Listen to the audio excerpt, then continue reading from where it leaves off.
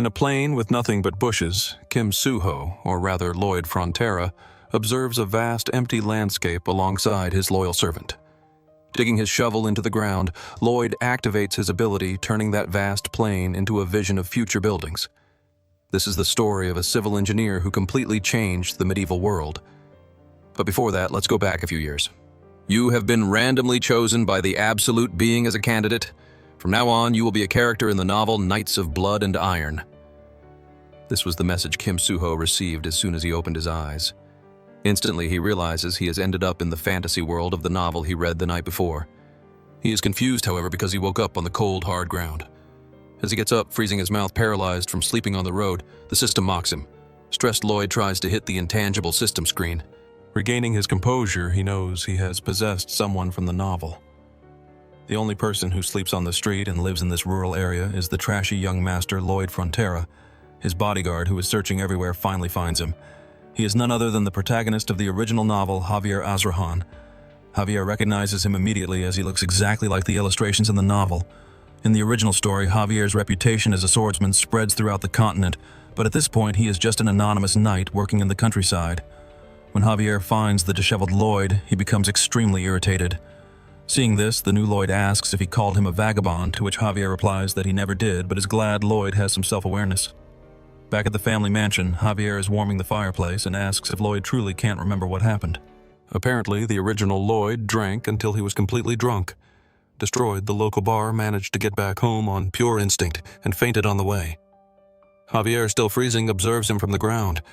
Although it's warm by the fire, the environment is still bitterly cold as expected in a medieval fantasy world. Before leaving, Javier says he will report the bar incident to Lloyd's father. Lloyd questions him about his family's debts. He knows the whole story from having read the novel in one night back in his apartment. He also knows the Frontera family's tragic fate. The Baron and Baroness were killed by scammers, and the original vagabond, Lloyd, died vomiting blood. The new Lloyd is furious at how his character has been living. It's even worse than his past life in Korea. The next day, his mother asks if he really destroyed things at the bar last night and tells him to apologize to the owner. The new Lloyd thinks the original owner of the body should be the one to apologize, but he still agrees to do it. His polite words truly scare both his mother and Javier. They never imagined he would apologize to anyone. As Lloyd and his guard walk through town, the villagers are so scared of him that they hide behind carts. In fact, this happens with everyone in town. Even children are instructed not to make eye contact with him. His mere presence disgusts them, but this is something he already knows from the novel. He wonders why Javier is following him. Javier explains that the Baron ordered him to prevent any more accidents. In short, he's there to protect the villagers from Lloyd. Lloyd wonders if he should try to clean up his image first, but the more urgent matter is to make a lot of money to settle the family's debts so he can enjoy a good life. He checks the system for any cheats he can use, but only finds two seemingly useless abilities. Javier asks where Lloyd is going since they're already in front of the bar. Lloyd says he got distracted and didn't realize they had arrived, but Javier is still very suspicious of his actions and suspects he is lying. As Lloyd enters the bar, Javier thinks to himself that he seems different from the night before, as if he has become someone else. Inside the bar, we see that Lloyd indeed caused a terrible mess the night before. He apologizes, but it only puts the bar owner on high alert. Seeing that the owner is scared because he's speaking formally, Lloyd tries to be a bit more arrogant, but it seems his apology isn't working. Outside, Javier explains that it's normal for the bar owner not to accept his apology since he destroyed all his furniture and decorations which took so long to acquire. He says the bar owner will only be satisfied after receiving compensation, but Lloyd's family has massive debts to settle. Javier continues, saying the bar owner's mother's condition has worsened due to the winter cold. This gives Lloyd a brilliant idea, as if a light bulb has finally lit up in his head. He remembers that there's no concept of heated floors here. If he could make a heated stone slab floor in this world, it would definitely sell well.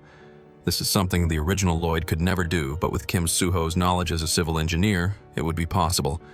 In Korea, he had even managed to build a house while serving in the army. Excited about the new idea, he tells Javier he'll go back to the bar. As he's returning, he receives a notification from the system saying his real journey has begun, and that he can now earn points from people's reactions. At first, Lloyd doesn't quite understand what the points are for imagining they must be similar to XP. However, unlike XP, he doesn't gain them by killing monsters, but by improving his relationships with other characters. He decides to test how it works on Javier. His impression level with Javier is at a dismal -30. Finding this number very low, he tries to compliment him by saying he's handsome, but this only makes the impression more unfavorable, dropping it to -31. He decides to set this aside for now to avoid irritating Javier further and proceeds to the bar. At the bar, Lloyd tries to make a contract with the owner. The contract states that he will build something to pay for the cost of all the items he broke. The owner is obviously wary and suspicious of his actions, even using a mental barrier ability against Lloyd. Since his reputation is completely destroyed, Lloyd can't simply try to act like a different person to redeem himself. Instead, he uses his infamous reputation to intimidate the bar owner into signing the contract. Now with the contract in hand, Lloyd smugly says it was an excellent choice to negotiate with him, all while Javier looks on with suspicion. Outside in the bar's yard, Lloyd is measuring the site with a shovel. Javier asks if he's establishing a new pattern of misconduct since he just threatened the bar owner into signing the contract. Lloyd retorts that Javier is judging him based on his past actions, but now things are different. He promises he will make them smile in the end. As he starts digging, he thinks to himself that the reason for their smiles will also be the foundation for his future fortune. He begins digging, leveling the ground by tamping it down repeatedly to make it smooth. Then he constructs the building's frame using wood from the mansion's warehouse. A week later, the foundation of the structure is almost ready. He just needs to use red clay from the river to create the exterior. However, Lloyd is not an inexhaustible machine, and his body is still physically weak. Javier is truly impressed that Lloyd is keeping his part of the contract with the bar owner, even though he's exhausted. Lloyd says he has no time to rest and continues his work. He prepares to cut some wood, but is stopped by Javier, who takes the axe from his hand and asks what needs to be done. He then tosses the wooden planks into the air and quickly cuts them into perfect shapes. Lloyd is impressed, giving him a thumbs up. This is to be expected from someone who will become a sword master, and he compares Javier's skill to modern equipment. He boldly asks Javier to help him dig, which obviously annoys him. Instead of being thanked, he's being asked to do more work. But Lloyd convinces him, saying that if they finish quickly, Javier's curiosity about what he's building will be satisfied sooner. With no other choice but to help him finish faster, Javier starts working alongside Lloyd. Shortly after, they complete the small building. Javier questions him about the symbol on the plaque, but Lloyd says it's just his logo. Then he calls the bar owner and his mother to check it out. Lighting the fireplace, the room quickly fills with warmth, and both of them seem to love it. The old woman says she feels like her stiff joints are loosening, while the bar owner wonders in amazement how he did it. Lloyd thinks it's normal for people in this world to be surprised by this. It's the power of the ondol, a Korean floor heating technique. Javier is impressed, seeing that Lloyd really did manage to make the two of them smile. Even though he still distrusts Lloyd's intentions, it's undeniable that because of him, two people are happy. Javier's impression of Lloyd increases by 2 points, earning him 36 RP. Lloyd even jokes with his bodyguard. "You were probably thinking, how could trash like this come up with something so clever?" Even though he spent a bit to build it, it doesn't matter, as this model house will be the showcase for his new source of income. A few days later, people are lining up to experience the heated room, which they treat like a sauna. Those coming out all sweaty and relaxed only make those waiting in line more curious. Lloyd takes this opportunity to sell his idea. He creates 2 different plans, Type A, which is a separate new construction, and Type B, which remodels an existing house's floor. He also offers a 10% discount if they buy both. While Lloyd is using his cunning to sell contracts, his father, Baron Frontera, appears asking what he's doing. Lloyd becomes apprehensive when he sees him. Later at the mansion, they are having dinner facing each other at the table. It's not that Lloyd is avoiding him, but it would be problematic if the Baron forbade him from working on his construction projects. His father decides to listen to what he has to say and asks what he is plotting this time. Lloyd tries to act as the old Lloyd would and says that the only thing he did was build a heated room for the bar owner. His father, however, already knows about the contract and warns him that lying to and deceiving the people will not be tolerated. Lloyd insists that's not what he's doing and asks to leave, but his father stops him, asking if he's worried about the family's situation. Lloyd continues, telling his father not to worry, that he will overcome the situation, and asks him not to stray from the right path. The protagonist remembers hearing these same words from his own father in his past life. At the time, he thought everything was fine, but it was all a lie.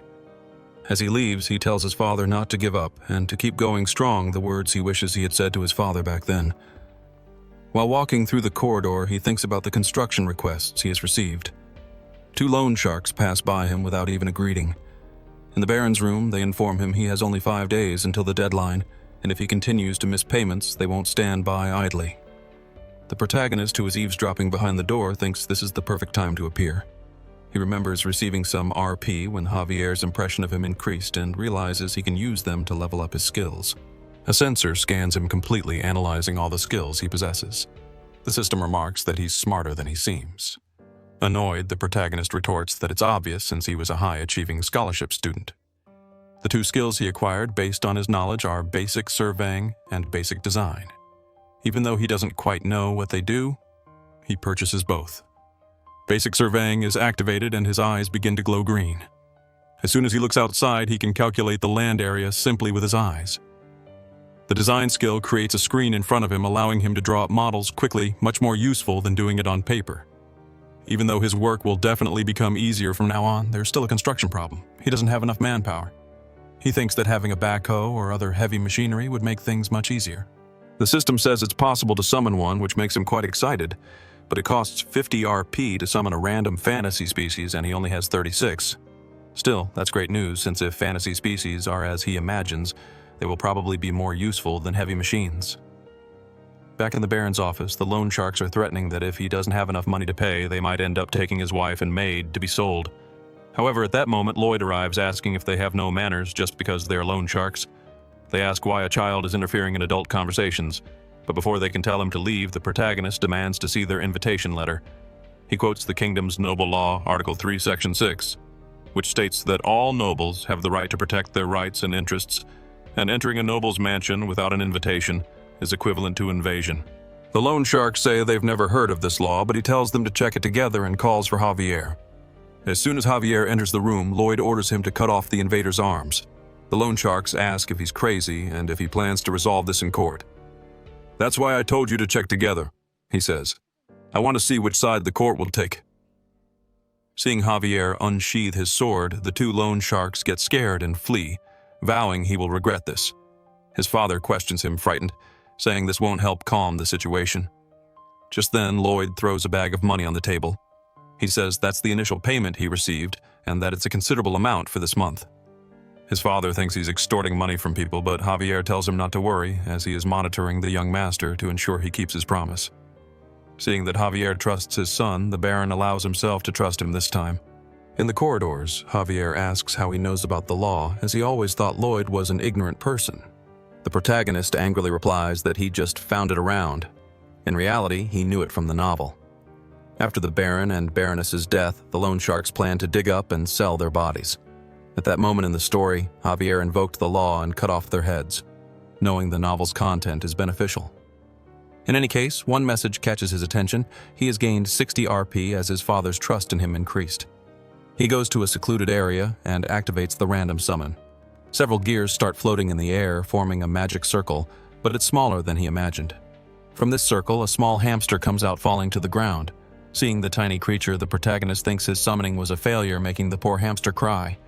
It manages to communicate, saying that it's not a failure and can do many things. The protagonist asks what it can do, so it spits out a manual. Despite finding it gross, the protagonist takes the drool-covered manual and discovers that besides being cute, these creatures can have their constitution altered by feeding them sunflower seeds. Red seeds make them giant for 12 hours, while blue ones make them small. He asks if it can become as big as a human. Since hamsters are good diggers, a human-sized one would be incredibly useful. When he feeds it a red seed, the hamster, whom he names Bangmul, starts glowing and growing. It grows so much and so quickly that it ends up colliding with the protagonist, throwing him back. The hamster, which could fit in his palm before, is now over 10 meters tall. Besides its size, it has a digging ability able to quickly tunnel through the ground.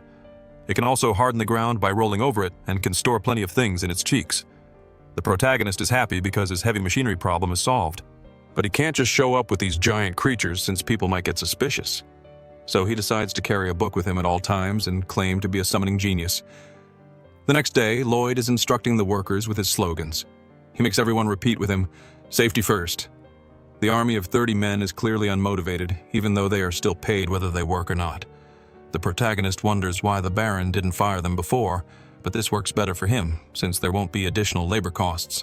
To try and motivate them, he gives a speech pointing at a small pile of dirt and claiming he spent all night digging it. He tells them to take it to the construction sites. In reality, it was Bang Mul who did it in 30 minutes. But even with the speech, they remain completely unmotivated. He thinks it's a normal reaction since people don't like to work. Then, he is interrupted by the senior knight Nauk, who asks what he just ordered his troops to do. This man's appearance was expected. There are 3 knights living on this estate: Nauk, Bayern, and Javier. In the beginning of the novel, Bayern and Javier remained loyal until the estate collapsed, but this man in front of him was the first to betray the Baron. Lloyd asks what he's doing here. Nauk says he can't believe Lloyd is giving his soldiers such dirty work, and as the head of the knights, he can't accept it. The protagonist says he got approval from the Baron, but Nauk insists on bringing up the past, claiming the protagonist must be using the soldiers for personal gain. Lloyd asks if he wants a beating, and just with that, Nauk gets stressed. Lloyd then makes the first move by throwing sand in his face. Everyone who sees it is shocked. The knight asks if he really just tried to tarnish his reputation as a knight. The protagonist pretends he didn't hear what he said, and then challenges him to a duel right away. Returning to the mansion, Javier asks if he is confident he can defeat Nauk. His opponent has a mana heart and is known as a sword specialist, while the protagonist is just a weakling. How could he even think of winning? Javier gets irritated with Lloyd's teasing and almost cuts him with his sword. He tries to analyze Lloyd's actions, but everything he is doing is very strange. After picking his nose, Lloyd asks Javier to teach him swordsmanship. Javier says he would never teach his swordsmanship to someone like Lloyd, as someone with such a bad character could use it against others. The protagonist knew he wouldn't teach him right away, so he proposes to cure his insomnia. Javier wonders how he knows about that. As if answering the question in his head, the protagonist thinks I read it in the novel.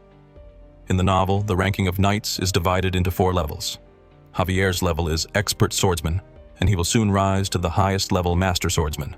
The reason he can't sleep is that his nerves are superhumanly sharp. He agrees to the contract with Lloyd, but will only teach swordsmanship if Lloyd can actually make him sleep. He adds that he has already tried several methods to cure his insomnia, from cognitive behavioral therapy and herbal remedies to aromatherapy.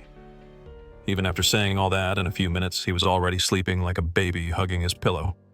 The method the protagonist used was the same as a boring teacher in a classroom. He talked so much that at some point Javier just fell asleep.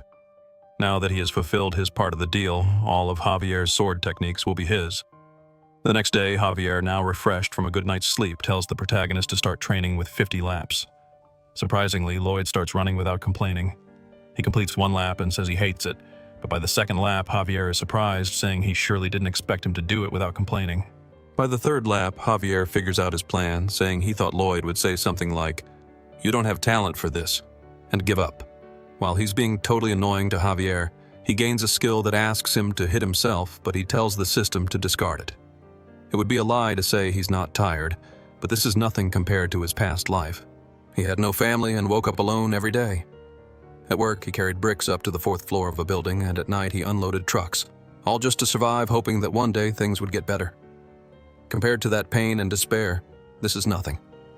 Seeing that determination and sincerity, Javier decides to teach him his sword technique. In the mansion, Nauk is talking to the Baron. He's disappointed that his son dared to insult someone who has protected his family for so long. He had hoped Lloyd was becoming more rational, but it seems he was mistaken. The Baron says it's his duty not to cancel the duel, but asks Nauk not to hurt Lloyd too much since he's still the heir to the estate. Nauk says he accepts the Baron's request, but his true intentions are entirely different. He plans to kill Lloyd in the fight, and if the Baron complains, he will kill him and his wife and make it look like a suicide, all as he had planned. 1 month later, the long-awaited battle begins. The Baron and the Baroness, along with their servants, watch anxiously. Nauk asks if the protagonist is prepared. Lloyd, carrying only a shovel, says Nauk should be the one prepared to take a beating. Everyone watching from the sidelines wonders if he's really going to fight with a shovel. Javier says he personally asked the blacksmith to forge it. Lloyd's father is deeply disappointed, thinking he's playing around with a serious situation. But Javier, who has been observing Lloyd's actions for the past month, doubts he's just fooling around. Early in the morning, Lloyd did his basic training without complaining. Then, he went to the construction area to teach the residents about the Ondal, and afterward practiced swordsmanship until he fell asleep at night. Someone who dedicated himself so much for a month couldn't be just fooling around. Javier is sure he's taking the fight seriously. The Baron initiates the duel, and the protagonist starts with a rather mediocre stance. Nauk, who is already furious with him, is the first to attack, but has his strike defended. Both his father and Javier are impressed that he managed to block an attack, and it wasn't just luck, as he continues to defend all subsequent strikes. Javier is impressed with the extraordinary efficiency of his movements. It's like a sword technique evolved over many years. In fact, it's called modern combat bayonet charge, something every Korean man learns in the army. Even using the shovel as a weapon wasn't random. In addition to being able to defend, he can also use it to attack. For this combat, the protagonist came 100% prepared. First, the shovel. Second, the basic sword technique. And finally, a tool synchronization excavation ability, which he managed to buy thanks to the RP he earned from Javier and his parents. Then Nauk shows why he is a Baron's Knight. He starts accelerating the state of his own mana using his mana heart. He truly prepares to attack this time, advancing almost instantly towards the protagonist. Even Javier says it's impossible for an ordinary person to block an attack from someone who has a mana heart. That is, if Lloyd were an ordinary person. Even though Nauk attacked with all his strength aiming to kill the protagonist, manages to block the sword. Nauk is confused, feeling as if his body had sunk. This was the fourth ability Lloyd had prepared Asrahan's core breathing technique, the technique that made Javier the strongest man in the novel. Nauk realizes that his attack's mana was absorbed and immediately pulls his sword back, but the protagonist takes advantage of this opening to land a blow on his face. The impact is so great that Nauk sees one of his own teeth flying through the air, and then he is hit by another attack. Everyone around is shocked. Lloyd really managed to win. His father ends the duel, but this isn't enough to quench Lloyd's anger. He continues to beat Nauk while he's on the ground. His father gets angry, telling him to stop and not to tarnish the knight's honor. As some of the soldiers try to stop him, saying the duel is over, Byron, the other knight, remarks that Lloyd is out of control. Lloyd claims to have calmed down and asks the soldiers to release him, only to immediately hit Nauk again. Javier, observing more closely, notices that Lloyd is only hitting him in places that would cause minimal wounds, and the calm expression on his face indicates that he already knew this would happen. 15 days before the duel, the protagonist had asked Javier to teach him the Asrahan mental technique. This startled Javier, since the technique was created by him and supposedly no one else should know about it. Lloyd confirms if this technique can attract mana from the surroundings and convert it into one's own. Javier asks how he knows the technique, but the protagonist shamelessly lies, saying Javier talked about it in his sleep. Javier says he can't teach the technique because it's still incomplete, but the protagonist claims he can complete it. He explains that if one absorbs external mana and puts it into the mana heart will simply reject it and cause it to explode, as the two types of mana don't mix. He suggests that one should concentrate the external mana separately and then move it around the mana heart. Javier thinks this might really be possible and asks how he came up with it, but the protagonist continues to brazenly say he just imagined it would work. That day, Javier was able to complete the technique he had been worrying about for so long, and on the first try, he managed to create 3 rotating circles of mana. Lloyd says he doesn't want to create a mana heart. All he wants to learn is the absorption part, just to absorb what he can touch. Since he had learned this ability, Javier thought he could defeat Nauk, and indeed he won triumphantly. His father again tells him to stop talking about Nauk's reputation as a knight. But Lloyd tells him to look under the tablecloth and then say if this man deserves to be called a knight. He finds several letters. When he reads their contents, everything is there, from the estate's financial situation to the Baron's likes and dislikes and instructions on how to forge fake documents. These letters contain everything Nauk has shared with outsiders. Nauk wonders how he found them, since he had hidden them inside a wall. But thanks to the novel, Lloyd already knew where they were and sent his hamster Bangmul to fetch them. He sees that his father is completely shocked. In the novel, the Baron was described as a kind man, but this new protagonist doesn't know the words kind and friendly. He suggests a way to get rid of this man.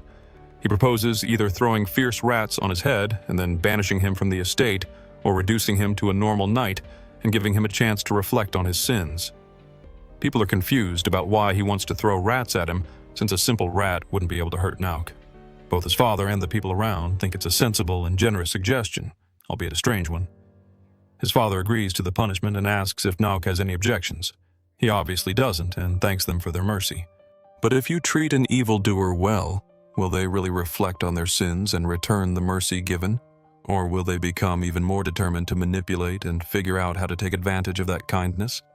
The protagonist says it's great to see his final smile, gives a red sunflower seed for Bangmul to eat, and says there's no better method to ask for forgiveness. The rat thrown into the air grows to a colossal size and falls on top of Nauk, probably killing him. With this, the rotten apple of his lands has just fallen. The next day, his hamster digs a path through the middle of the city. Javier asks what he's doing, and Lloyd replies that he's preparing to build a road. The engineering unit, previously shy and unwilling to work, has now become surprisingly efficient. He mentions that in ancient times there was a city called Rome where people loved roads, and even created a system called the Appian Way. He wants to build something similar, a road that stretches from the Baron's estate to the eastern coast. Javier questions again why he's building a road, but the protagonist tells him to just watch quietly and see the rising popularity of roads. However, everything seems very strange to Javier, so he asks where Lloyd suddenly learned to do all this. He asks if he's really his young master Lloyd. When the protagonist read about Javier's personality in the novel, he knew something like this could happen. He's the kind of person who would notice the change and immediately draw his sword. He starts using his trashy Lloyd persona, claiming he studied without anyone knowing. When questioned about when he had time since he only lived on alcohol, he says that Javier didn't watch him all day and couldn't know if he was studying or not. Javier asks how he explains the summoning, as it would be difficult even for mages with 20 years of experience. The protagonist retorts by asking how Javier manages to use mana so well at 20 years old, and says that if Javier is a genius, why couldn't he be one too? Unable to refute his words, Javier just stays silent. The protagonist seizes the moment to flee and get out of there as fast as possible. He goes to Knight Bayern and asks him to take care of everything while he's away. Javier says he'll accompany him, as it's his duty to watch over the young master, but the protagonist questions why he's stating something so obvious. Javier asks where they're going, and he replies that they're going to a distant place to collect unpaid debts. In a small remote town on the Namarun estate, the scammer Count Heyman is very stressed because he lost a lot of money. His bodyguard says it's normal since he makes money by gambling, and also says that if he doesn't have enough money to pay him, he'll have to leave. The scammer gets scared, saying he can still pay and that he shouldn't go anywhere. He can make money by cheating others again, but since many people are looking for him, it's better to lay low for now. At that moment, the protagonist kicks the bar door open. The man asks what's wrong with him, but when the protagonist introduces himself as Lloyd Frontera, the guy is shocked, as if seeing a ghost. The scammer immediately tells his bodyguard to run with him, and with just one leap, he jumps through the bar window. However, when he reaches the alley, a man is already waiting for him. Javier orders the bodyguard to surrender the scammer and leave. If he refuses, he will be considered an accomplice. The bodyguard won't give up so easily, and as he prepares a spell, asks if Javier even knows how to use a sword. The protagonist, observing the fight through the broken window, says that when Javier lost the Baron, he sought revenge, and then fought this very bodyguard, the first evil black mage he encountered. He had to fight against gravity magic. At least, that's how it is in the novel. The black mage then uses his gravity magic, directing it towards Javier. He manages to defend using his sword, but the magic expands and creates a gravitational field around him. The black mage then activates his gravity magic, causing Javier to sink and crack the ground beneath his feet. When Javier fought this guy in the novel, he was just an expert swordsman. But now this Javier has 3 mana circles and easily manages to slice through the gravity magic. Seeing that it will be impossible to confront him directly, the black mage flees, saying that fighting a noble wasn't part of his contract. Javier asks if he knows what happens if he strikes a noble intending to cut off the scammer's legs, so he will have to crawl to the tribunal. However, at the last second, the scammer is saved by Lloyd, who steps in the middle of the attack and prevents it from landing. He shouts at Javier, saying that if the scammer goes to the tribunal, he will be punished with death. Javier is shocked. Lloyd just showed kindness to another person. They tie up and lock the swindler Count Heyman in a room. Seeing him quite apprehensive, the protagonist tells him not to be so afraid since he won't kill him. After all, if he did, the people Heyman owes money to would cause a mess. The swindler asks if the protagonist will forgive him. Lloyd replies that he won't take it to the tribunal, but he expects compensation and money. Since Heyman doesn't have any money, the protagonist has another way for him to be forgiven. All he has to do is sign a contract. The swindler asks what kind of contract it is. It's just an ordinary worker's contract, and he will be paid, of course. But 80% of his salary will go towards repayments. Due to the high debt, this arrangement will last for the next 520 years. This shocks both the swindler and Javier. It was obvious that Lloyd wasn't there just to sympathize and forgive. The protagonist thinks he'd never be crazy enough to kill a guy who owes him money. He'll suck every last drop out of him for the rest of his life. The swindler asks how he can make such an unfair contract, but when the protagonist threatens to take the matter to the tribunal, he signs it right away. Back in the cart on the way to town, we see the swindler still tied up. Javier mentions that thanks to this guy's money, they won't have to worry about interest payments for a few months. However, the protagonist corrects him, saying he'll use all that money to invest in labor costs since the 30 soldiers aren't enough. A few days later, we see the protagonist recruiting employees. The line is so long that it extends for several meters. He asks Javier if these people really hate him. Javier is sure they do, but thanks to selling the Ondol for a lower price, being firm, and punishing the traitor, people have started to see Lloyd as trustworthy and capable. The man in front of him asks where to sign the contract, but thanks him first, since his son used to get very cold in winter. But now he doesn't have to worry about that this year. The protagonist even feels a bit ashamed, as he's only satisfying his own greed. The man continues saying he has relatives from another town who would also like to buy the Ondols. The protagonist expected this to happen since he didn't build the Ondol for nothing. Now he'll raise the price under the pretext of travel expenses and make all the money he can from them. Up in the mountains, Lloyd tells Javier that one day this mountain will be entirely bare because the Ondol consumes a lot of resources. The trees here won't last long. That's why he's canceling the construction of the Appian Way. At the end of that planned road, there's a reserve of bituminous coal. They'll extract it and sell it for a high price. If the Ondol gains a high level of approval, other countries won't be able to resist. Of course, the people in their town will get a discount, but just a small one. Lloyd asks if he finds this unfair, but Javier agrees that if he doesn't do it, he won't be able to pay off the family's debts. Javier adds that mining there is impossible as the mine already collapsed once. Still, Lloyd says he can do it because he knows modern-era excavation technology. He will use the shield tunneling method. Javier has no idea what this means, but says he'll continue to observe this completely different young master. However, even the protagonist who read the novel doesn't know everything. In this world, there are hidden dangers, and within the cave are thousands of creatures just waiting to emerge. Lloyd clasps his hands and performs magic, casting it upward and summoning a high-level apartment. A huge building appears from the sky, falling behind him. At least that's what he would like to do. But the only magic he uses is with his finger to design faster. Tired because this project is taking too long, he thinks he would like to summon 100 undead workers who don't need a salary. Due to the incident with Nauk, he gained 639 reputation points from the favorable impressions of the people. He upgraded his basic design and basic surveying skills to the intermediate level, gaining new functions. Arriving at the mine entrance, he reflects on how he's supposed to dig there. He activates his intermediate surveying skill and can now scan up to 5 meters deep. With this ability, he can find the safest path, but the problem is how to clear the entrance quickly. Humans will take too long and get tired easily, and Bangmul is sick from working on the road project. He sees no other choice but to randomly draw a new species. He activates the mini portal again, which makes quite a noise, and a mini snake comes out of it. Seeing this cute snake, it seems apparently useless, but he remembers that was the case with Bangmul too. He asks if it grows big with sunflower seeds. He asks her to demonstrate her skills. Weeks later, he sees that she is much more useful than he imagined. She can eat the earth in front of the shield equipment, digest it, and then Javier prepares for the attack. She excretes steel. Javier is in charge of cutting the steel excretions, which are then used to build the tunnel's support structure. Javier questions why he's cutting the poop of a giant snake, but the protagonist doesn't care and orders everyone to move forward, pushing the iron shield. Even though he installed oxygen tubes, he still feels a bit dizzy. If it weren't for them, he would have probably passed out. Seeing that he's starting to get tired, Javier tells him that he also needs to rest with the other workers. But the protagonist says he's the site manager and needs to oversee the operation responsibly. In Korea, the people in charge often didn't even show up on site. He hated those people and promises never to be like them. He uses his ability and detects bituminous coal ahead. He cheers everyone up, saying they're almost there, and thanks the little snake, whom he names Goming, because thanks to her, they were able to do this 10 times faster. While the protagonist explains that after they reach the coal, they'll have to dismantle the shields and expand the space. They start hearing a noise coming from the ground. Alarmed, the protagonist uses his ability and sees a small hole that wasn't there before. This hole begins to grow larger until a giant ant emerges from it. Javier immediately cuts its antennae and uses his shovel to crush its head.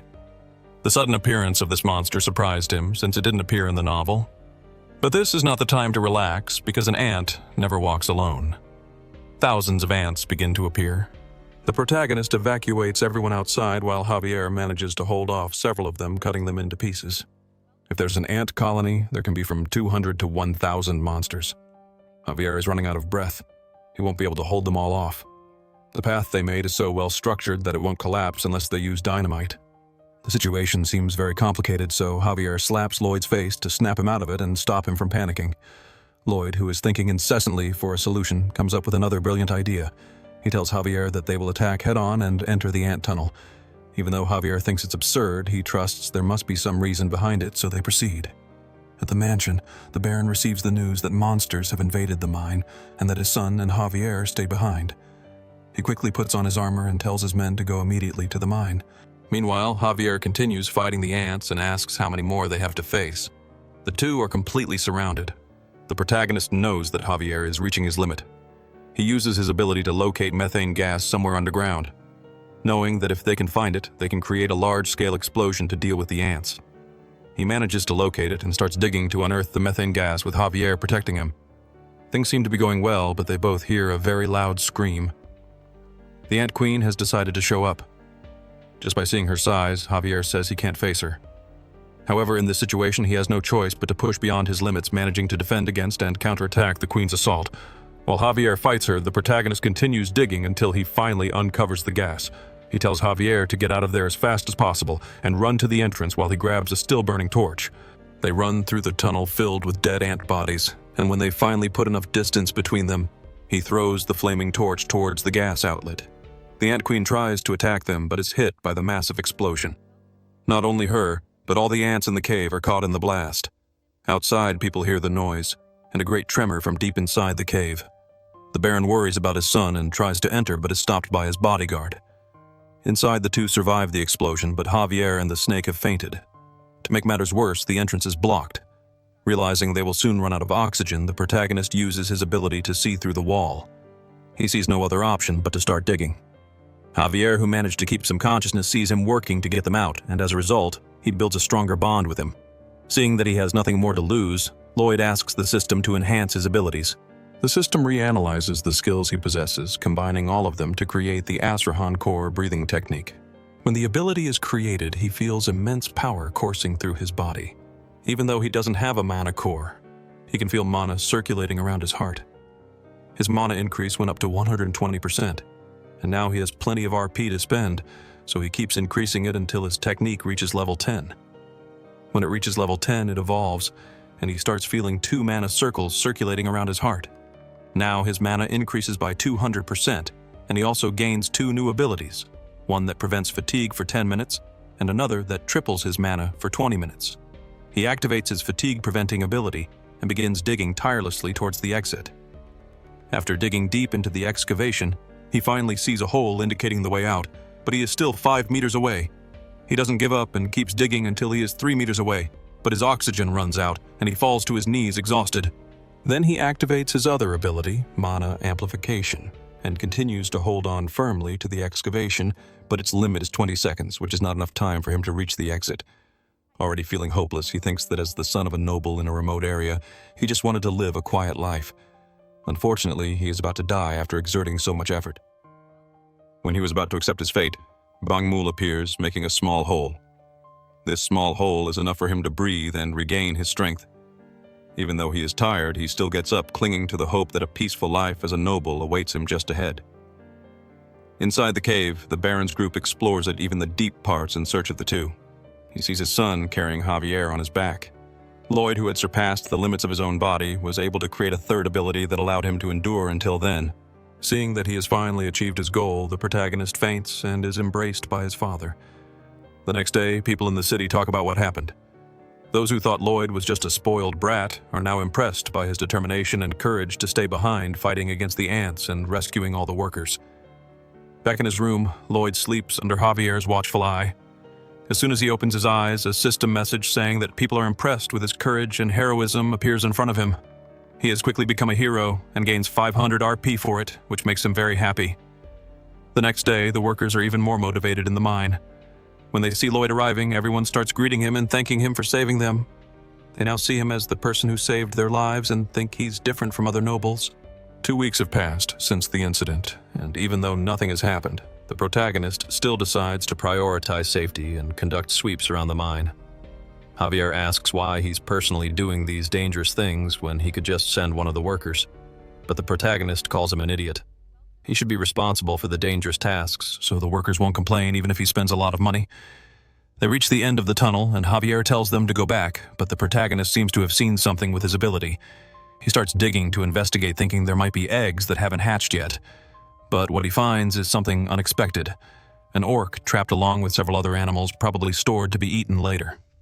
Javier says he looks dangerous and intends to take care of him right away, but he's stopped by the protagonist. Lloyd asks if he's dead, but Javier says ants have a habit of only paralyzing what they're going to eat. The MC gives a wicked smile and says, "This is an incredible reward." Back at the mansion, the orc is already awake. His name is Gork, and he says he will never forget Lloyd as his savior. Gork, the son of the orc tribe leader, says he will do anything for Lloyd. In fact, that was the exact reason Lloyd helped the green-skinned warrior. The protagonist asks for 120 orc workers to help with the mine, but his request is denied. Gork explains that orcs are warriors and only other warriors can give them orders. Since young Lloyd is not a warrior, he couldn't command the orcs. In the orc tribe, it's a rite of passage to bring back the head of a monster ant when one becomes an adult. Gork made a mistake in the tunnel and ended up being paralyzed. Of course, our MC wouldn't let this opportunity pass so easily. Before anything else, he congratulates Gork for becoming an adult orc. Gork, crestfallen, says he couldn't catch a monster ant. So the protagonist says they caught the ant queen together, showing her head pinned to the wall. The Hulk says he doesn't remember catching such a big ant, but the liar says it was a truly surprising sight, because when Gork entered the ant tunnel, the queen was trembling with fear. While Javier listens to this disgusting lie, the orc believes that they are both excellent warriors and that they caught the queen together. Lloyd mentions the 120 workers again, and this time the orc says he will recruit them. A week later in the Steel Skin Tribe village, the protagonist, who had made a long trip there, finds out that the orc leader refuses his request. Shocked, he asks why. The orc chief says they need to hunt every day, and if they don't eat protein right after the hunt, they will lose muscle strength. Javier remarks that these orcs are bodybuilding maniacs, so it will be impossible to convince them. The protagonist asks if there was a way to preserve the meat so they could go without hunting for more than 3 days. The chief says yes, and Lloyd says he knows how to prevent meat from spoiling for several days. Let's go back a little in time to remember the moment they arrived in the village. The father and son, who hadn't seen each other for so many days, were extremely emotional to see each other again. They run to each other and give a tight hug. The impact of the hug alone was so strong that it caused a gust of wind to spread around. Lloyd thinks that if anyone had been between those two, they would have turned into minced meat. Our mercenary thinks that if they can get 120 workers like these two, productivity will increase hundreds of times.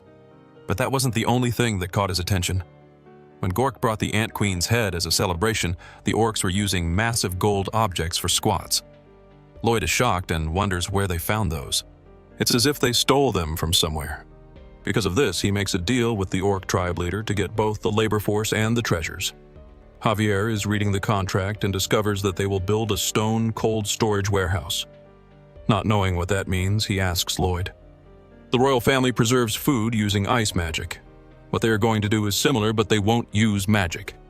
To make it, they will need a special stone called granite. It is a very resistant stone and will be difficult to extract. Normally, one would use dynamite to extract the stones, but right next to him is a human dynamo. From Javier's look, Lloyd already knows he will use him again. In one of the main episodes of the story in the city of Namaran, the entire population was trapped in a magic barrier, and within this city were thousands of refugees that Javier needed to save. At that moment, Javier was a swordmaster with 4 cores spinning around his mana heart. In a moment of despair, he unintentionally created a new skill. The explosion from the collision of his mana cores was so strong that aside from destroying the magic barrier, it became one of his main techniques. Lloyd explains this technique that Javier could use. Javier again asks how he knows about this, but the protagonist says he just thought of it. Even though the real reason he taught him this technique was to use him, it would still be a great strength boost. Protecting the mana heart with 1 core and moving the other 3, he releases an explosion into the rock. It was so strong that it tore through all his clothes and even ruffled his hair. Angry Javier asks if he knew that would happen, but Lloyd says he had no idea and apologizes. Anyway, the idea worked. Now it's his turn to work. Javier grumbles about his knight's honor and how he's now being used for construction, but the MC realizes this is just his way of showing gratitude. After this, the construction proceeded rapidly. The granite Javier cut was carried by Bangmul. The orcs, who were addicted to training, started working on their own. Because of this help, they will be able to finish 5 times faster. The last thing they will need is the ice and thermal insulation. Lloyd asks Javier where the people with the insulating material are. He replies that it's been exactly 3 weeks and the group should have arrived by now. There are 2 possibilities: either the soldiers are lazy or there was an accident. The protagonist says they must check immediately. Javier stops him and says that if this is a mission, he should do it alone since he doesn't know what kind of accident happened and it could be dangerous. But Lloyd has explained this several times. He is in charge of the construction and responsible for the workers' lives. Exploring further into the mountains, he ends up finding one of the gloves he had custom-made for handling insulating materials. Javier warns that he senses a strange energy coming from the canyon, an abnormal, very faint flow of mana. Thinking about it, Lloyd tries to remember if he saw something similar in any of the novel's episodes, but something leaves him completely terrified. He immediately says there's no time, and they need to walk quickly, as everyone might be dead. They venture further into the canyon, finding several clues from the missing group until they reach Ripan's dungeon. This was a place Javier had been looking for since the beginning of the novel, the hideout of a black mage named Ripan. The protagonist is deeply irritated that someone dared to lay hands on his workers. Javier is the first to enter the cave, telling Lloyd to stay behind him. He ends up stepping into a trap, but is narrowly saved by the protagonist. The MC asks if he's sure he's a knight. He should have thought that there might be a trap inside. In fact, Lloyd already knew about the existence of this trap, since in the novel Javier fell into it and had to continue through the dungeon all battered. But Javier is the type of person who never falls for the same trick twice. Lloyd comments that earlier he felt the normal mana flow, and asks Javier to use his mana sensing technique again. Since magical traps are linked to mana, he would be able to sense any abnormalities. Javier manages to detect where the traps are located and begins to guide the way to the back of the cave. The swordsman thinks that even though his master always lies or insists on annoying things, this time it seems like he knows exactly what's going on. He can't sense any special mana or energy and thinks it might be a type of very powerful mana, but he decides to ignore that and focus on rescuing the workers inside the cave. A black mage senses the presence of intruders since one of the traps was activated. They probably came to rescue the recently kidnapped people. However, the black mage has already finished the preparations he needed to make and approaches a large iron door, opening it. The 5 missing workers are there. He grabs one of them by the hair and starts dragging him, throwing him into a magic circle of blood. This is the magic circle that connects to hell, using a side bathed in blood for 100 days, and a young human. He will execute his spell before he can hit him. The black mage hears a shout, telling him to stop at the entrance to the laboratory. He sees Lloyd and Javier ready to attack him. I'm surprised at how fast they got there. Since there were hundreds of traps in the cave, the mage automatically uses one of his spells. 2 iron doors close around them, trapping them in that small space. The protagonist already knows what's coming and holds his breath as a sleep-inducing gas starts to fill the area. Lloyd uses his ability that makes him tireless for 10 minutes and starts digging quickly into the ground to make a tunnel. He doesn't need to worry about Javier, since he is already immune to all medications to treat his insomnia, so sleeping pills don't work on him. Seeing Lloyd digging a hole under the door, he looks like a giant mole. Javier will keep that memory to tease him later. When the MC finishes digging the hole, he calls Xavier to finish it, preparing a magical explosion to surprise the black mage. The big explosion works, and the black mage is totally shocked to see that observing the protagonist emerge from the hole in a monstrous way. He decides to summon a creature to fight. A 2-headed monster comes out of the circle, even though it's one of his failures. This monster is still very strong, seeing this giant creature in front of him. Lloyd tries to tell Javier's weak point, but using the explosive wave, he manages to make a cut that tears the monster in half.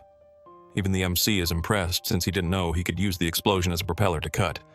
This is a technique that doesn't even exist in the naval.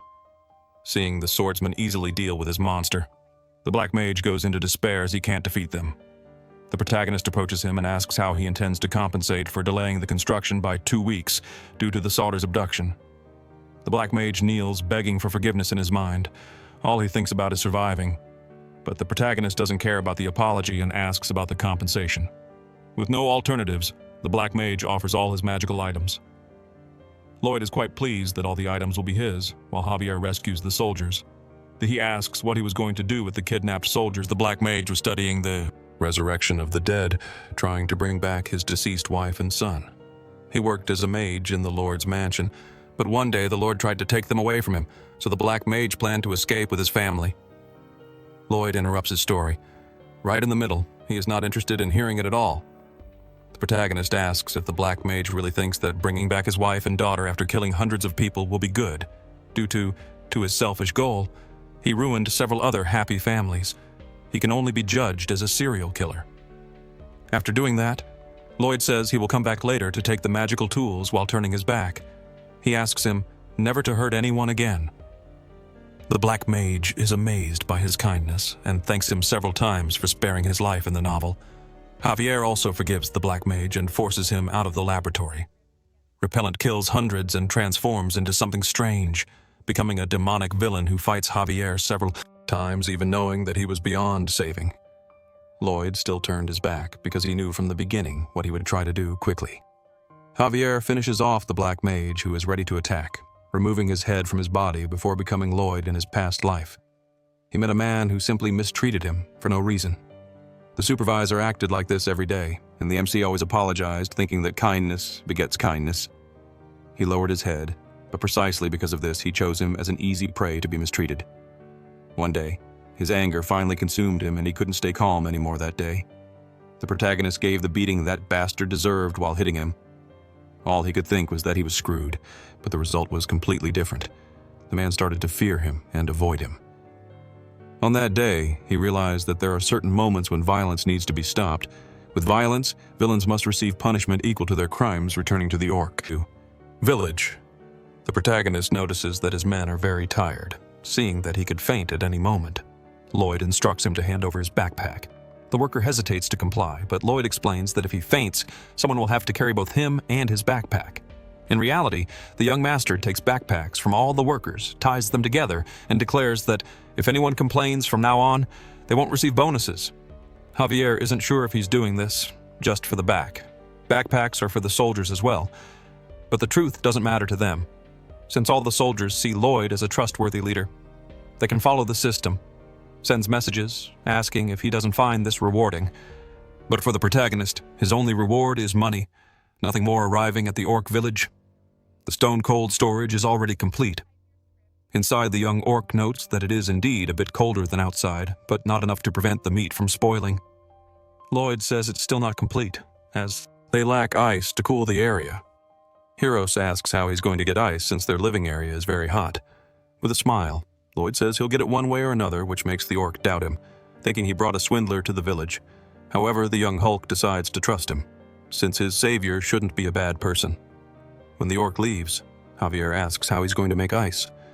But that's something even the protagonist doesn't know. Javier questions him signing the contract without a plan, but Lloyd explains that to be success. Successful, you have to make the impossible happen at night.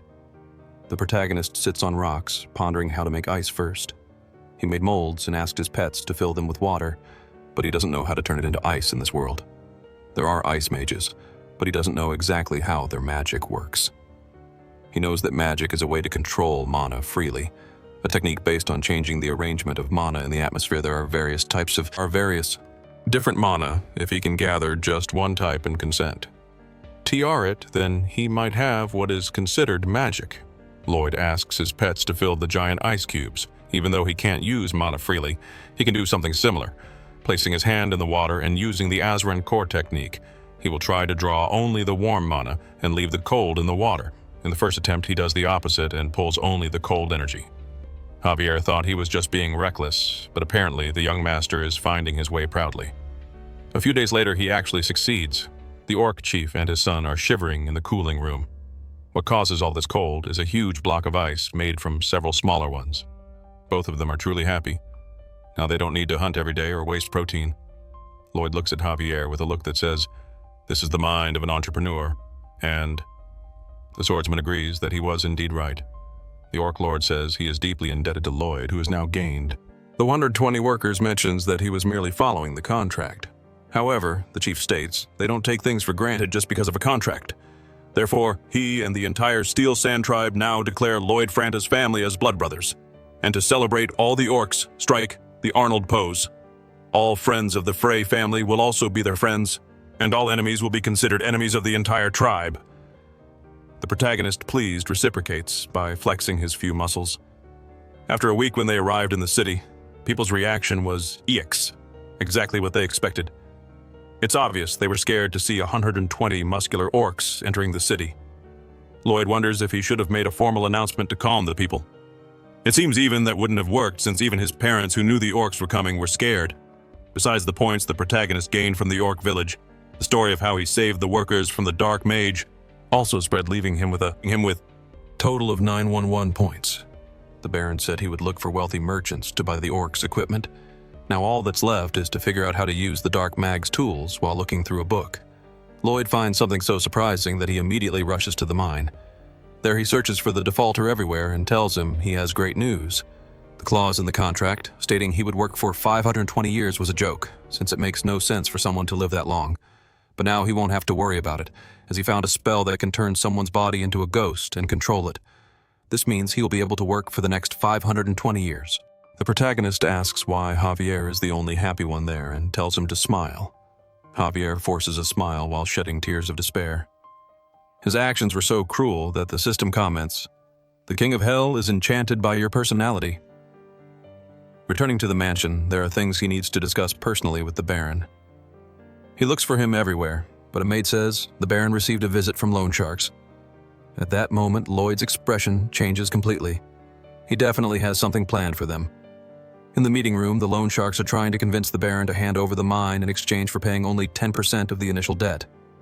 While he is silent thinking about it, the protagonist knocks on the door, asking to come in. This time, Lloyd arrives quite friendly to talk to them. They immediately show they have the contract and that he won't be able to expel them from the house again. However, he continues with his act and humbly asks to make a suggestion. They refuse, but Lloyd keeps talking, leaving them quite irritated.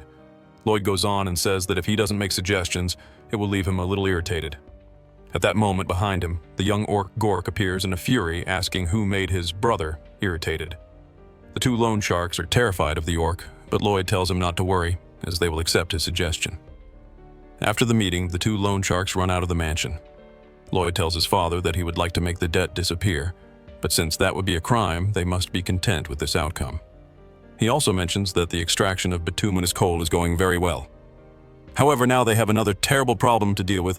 Orcs eat 10 times more than a normal person, and if they can't resolve this, they will end up with more debts. As he expected, the orcs are great miners. Some of them mine for over 24 hours without stopping and have to be forcibly removed by humans. Their productivity is 10 times better than he expected, and they also refuse to receive wages. Their payment is in food, but the cost of this food has increased so much that Lloyd considers raising taxes to meet this demand. However, continuously raising taxes would be theft, making the population dissatisfied and work less. The simple solution to this problem is for the population to earn more money, and for that, they will use the wasteland in the north of the village, turning a swamp into a farm. Obviously, this won't be easy. Even with knowledge from another world, the protagonist still struggles to create a perfect drainage system. After 21 days of effort and hard work, even Javier asks the Baron if he should stop Lloyd as he's not sleeping or resting properly. But the Baron says that he used to hate his son as he was worthless. But now, seeing all his effort to achieve something, the only thing he can do is respect him and not get in his way. When night fell, Lloyd finally managed to create a perfect drainage system. Now tax money will flow like water. He lies on the ground extremely tired, but compared to the overtime and sleepless nights he used to endure, he can handle it. At this moment, a notification from the system appears in front of him, adding a new option to the design ability, allowing simulations using data obtained through measurement. Lloyd does a quick test, activating his ability on a distant mountain, and when he modifies the structure in an abnormal way, it breaks. He's angry that the system only mentioned this now after a month of working like crazy.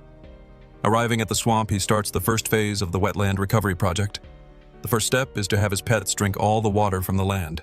The MC knows that just the two of them won't be able to do it, so he intends to use all his points to summon as many pets as possible. With his current number of RPs, he can summon 4 of them. The pets don't need to have special abilities. They just need to be big enough to drink all the water.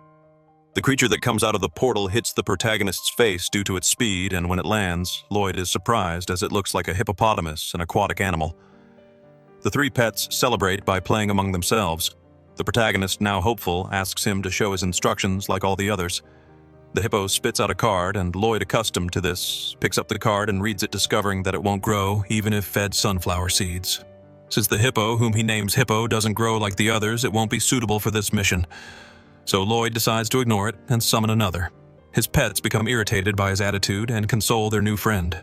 The protagonist tries to explain that Hippo isn't suitable for the job, but the pets go on strike, insisting he acknowledge their values. Lloyd decides to give it a chance and asks about its ability. The small hippo demonstrates the 1 gulp ability, which allows it to drink a lot of water in just 1 gulp, but it can only drink what its stomach can hold. Lloyd briefly thought this would be the best ability for the job, but is once again disappointed. Hippo decides to show what it can do and starts drinking water from the lake. The protagonist thinks he's hallucinating as Hippo seems to be getting bigger. It begins to drink the entire lake, leaving Lloyd astonished by how much it has grown in a few seconds. That immense swamp dries up. Hippo seems satisfied after drinking so much water, while the protagonist is completely shocked by how much it managed to drink in such a short time. The other two pets look at their master with an "I told you so" expression. Lloyd asks the system if this is really random, since he always gets the magical beasts he needs, but the system is vague and only says he's lucky. Hippo asks if it can keep drinking more. The reincarnated architect tells him to drink until he can't anymore, since the construction of the reclaimed terrain will start tomorrow.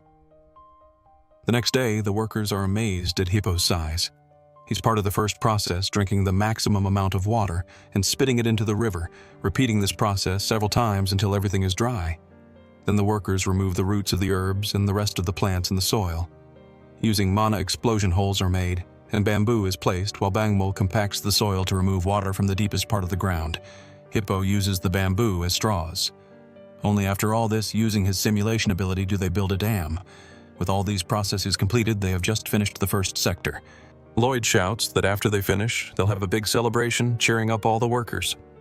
After a few days, even Javier is impressed that they turned that abandoned land into cultivated land. But he also wonders when a swordsman started working in construction so naturally. Lloyd arrives shouting his name. He asks Javier to spread seeds along the way to combat some insects. The great swordsman has been reduced to a farmer.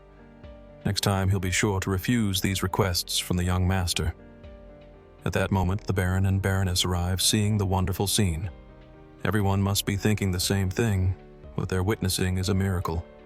The people of the village start to show respect for the protagonist, earning him even more RPs. Javier is also happy taking care of his plants, watering them as if they were his daughters. Lloyd says the only thing left to finish everything is the water wheel, a device to prevent the swamp from flooding again. They start to hear horse hooves approaching. An entire cavalry is heading towards them. Lloyd asks who those men are. Javier says that's Viscount Gabelin, who owns the northern part of the swamp. When they arrive, the protagonist identifies himself as responsible for the construction. One of the mounted subordinates says this is the Viscount's land and they should leave immediately. The Maheza Swamp is a place that hasn't been visited by anyone for hundreds of years. The northern part is land administered by Viscount Gabelin, while the southern part is administered by the Frontera family. However, they obviously claimed rights over the land out of nowhere, aiming to take this fertile land without any effort. It makes sense for them to insist on handing over the land since a part of the swamp is indeed their property. That much is clear. Until now. Lloyd asks the Viscount if he's really saying that his land was invaded. The man on horseback tries to speak, but is interrupted by the protagonist, who says this conversation is among nobles. The man gets angry while the farmers question the young master's actions. Lloyd introduces himself as the eldest son of the Frontera family. The Viscount comments that his behavior is indecent and asks to call Baron Frontera. The MC pretends not to have heard and scratches his ear. When questioned, he says the only thing he heard was the sound of a dung fly. The Viscount looks for the fly, but is alerted by his guard that the young man is referring to him. Lloyd talks about the laws of the kingdom's lands, law number 321, a special law about cultivating wasteland. If wasteland is abandoned for a long time, it's possible to establish ownership of the land. If left unattended for 100 years without residence or cultivation, it's considered land without an owner. To be recognized as property, the land must meet one of 4 requirements, and one of them is to have a harvest of at least one specific planting. At that moment, Javier remembers his conversation with Lloyd some time ago, where he mentioned that the seeds are to rid the land of pests. The protagonist congratulates the Viscount on witnessing the first harvest in the history of the Maheza Swamp. Realizing that he had already been prepared for this, the Viscount feels deceived. Lloyd kindly gives the cabbage as a gift to him and orders the cavalry to leave his territory, or else they would be considered trespassers. Seeing them all leave, disappointed Javier asks if he received a prophecy that these people were coming. In reality, this isn't the first time the protagonist has dealt with people trying to take advantage of others' efforts. All the farmers are also satisfied and celebrate that the young master managed to protect their lands. However, he continues to maintain his mercenary pose, only thinking about money, and tells everyone to get back to work. Late at night, the protagonist sits watching the crops being hit by a huge storm. With summer ending, autumn brings rain. Even though he has used the simulation hundreds of times, he knows he shouldn't let his guard down and must observe until the end. By morning, the rain has passed, and with it the worry. Thanks to his great invention, the land didn't turn back into a swamp, and he even gained achievement points from the system. Now that the first task is done, he will move on to the next step. Meanwhile, in Viscount Gabelin's territory, the Viscount is indignant about the situation. If the Fronteras continue planting for 2 years, the land will officially be theirs. The swamp is land where golden eggs will hatch, and his stomach is hurting from having to give up his precious land. He can't let this fertile land slip from his hands, and asks his executive to call the dye workshop supervisor. A few days later, Lloyd wakes up with a severe headache. Perhaps the long days without sleep have finally caught up. Even so, he can't just lie in bed as there's much to do. The problem arises when even Javier wakes up strangely also experiencing the same headache. This makes the protagonist realize that this isn't just a coincidence but something intentionally done by someone. It wasn't just the two of them who were affected. The maid Emily, Mr. Allop, the boy in charge of the cows, and the cows themselves were all affected. In summary, this is affecting everyone in the village, humans and animals alike. The animals with better instincts refuse to drink water, leading the protagonist to believe that the water must be the cause. Lloyd's greatest weapon in this world is his knowledge, but after the incident with the ants, he realized that not everything is as it seems. Expecting the Viscount to take action, research was done on his territory, revealing that his main source of income is dye technology using a specific fruit. The problem is that this fruit can be toxic to humans. Due to his envy and greed, Gabelin undoubtedly sabotaged the village's water. Inside the mansion, Baron Frontera is shocked by a proposal. The Viscount's subordinate demands half of the wetlands, promising they would stop dumping dye waste into the water. The protagonist's father calls it blackmail, but that's exactly what was planned. Even if taken to court, it will take at least 2 years for a verdict, and with all the legal fees and the cost of new clean water, it will be very expensive for him.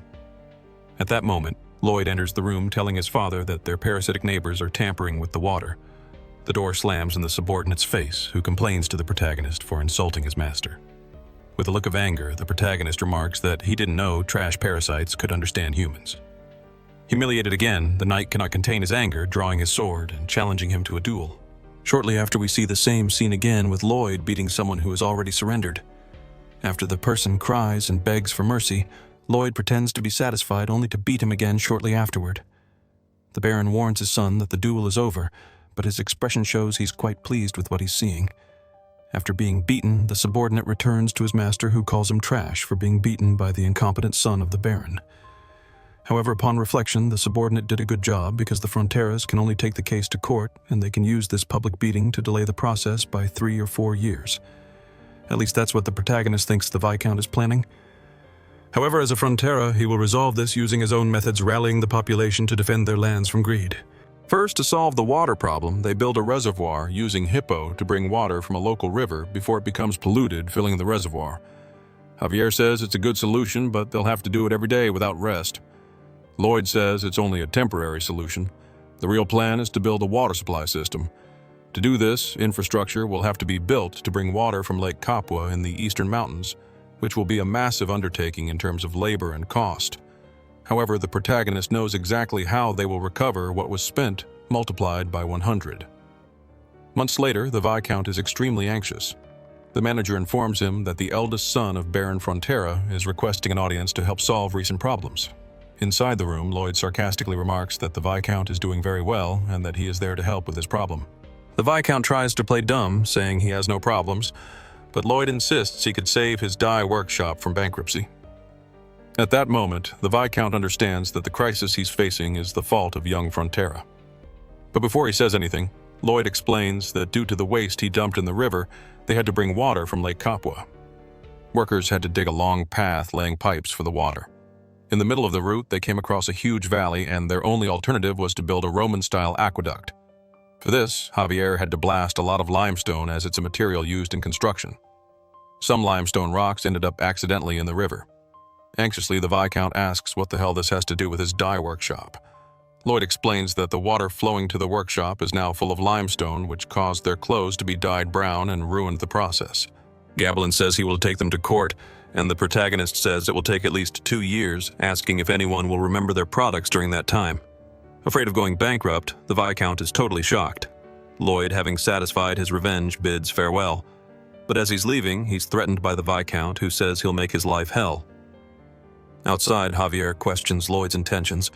All he did was provoke him, but that man is truly dangerous due to his connections in the capital. The MC asks him to wait and see who has more to lose. A month later, the Viscount kneels to beg for help to save his dye workshop. With a tone of superiority, Lloyd asks if his prosperous connections said he couldn't win this case. Deeply regretful, the Viscount apologizes, but the protagonist isn't interested in pride or apologies. All he wants is for the Viscount to sign a contract. If he signs it, clean water will be supplied to his workshop in a week. Seeing the exorbitant amount he'll have to pay, he asks why someone would put a price on water. The protagonist finds it strange, as the Viscount was the one who taught him that water isn't free. Startled, the Viscount sees no alternative but to sign. Even his father is scared to receive such a large sum of money every month. With a cynical expression, Lloyd says the Viscount is a very generous man. Javier thinks that the Viscount started the battle, but now the protagonist seems like the devil himself. That contract doesn't have a specific end date, which means he'll take everything from the Viscount until he dies. In fact, knowing Lloyd's personality, he'll be draining his money for generations. Like a demon king, Lloyd wouldn't let this slide with just a pat on the back. If he could exchange blood vessels for money, he'd rip them all out. The Baron also has great news to share. He found a buyer for the Orc tribe's treasures. When the protagonist asks who bought them, he finds it really odd, as someone like him would easily be able to buy new pieces.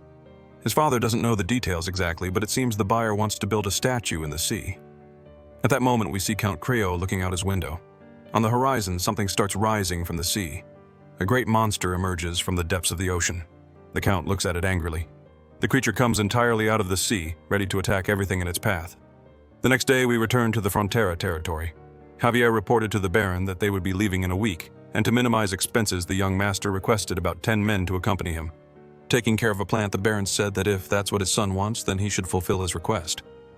Javier asked him not to worry, since he would be monitoring him closely. The Baron mentioned that when the Knight of Viscount Gabalin came to blackmail him, he was terrified and actually considered giving up the lands. However, after seeing his son and the efforts of the people, he found courage.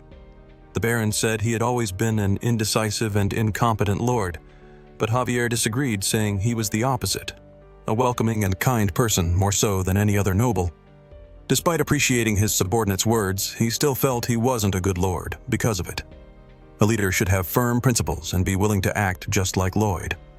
Javier knew that the only principle that Guy followed was money, but he was starting to doubt if that was so bad.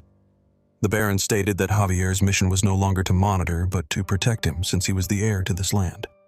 Javier accepted his request, but even though Lloyd had miraculously revived the family's fortunes, he felt he would never be able to like him. In the past, the Baron rescued him and asked what he would like to be when he grew up.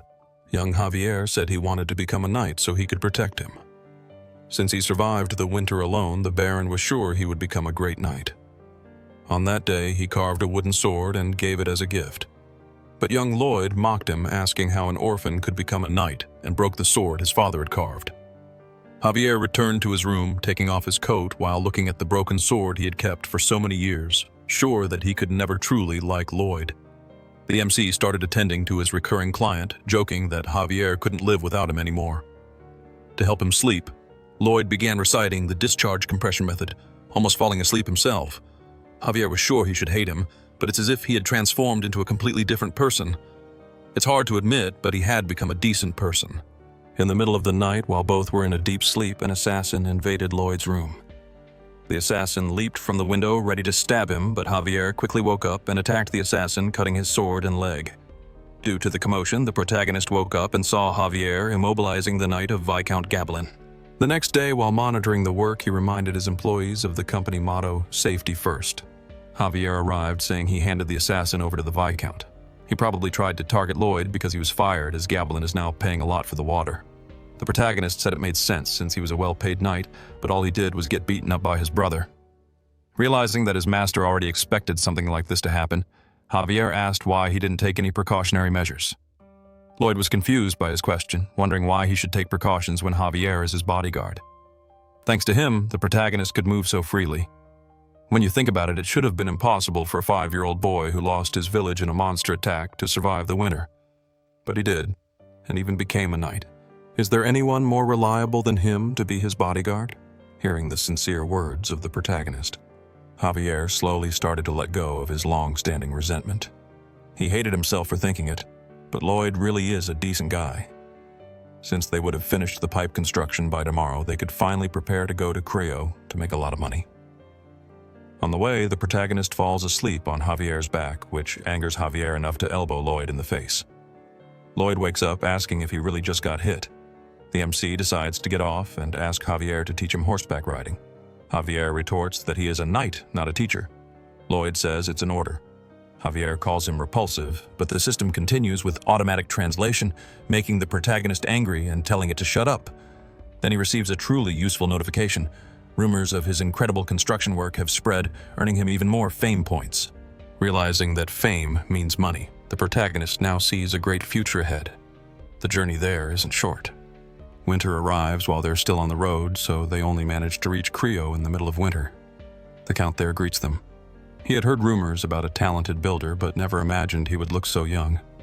However, he's not saying this to the protagonist, but to Javier. Lloyd tries to interrupt, but the Count is determined to marry Javier to his daughter.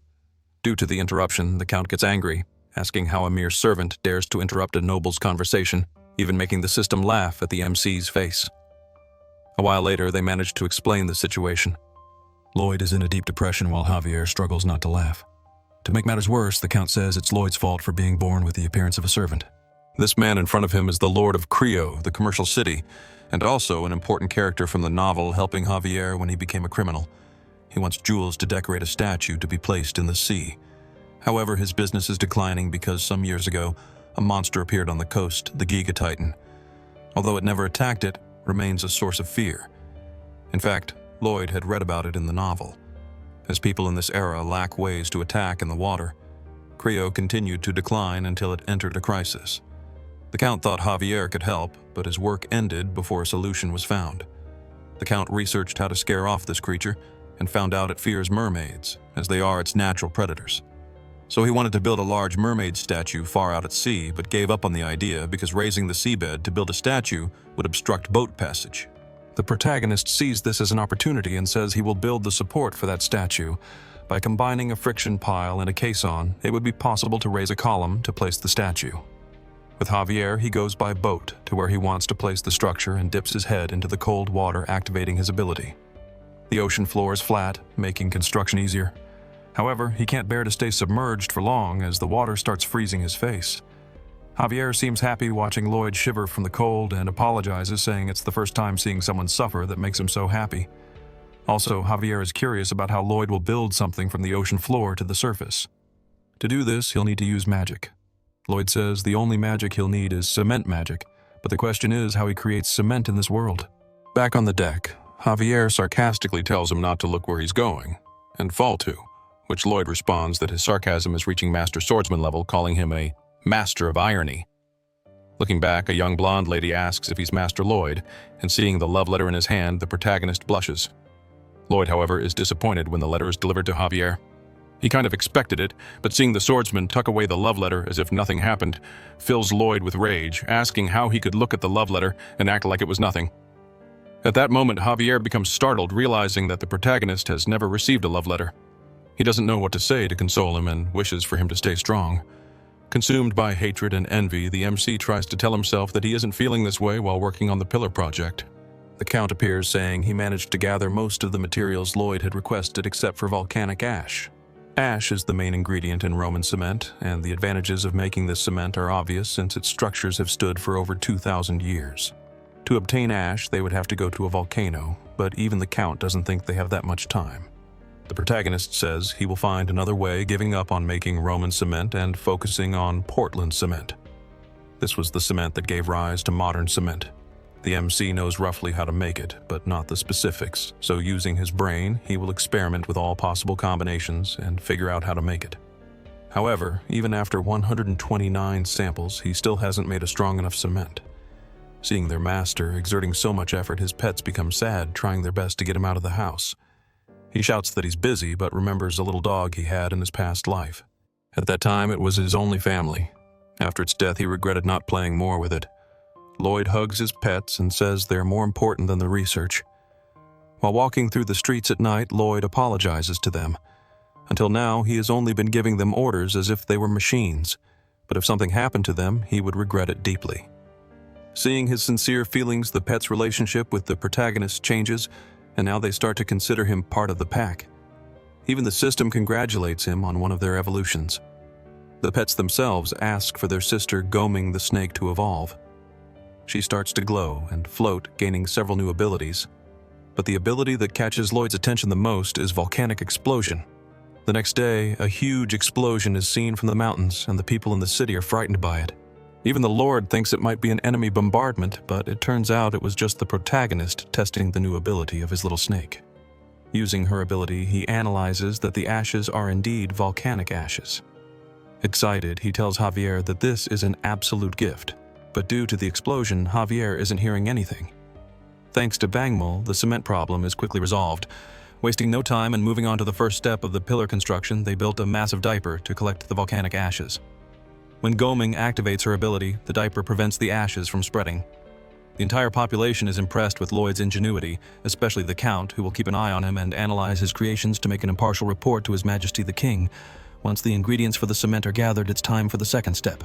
A large caisson to pour the cement into is made and placed in the sea. Using Hippo, they quickly remove all the water from the caisson. The third step is to cover the bottom of the caisson with wooden stakes to anchor it. This is obviously done by Javier, since he is the strongest. He quickly finishes using all the stakes and asks when more will be brought, leaving the protagonist impressed that he hasn't complained so far. Reminded of his duty, Javier drops the hammer and walks away. But as usual, Lloyd uses emotional blackmail to make him come back to work. When the protagonist finishes the morning training, he uses Bangmul's steel manure launcher to build the tower's structure. Finally, they pour the long-awaited cement. Once the cement dries, they dismantle the wooden caisson, completing the first large artificial maritime platform. Lloyd explains to the Lord that they made it 50 centimeters higher than sea level to give the impression that the mermaid is floating. The Count is still hesitant and doesn't believe this foundation can support the weight of the statue, but if it does work, he won't be disappointed with the construction fee. At night, the statue is finally placed on the platform, a grand mermaid statue covered with sparkling jewels. To celebrate the achievement, a noble's party is held on the ships. The protagonist, obliged to participate, feels uncomfortable in his outfit and asks Javier how he can stand wearing it. The Lord introduces Lloyd, saying it was this young man who made the statue a reality, and once again the protagonist is ignored by people who mistake him for Javier. He knows he's smarter than most and prefers money transfers to compliments, but the look of sadness on Javier's face annoys him greatly. To completely crush his self-esteem, the Lord appears, saying it's because of his face. While the party is going on, a little distant from the ships at the bottom of the sea, the Giga Titan observes the statue. Seeing that mermaid its natural enemy, all it can think of is attacking her. It quickly approaches the ships where the protagonist chats with other nobles, and Javier captivates all the women present with just his presence. He goes to the edge of the ship and drinks his wine peacefully, but he feels a slight tremor in his glass, causing him to look towards the sea. At that moment, the protagonist approaches, asking what he's doing. Javier thinks something is coming towards them, something fast, and about the size of 2 ships, making the protagonist realize exactly what it is. He approaches the Lord and speaks quietly, so only he can hear that the Giga Titan is approaching, and they must evacuate everyone. The Count calls his knight and asks if he feels anything strange in the sea, but he says no. Although the Count trusts the senses of his knight, who has reached the level of swordmaster, the protagonist knows that Javier's senses are even sharper simply because he is the main character of the novel. The Lord continues, saying that the Giga Titan has never attacked them in all these years, but Lloyd points out that now it has a reason to attack, and he looks at the large mermaid statue. At that moment, the Lord realizes what is about to happen and orders the anchors to be raised and the boats to be moved away from the statue immediately. Realizing this will take too long, the protagonist asks Javier to take care of the anchors. Without hesitation, Javier jumps into the cold water while the protagonist throws Bangmul at the statue. Under the sea, Javier prepares an attack on the anchor chains. Using his mana to heat the blade, he cuts them easily while Bangmul breaks the ropes that are attached to the statue. When Javier finishes cutting all the chains, he realizes that the Giga Titan is speeding up. Even though the ships are now loose, it is too late. The Giga Titan appears, knocking everything in its path. The protagonist and the others on the boat are thrown into the sea while Bangmul dodges the monster's attack. Javier uses a mana blast to quickly propel himself out of the water, saving Lloyd from falling into the sea while the statue is hurled into the city, destroying everything and almost hitting some people. The people thrown into the sea are in despair. The protagonist knows there won't be time to save everyone, but has a brilliant idea. He uses Hippo to drink the seawater, creating a current that pulls people towards the remaining ships. Meanwhile, the Giga Titan emerges from the sea and heads to land to destroy the entire city. Javier tells his master that they should try to stop it, but the protagonist is already fleeing to the other side.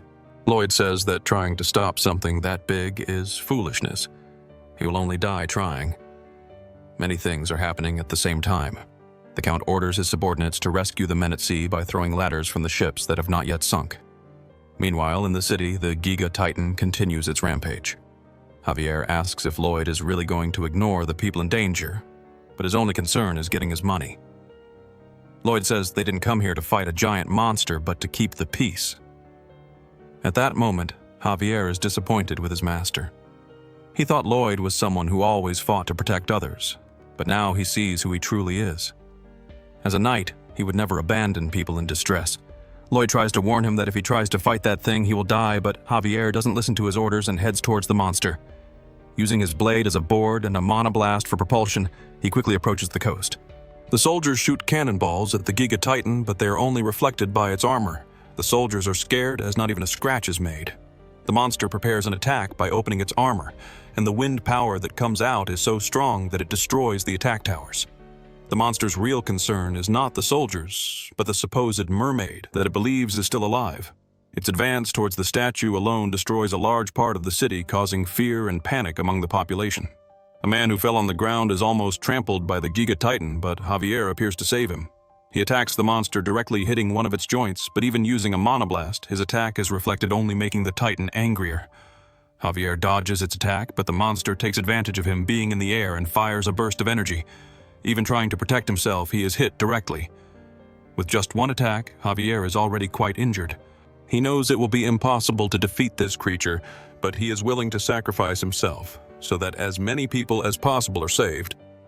While Javier fights to save the population, the protagonist tries to escape on a table. It's not like he's an overpowered character or anything. Even if he's spent all his RP, the only skills he has are related to construction. It's not that he's not sad about people being hurt and the city being destroyed, but he can't do anything. However, as the protagonist says these words, something clicks in his head. He has a sudden brilliant realization. He must return immediately because Count Creo hasn't paid the construction commission yet. While Lloyd advances quickly to the city, Javier fiercely fights the creature. Dodging its attack, he thinks that as monstrous as it is, it's still an animal. Its weak point is probably in the eye. However, even using a monoblast and attacking the eye directly, nothing happens to the monster. With nothing else to do, Javier is about to be attacked by one of its antennas, but Hippo appears just in time to save him, releasing all the stored water and returning to the protagonist's head. Lloyd is extremely angry because the giant lobster dared to interfere with his cash flow. Javier takes advantage of the opening his master created to attack the monster, but once again the attack is only repelled by the armor. He becomes scared since he can't get through this thing. At first he thought he could win, but now he knows it's impossible. However, even though the situation is unfavorable, he remains calm. Since his master has returned, there is a possibility of victory. 2 minutes earlier, the protagonist was using Bangmul to move through the city, observing from afar as he tried to find a weak spot. Using his ability to understand what it's made of, he analyzes its armor. It's 1 meter thick, a mix of dentin and chitin with a molecular triple honeycomb structure tightly intertwined. When Javier attacks, all the impact energy is transferred to its horn and released into the air. Inside the creature, there's a sac for its hydraulic claw. If they can destroy the horn and hit that sac with a monoblast, the creature will surely be killed. Javier asks what he should do. Lloyd gestures to cut the horn, but the swordsman doesn't understand and asks if he's gone crazy. The protagonist then decides to shout, explaining that he should cut the horn. While Javier elegantly dodges the attack from the giant lobster, he knows that cutting the horn won't cause lethal damage, but his master wouldn't ask for it without a plan. Lloyd warns that even though it's hollow inside, it won't be easily cut, and that mana circles aren't just about hitting. Javier doesn't exactly know what he means, but instead of just hitting, he uses the mana circles like an electric saw to cut into the horn. The protagonist is happy knowing that his theory really worked. This time, Javier's attack really seems to damage the monster. When he's about to be attacked, the MC uses Bangmul to defend him. Javier finally manages to cut the horn, making the creature scream in pain. But as it falls, the only thing that drops to the ground is his sword, leaving the protagonist totally shocked. Javier, even knowing he would be crushed, had stayed underneath to finish the attack, willing to sacrifice himself. However, at the last second, Bangmul rushes in and rescues him. The hamster scolds Javier, who, even though he didn't understand exactly what was being said, understood that he was probably being reprimanded for being reckless. After thoroughly analyzing the Giga Titan, the only remaining option to defeat it was the combination of Plan A plus D. To do this, he first called Bangmul and told him to take him to a specific location. Lloyd warned that the creature now saw Javier as a threat, so he asked Javier to lure the monster into the forest. The protagonist had bought enough time. They should have finished by now. The only thing left to do was to trust the Count. 15 minutes earlier, the Lord was in shock watching his city being destroyed. His knight apologized for not detecting it earlier, but the Count said the fault was actually his. It was a mistake to think they could drive out the beast with just a statue. At that moment, the protagonist stated that the statue did drive it away. That monster only came to destroy it. He recommended taking advantage of this obsession and said he would buy as much time as possible for the Count to prepare something. Javier continued dodging the beast's attacks, but even he was reaching his limit. Yet he kept luring the creature relentlessly into the forest. The Giga Titan remained an unstoppable force that destroyed everything in its path, and Javier couldn't run anymore, getting closer to being caught. Before he was caught, the protagonist shouted, asking for applause for the brown statue. When Javier looked, Lloyd was bringing the statue, now fully patched up. Seeing its natural enemy, the Giga Titan flew into a rage, leaving Lloyd quite pleased with its reaction. Through the novel, he knew he could trust the Count to reassemble the statue. His plan was to use it to create an opening for Javier to attack. When they got close enough to the monster, Bangmul drifted the cart, and they began to lure the Titan towards them. Javier seized the opportunity to attack the creature's weak point, hitting it precisely with a mana blast. Even though the attack was powerful and created a huge explosion, all it did was create a crack in the armor. Javier was saddened by his weakness, but as he fell, he heard Lloyd say to leave the rest to him. As his master spoke with great confidence, he knew he could now relax. Before he hit the ground, Hippo appeared to cushion his fall. Lloyd shouts that he will protect the city no matter what. Bangmul is also at his limit, and he can't ask for more from him. At his signal, Bangmul throws the protagonist towards the Giga Titan. Earlier, when he was still heading to save City, he had thought of some plans to attack it, deciding he should use the Mana Blast himself. The problem is, for that, he would need to have a triple circle heart, and currently he only has 2. Using the system, he starts to evolve his technique, but unfortunately he doesn't have enough points to evolve to the final level. Even though he had decided to stay out of the fight, he wonders what the hell he's doing hanging there. While deciding whether he should try to use the Mana Blast, a notification that he gained 5 approval points from Javier appears.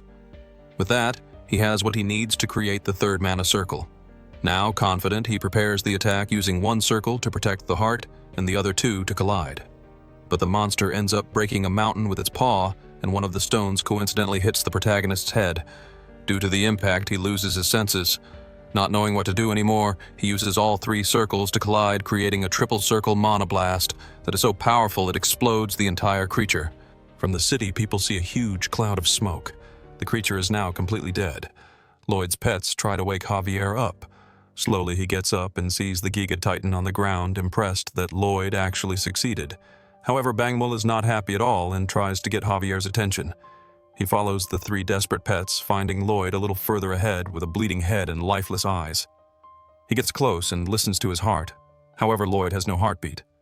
A carrier pigeon flies to the Frontera household, where the Baron retrieves the letter and is completely startled by its contents. He immediately mounts his horse and sets off towards Creo. In the letter, the Lord of Creo mentions that his eldest son, Lloyd, admirably completed all the construction work they needed. But after the party, the city faced great danger, and at that moment Lloyd and his guard sacrificed themselves to save countless lives, leaving Lloyd in an unusual comatose state. The Baron hurries to Creo, worried about his son, yet recalling all the moments he shared with the new Lloyd, who never called him father, only Baron for a moment. Frontera doubts if that young man is truly his son. But before he can dwell on it, a monster appears on the road. The knight dismounts and instructs the Baron to continue while he faces the creature.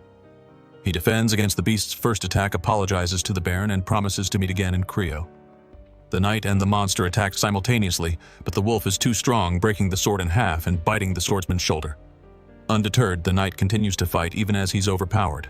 Just when he thinks he'll die, the Baron and Baroness appear, aiding him and defeating the wolf. The knight feels ashamed for not handling the creature alone, but the Baron reminds him that he's a vassal, and it's his duty to protect his people.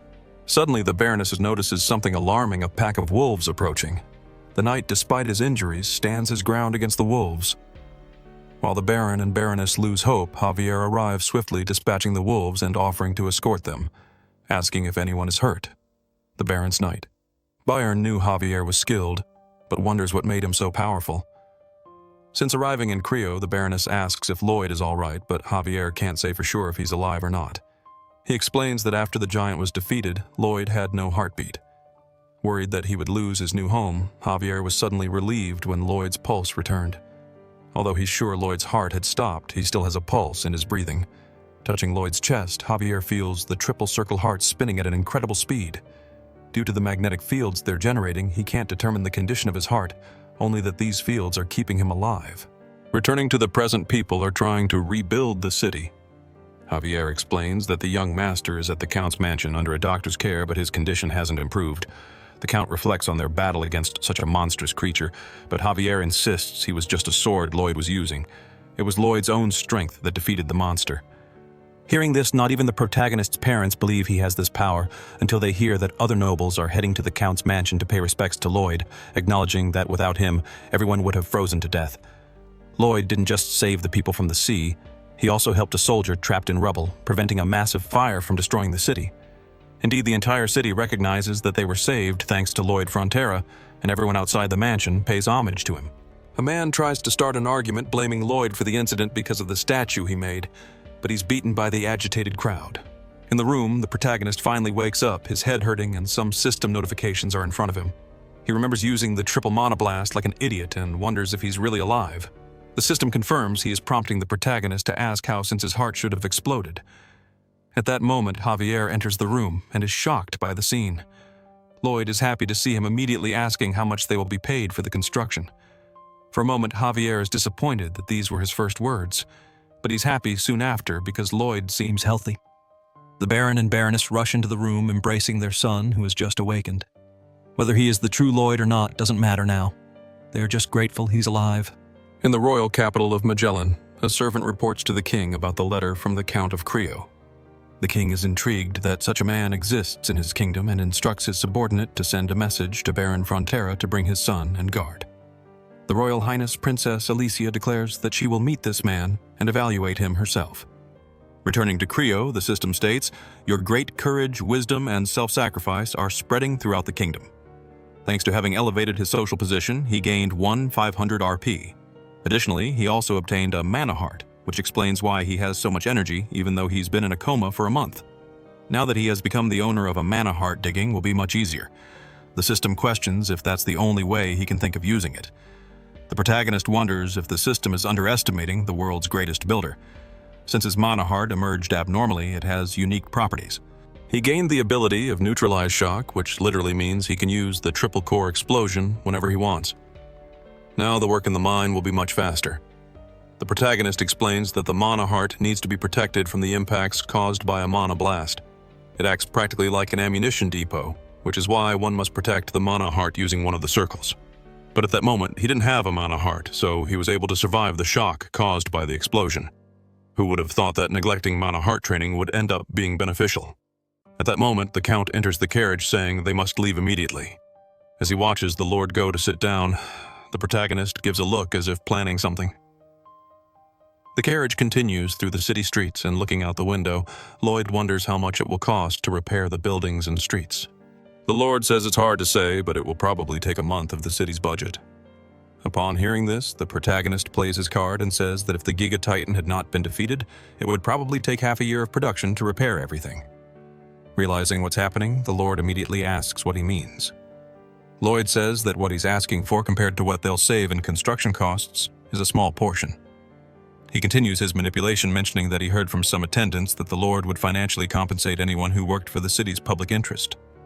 Realizing he has no choice, the Lord increases the amount he will receive by 1.5 times. The atmosphere in the carriage remains heavy. The protagonist says he wasn't asking for money, but he finally realizes that for the Lord, the lives of his civilians are worth 1.5 times the commission of his construction. Due to emotional blackmail, the Baron doubles the commission. Lloyd remains silent with a cold expression on his face, causing the Baron to increase the proposal to triple. At that moment, we see in the window's reflection the monstrous expression the protagonist is making. The Baron realizes he has just been extorted.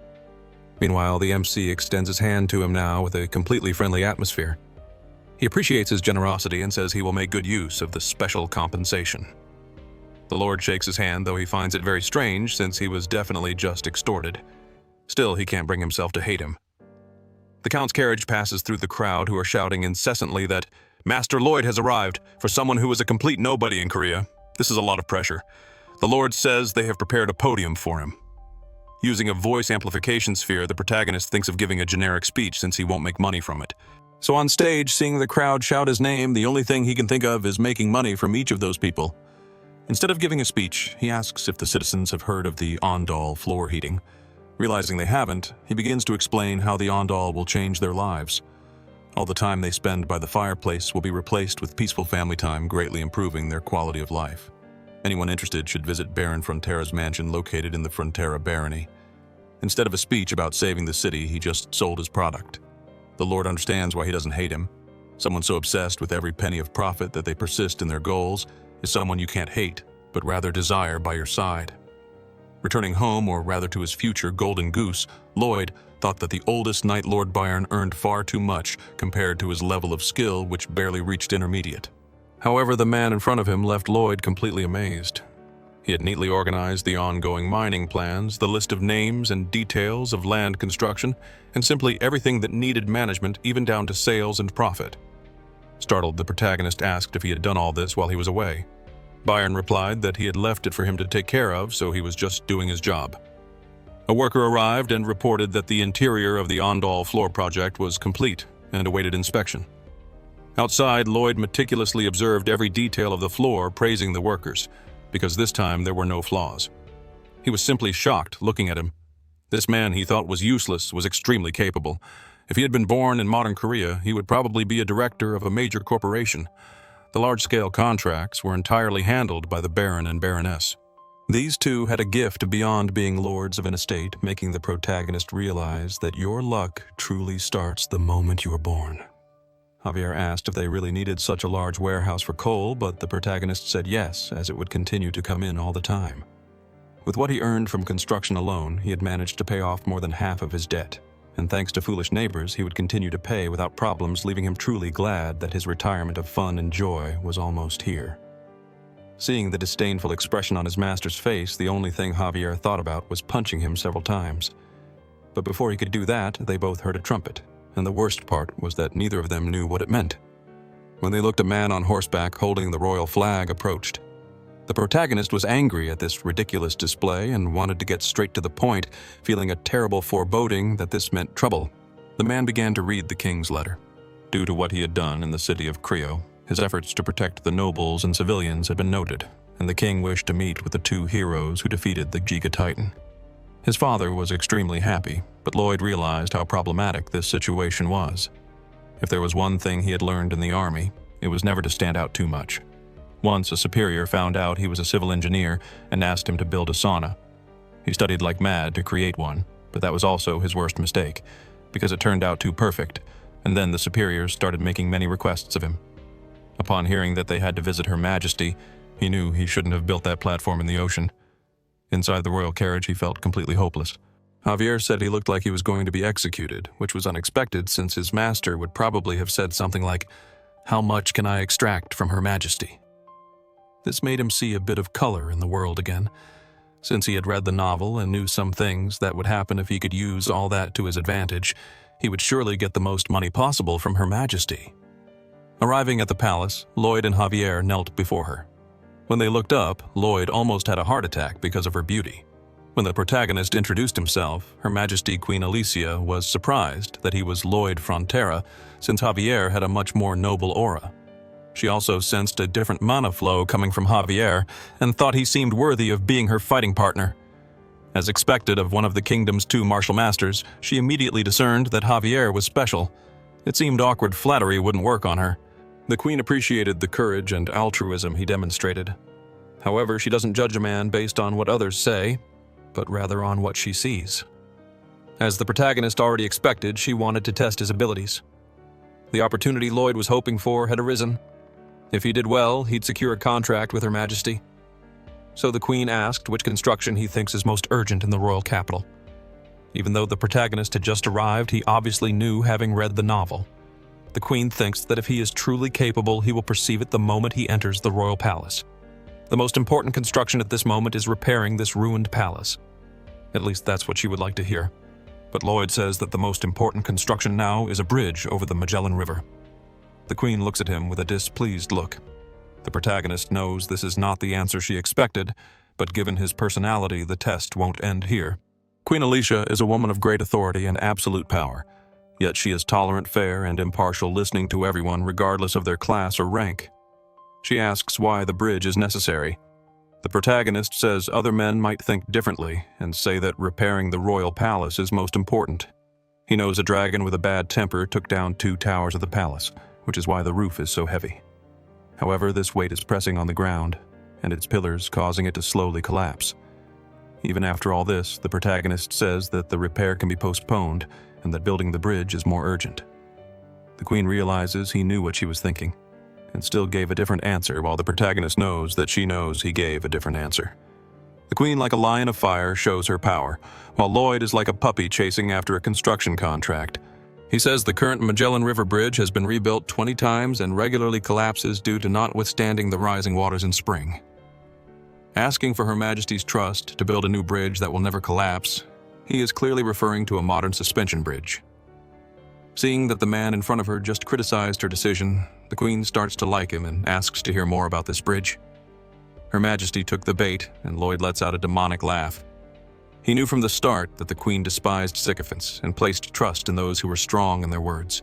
However, eventually she will be betrayed by someone she trusts, and will lose one of her arms, becoming the assassin tyrant. But that's a story 3 years in the future. The Queen asks what he will do if the bridge collapses. In his mind, Lloyd would pack his things and leave the country, but he ends up betting his head on it. In return, as long as his bridge stands, he would like to secure a position for his family. The redhead, who hadn't shown any emotion until now, gives a small smile and accepts the proposal. To build a bridge, Lloyd reaches into his pocket and pulls out a contract. The Queen asks if he doesn't trust her words and is impressed that he prepared a contract in such a short time. Humbly, the protagonist says that this contract states if he doesn't build the bridge, honestly, she can do whatever she wants with him. Thinking of it as a loyalty contract from a humble man to Her Majesty, the Queen ends up signing it and finds it strange that she was led to do so, but she doesn't mind. As a gesture of gratitude, the protagonist raises his butt while holding the contract. Walking through the palace following the butler, Lloyd twirls and shows off the contract he managed to get from the Queen. Javier asks him to be a bit more careful, since she could have taken his head if she wanted. The man next to the Queen Arcadia says that he is quite intelligent. She agrees, thinking he's more cunning than she imagined. When Arcadia asks if she wasn't displeased, since he knew from the start that he could defeat her, the Queen says no, as he seemed pathetic and adorable. A few days later, Lloyd prepares to leave with a large bag on his back. Javier asks if it's okay to go alone, but the protagonist says it's even better without him, since his presence alone attracts all the women in the region. Before heading to the royal city, his mother asked him to deliver a bag full of blankets and clothes to his younger brother, Julian. As he goes to him, the protagonist tries to remember what happens in the novel at this point. In the story, the Baron had already lost everything, and his younger brother was probably expelled from school and died wandering the back alleys at night. Lloyd feels incredible for saving lives, and sets out to find his brother, without even knowing what he looks like. Arriving at the Royal Academy. Lloyd looks at his brother with curiosity. Even though he's the same age as Javier, he's practically a garden gnome, and the way he's looking at him makes it seem like he must have suffered at Lloyd's hands. The protagonist decides not to be too nice, and acts as if he's turned over a new leaf. Maybe then Javier wouldn't suspect so much. He throws the bag full of clothes at him, saying their mother sent it. Julian finds it very strange that Lloyd didn't insult him. Moreover, he wonders if he really came there just because their mother asked. The system warns that his brother suspects his identity because he's being too kind. To try to act a little more like the old Lloyd, the protagonist leaves cursing at him, but Julian finds this human behavior even stranger since he left without beating him up. Before leaving, Lloyd reminds him that their mother asked him to have lunch with Javier. Even though he finds it a drag, he asks if there's any fancy restaurant around. Julian questions why he's asking, and Lloyd says he'll take him to lunch since their mother asked. At the restaurant, his brother is extremely suspicious. He orders a basic set, but the protagonist tells him to choose something more expensive since he doesn't frequent these kinds of places often. Julian wonders why he's acting so normal. He used to hit him just for looking at him directly, and starts to find it even stranger when Lloyd says he quit drinking a few days ago. Someone from the palace came to say that his brother saved the city of Creo from the Giga Titan attack, At the time, Julian thought it was an unfounded rumor, or that he stole credit for something Javier did, but seeing his current behavior, it really is like he's a different person. Suddenly, Julian gets a slap on the head. The man asks what a nobody like him is doing there. Even as he tries to explain, the man keeps punching him, saying a poor baron's son should eat where he can't be seen. The protagonist looks around and 2 students are laughing at the situation. There are even teachers and staff there, but they're just ignoring what's happening. They call it an academy, but all they really value is family status. Lloyd wonders if he should intervene, but if he did, his brother's life would only get worse in there. Then suddenly, the student beating up his brother mentions that his family has the renowned Gablin-painted fabric in their title. Immediately, Lloyd associates that this young man is the son of Viscount Gablin and again makes that demonic expression, probably planning something. Lloyd approaches and asks who his father is. The blonde says it's the merciful and wise Viscount Gablin and tells him to move, getting slapped immediately afterward, losing 2 teeth. Gablin's son flies and lands at the end of the restaurant. That's the anti-horse slap, but the system says that's not an official skill. Another student yells at Lloyd, asking how he dares to touch a member of the elite union, but he also receives a slap that knocks out a tooth. Another student who is considered the best second-year fighter appears, but is neutralized with just 1 slap. Extras keep appearing. The twin brothers get beaten up at the same time, and the guy who introduced them also gets beaten up. Even the 2 who were just laughing at the situation against Julian get beaten up. Gablin Jr. appears behind the protagonist, punching him in the face, but immediately realizes that was the worst decision of his life as Lloyd looks at him as if he's going to kill him. He beats Gablin Jr., but before killing him, he's stopped by his brother. Julian is worried that he will be even more intimidated at school after this, but the MC says with a smile on his face that if they die, they will never bother him again. Julian is completely shocked at how he can say something like that with such a bright smile. Lloyd continues beating him and thinks he's seen many guys like this in high school. The best remedy for dealing with them is the fear of death. Suddenly, soldiers appear, commanding him to stop immediately. An old man says this is the Sacred Academy and asks what he's doing. The protagonist, still holding the Viscount's son like a demon, leaves his brother scared, thinking he will try to hit the guards too. But to his surprise, his attitude changes completely, and he calmly introduces himself as the son of Baron Frontera. He apologizes for the commotion, but says he was only defending Her Majesty's honor. The old man says this is ridiculous and asks who would dare tarnish Her Majesty's name. Lloyd says Gablin's son was intimidating his brother and even points to a teacher who witnessed the situation, but since there was no intention to punish him, he had to intervene. The reason the teacher didn't do anything is obvious. The staff of this academy has been bought by the nobility. There's no way the administration of the academy doesn't know what's going on, but they will just ignore these cases. The old man asks what all this has to do with Her Majesty. The protagonist says that insulting his brother is the same as insulting him and even insulting the queen since he is a royal guest. As soon as the old men see the royal symbol, they all immediately kneel before His Highness. Lloyd says they must have understood the situation and is leaving. However, the old man plans to punish Julian since the royal invitation is temporary. But when he looks at Lloyd's face, he again has that demonic expression, leaving the director totally scared.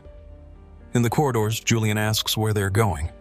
Lloyd replies that they are going to the administration office to ask for a leave for him. Obviously, he hates this situation and asks how much more he intends to ruin his life. But Lloyd responds that this place will soon not be good for studying, and he should take the opportunity to rest his mind and keep his body in shape. At the palace, Javier explains to Julian that if Lloyd has a plan for him, then he should trust it. He also explains that the plan to defeat the Giga Titan was entirely made by the young master. Furthermore, he managed to open water channels, develop quarries, and become friends with wild orcs. The brother he knew became another person. Lloyd listens to the whole conversation behind the door and is happy that Javier trusts him so much. Soon after, his illusions are shattered as they begin hurling insults at him. Julian asks if he really thinks someone can change so suddenly. Javier is sure they can't and has convinced himself that Lloyd is an imposter disguising himself as the young master. The protagonist is worried because he could be discovered at any second. Julian asks if they could have used black magic to do this. Javier responds that it's a possibility. He has even seen the theory in a book. Because of this, he investigated if there was any abnormal mana flow in Lloyd's body. The protagonist wonders when he did that, leaving him extremely worried about being discovered. Fortunately for him, Javier doesn't feel anything unusual in his body. Javier tells him to forget about it, saying it's just an exaggerated theory. The MC knows that Javier is probably sensing his presence behind the door. It's a way of saying he suspects his identity. Julian mentions it's the first time he's heard about the family debt. He thought only he was having difficulty with studies, but Lloyd managed to get their family out of that situation, so he deserves some credit at least. The protagonist, having just earned RP points from his brother, thinks that now Julian will be his golden goose. He enters the room, calling Julian to join him. As he mentioned earlier, they will train his body with manual labor. Lloyd explains the first step in making bridge suspension cables: first spread the clay and beat it until it becomes a 90-centimeter pizza. Then fill it with dirt and rocks and give it to the snake to eat. It will excrete the molten metal, and Bangmul will unite and wrap it. Then everything will be ready to make the cables. The EMC hands him the shovel and says the tutorial is over. This task is crucial in construction, and if it's done wrong, the rest will be a mess.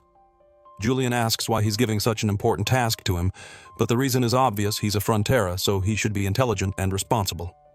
Outside the palace, Lloyd knows that the modern bridge is a great idea, but even with all his knowledge, it would be impossible to make it perfectly. This means he'll need to borrow knowledge from this world. Before he can ask for anything, the master craftsman denies his request. Lloyd already knew this old man was stubborn and would only work on projects that caught his attention, so he had prepared to visit him innocently, showing the project of building a new bridge. As soon as the dwarf sees his project, he immediately tells him to wait. If he builds something like that without the exact rigidity, it will break.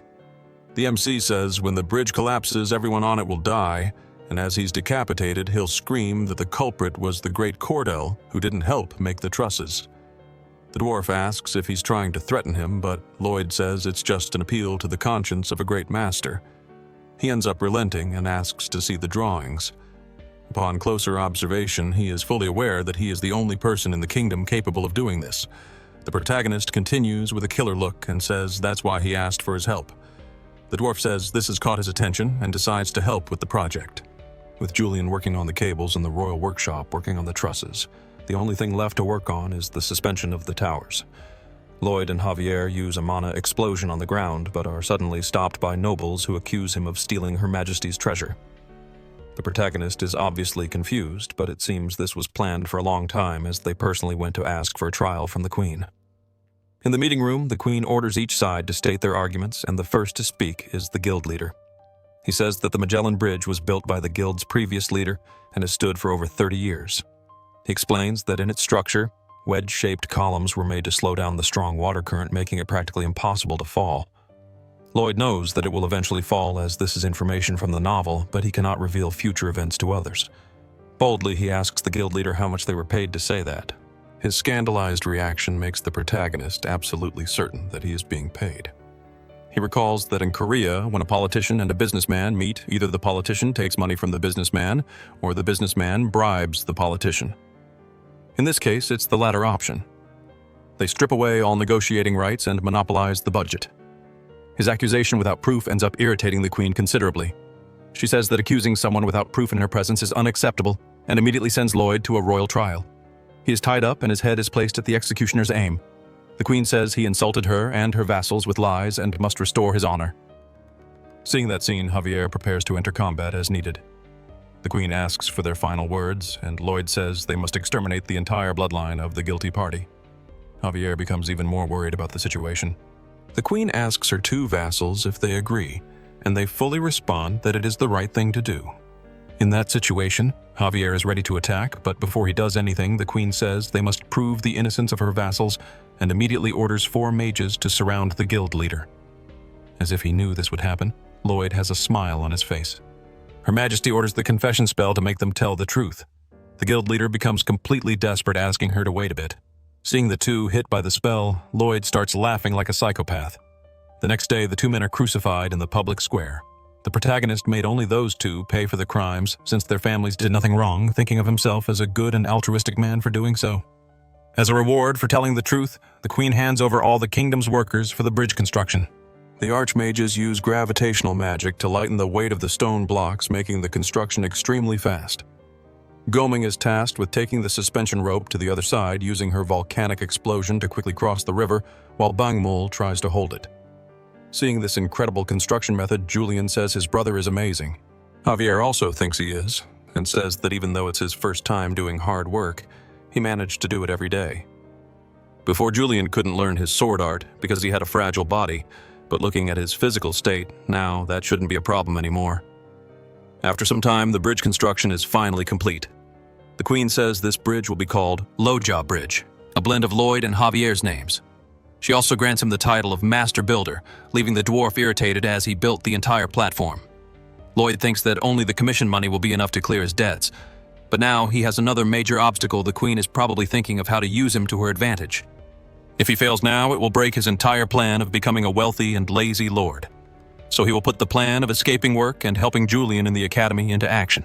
Returning to the castle, the Queen fulfills her part of the agreement and grants a noble title and properties to Lloyd. The castle's nobles were not pleased with this at all. The Queen thinks it's natural since he has sunk other nobles. The protagonist says he would like to ask for something a bit bigger, and mentions that if she considers his request reasonable, she may even withdraw the offer of the title and property. This piques the Queen's curiosity about what he will propose. Nevertheless, regardless of what the scoundrel asks, for her desire to keep him by her side will not change. The protagonist expresses a wish for a thorough cleaning of the Royal Academy, which is currently rife with corruption, inequality, and despicable behavior. Instead of studying, the students only use their status to harm those of lower rank. The teachers and supervisors are aware of this, but choose to ignore it, furthering the social barrier within the institution. Both the headmistress and the nobles present are incredulous at what he has just said. Javier presents the results of a 4-month investigation conducted by Lloyd, which identifies all the corrupt nobles and workers in the academy.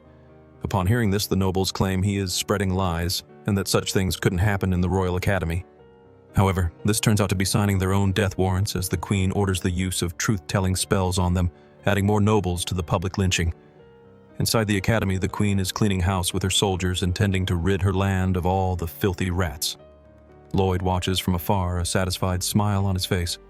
Javier asks if his smile is because the nobles are being condemned, but in reality, it's because his plan to get rid of the Queen and enjoy a lazy life has worked. Suddenly, the royal bodyguard Arcadia appears with a message. He can go home whenever he wants, but must attend the banquet tomorrow night. Furthermore, the Queen found his plan to dodge work excellent and respects his desire to live as a slacker. Lloyd is a bit shocked to discover he has been in her palm all along. When he sees the swordsman leaving, he asks Javier if he couldn't sense him approaching. The obvious answer is no, since this man is a master swordsman. So, let's go back to Lloyd's room. Julian asks if he set up Gablin knowing this would happen. Basically yes, as he already planned to investigate the academy after its construction and trusted the Queen's confidence in him for it to work. Julian tells him he no longer needs to pretend to call him little, and now sees him as a brother he can be proud of. Lloyd is impressed by his words, but then says it was so bad it made him want to vomit. At night, the celebratory banquet finally begins. The protagonist tries to hide from the Queen, but she finds him and insists he come closer. She remarks that hiding like this makes him look like a mole cricket, with Javier fully agreeing and stating he definitely looks like one. Lloyd is annoyed that Javier seems relieved.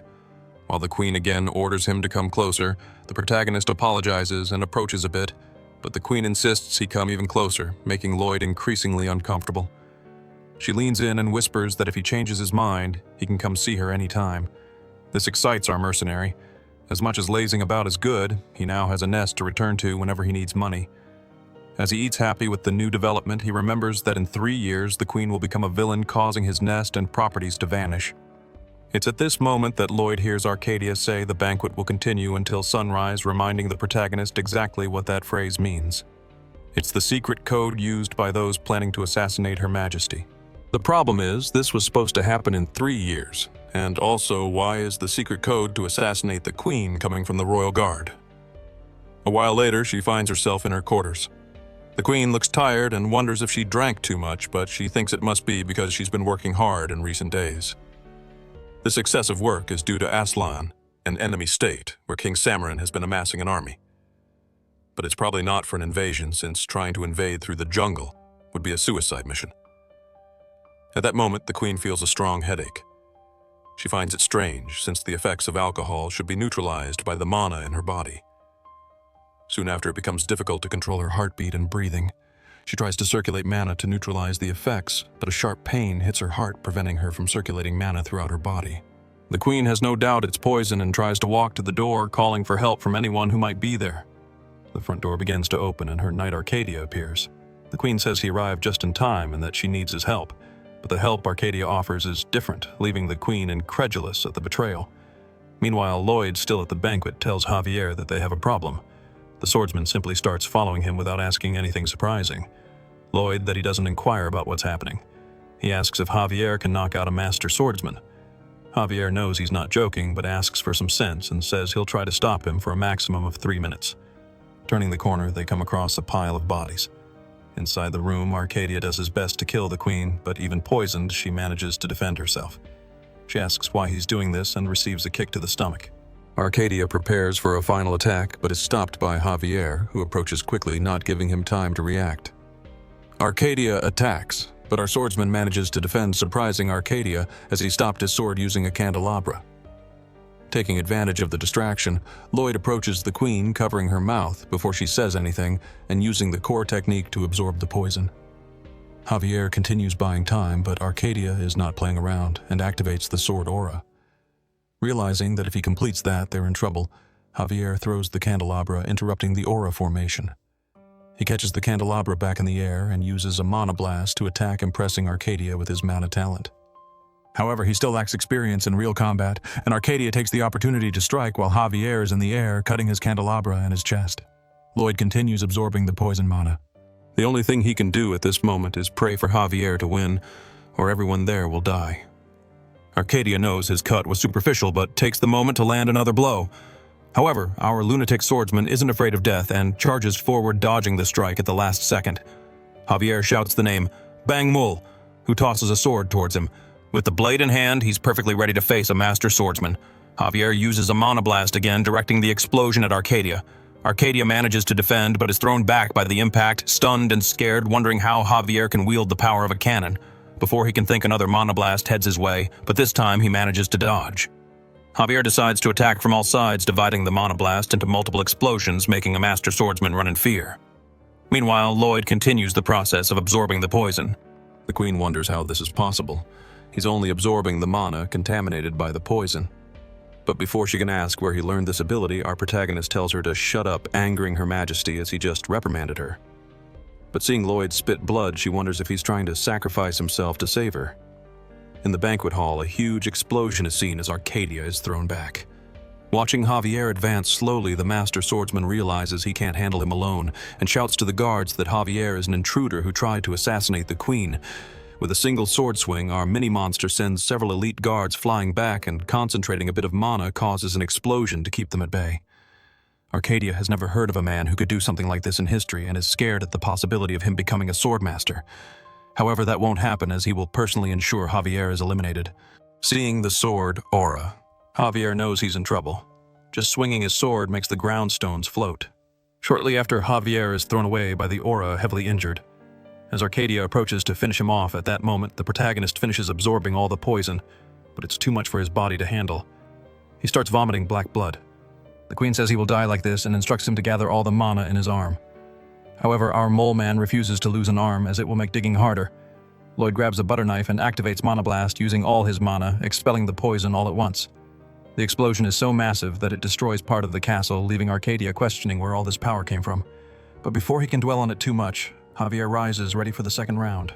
He made a vow to Lloyd, and he needs to keep that vow alive. Before reaching the royal capital, Javier admits he was hopeless from start to finish. He was supposed to be Lloyd's guard, but he abandoned his duty and ran to the Giga Titan. Because of this and his lack of strength, he no longer feels capable of fulfilling his duties as a knight. Lloyd tells him not to worry too much, as he'll just dock 6 months from his salary, leaving Javier impressed with his lack of shame. Perhaps this shamelessness of his master is rubbing off on the swordsman as he tries to negotiate the salary deduction down to 3 months. He promises to become a sword master in a year, but the protagonist remarks that these are quite ambitious words for someone who couldn't keep the promise of losing 10 pounds. Nevertheless, Lloyd decides to help him, explaining the concept behind becoming a sword master. Before finishing the explanation, however, Javier interrupts, saying he'd like to do it without his help. He advances determinedly, but is impaled by Arcadia, who is surprised that he survived. Most people would have been torn apart as soon as they were hit by the aura, but our prodigy concentrated all his mana into one point to strengthen it. Arcadia would like to see more of his tricks, but he's running out of time. At this moment, Javier starts to catch fire, but still manages to hold on to Arcadia's hands, preventing him from escaping. The aura is burning his body, but while holding Arcadia's hand, he manages to absorb the aura directly from the mana heart. Realizing the danger, Arcadia throws Javier away, who simply falls to the ground without showing any signs of life. Even the master swordsman can't detect any breath from him. As Arcadia has already wasted too much time, he moves to take the queen's head, but is stopped by Javier, who rises unexpectedly. Javier says he now understands mana and activates his own aura, creating a new sword blade. Arcadia is at a loss for words. In all his life, he has never seen such a cursed brat. Javier further increases the aura of his sword, making it giant, and attacks immediately. The swordsman tries to defend, but the power of his aura is completely overwhelmed and his arm is severed. He screams in pain as the other guards approach. Javier orders everyone to retreat, warning that they cannot face a swordmaster. In the room, the queen is worried about Lloyd, who shows no sign of life. The protagonist slowly wakes up and discovers that he is now immune to poison and can absorb mana from the environment. He is quite happy since these seem to be great abilities, but due to his creepy face, the queen reflexively punches him. He is confused about being hit out of nowhere, and even the queen cannot explain why she did it. She just says that when she saw his face, she felt like hitting him. Putting that aside, she asks if he is okay and can stand up, but that massive surge of mana left the protagonist incapacitated. As the only option, he uses his new ability to absorb the mana from the environment, even drawing mana from the queen who is nearby. She is frightened by this ridiculous absorption power and tries to get the MC's attention, but he does not seem to hear anything. The queen simply accepts it, saying he can take all the mana he needs and go help his knight. After a few minutes, he finally manages to restore all his energy. Lloyd feels his body much lighter, probably now fully restored. But before celebrating, he remembers he needs to help Javier. When he turns towards the queen, he sees she is completely out of mana. Alicia says she will ask for details later. The priority now is to stop Arcadia. The protagonist puts her on his back and heads towards Javier. The queen knows he is strong, yet it is not enough to face a swordmaster, or so she thought. As soon as they turn the corner, they see Javier facing the guards. At that moment, the protagonist notices the sword aura and Arcadia on the ground, groaning in pain. The queen orders the guards to lower their weapons and explains that these were the two heroes who protected her from her guard's betrayal. All the guards line up as the queen states that everyone who attended the banquet must be investigated. Lloyd asks if he really became a swordmaster. Javier casually says yes. As his master keeps putting himself in dangerous situations, this is his way of fulfilling his duty. Due to all his incredible achievements, the system activates a new function called the praise system. Whenever he does something fantastic, he earns a title, and this title comes with an ability. But he did not expect the boost from the ability to be so great. The system also gives CP, but Lloyd has to beg the system to tell him how to use it, discovering that this CP is used to see a final spoiler. Returning to the room, Lloyd complains of exhaustion, having been unable to sleep the previous night due to the investigation. Julian asks if they found the culprit behind the plan, but Lloyd explains that they used some barrier that negates the truth spell. Because of this, he will have to stay a little longer in the royal capital, since the novel had no information about the murder, and these events were supposed to happen in 3 years. Julian asks if Javier is still under investigation. Lloyd explains that the queen summoned him separately since he became a swordmaster. Julian didn't know Javier had evolved and is extremely surprised, but Lloyd explains that this is just common sense, as he was the one who defeated Lord Arcadia. At that moment, we see Her Majesty thanking our swordsman for his deeds, offering him a position as a royal knight, since a vacancy has opened up. Julian is worried that Javier might leave them, but Lloyd warns that he really doesn't know the swordsman from the Frontera family. Javier explains that he is a knight of Baron Frontera and wishes to continue by Lloyd's side. The queen states that this is not a request, but an order. Refusing an order from the queen is equivalent to treason. Our honorable knight only asks for permission to send a farewell letter to his baron, making the queen realize that he would rather die than serve her. Understanding that she won't be able to have Javier by her side, she allows him to remain a knight of the Fronteras. Javier thanks her for her mercy and heads towards the exit. He meets Julian, who asks if he will leave the family, but Javier asks him not to worry because he will continue to be their knight. The queen realizes she truly isn't lucky with people from the Frontera estate. Finally, night falls and Lloyd is lying on the grass checking the abilities that titles offer. Many of his great achievements have earned him titles, and his most recent one was gaining the queen's trust. All these titles grant CP character points, but they are only counted in the system once a month on the full moon. Seeing the moon shining in the night sky, the CP is finally accumulated, and he decides to see a final spoiler. As he activates the ability, the space around him becomes dark until suddenly the darkness is replaced by flames. Walking a bit, he realizes he's at the Frontera estate, but the beautiful place is completely destroyed, and people are dead. Lloyd starts running, asking what kind of ending this is trying to get any information from the system, but what he finds further ahead leaves his mind completely disturbed. The protagonist sees an illusion of Lloyd and Javier staring at two bodies on the ground, immediately recognizing them as the Baron and Baroness. Illusion Lloyd is desperate, apologizing for not being able to protect anyone, making the protagonist even angrier with this ending. Suddenly, he hears a noise coming from behind, and when he turns, he is faced with a swarm of insects. Javier walks up to him and prepares to attack the swarm of locusts with his sword aura. He lands 3 strikes, making the protagonist think he's really gotten rid of them, but the swarm is much larger than he imagined. At that moment, Lloyd wakes up on the lawn, utterly speechless. He asks if what he saw was real and realizes that it's all really going to happen. He heads straight for the Queen. In the spoiler, it said that if he had arrived a little earlier, he could have avoided this. But Lloyd doesn't know how early he needs to arrive, so he decides to go as fast as possible. He goes to the Queen's office and tells her that all regions will be reduced to dust. This is the work of the enemy nation, Aslan. They're trying to set up a domino effect with monsters driving them out of the jungle and making them migrate to the West region. In the book, this was supposed to happen in 3.5 years, but now is not the time to think about the future. The Queen was already aware of Aslan's movements and thinks this is really possible. But the bigger question is how the protagonist knows about their movements. At that moment, Lloyd thinks he's screwed up, but manages to quickly come up with a lie. He says that due to his blood bond with the orcs, he got information about Aslan. Regarding the assassination attempt, he simply saw Arcadia acting suspiciously and decided to investigate.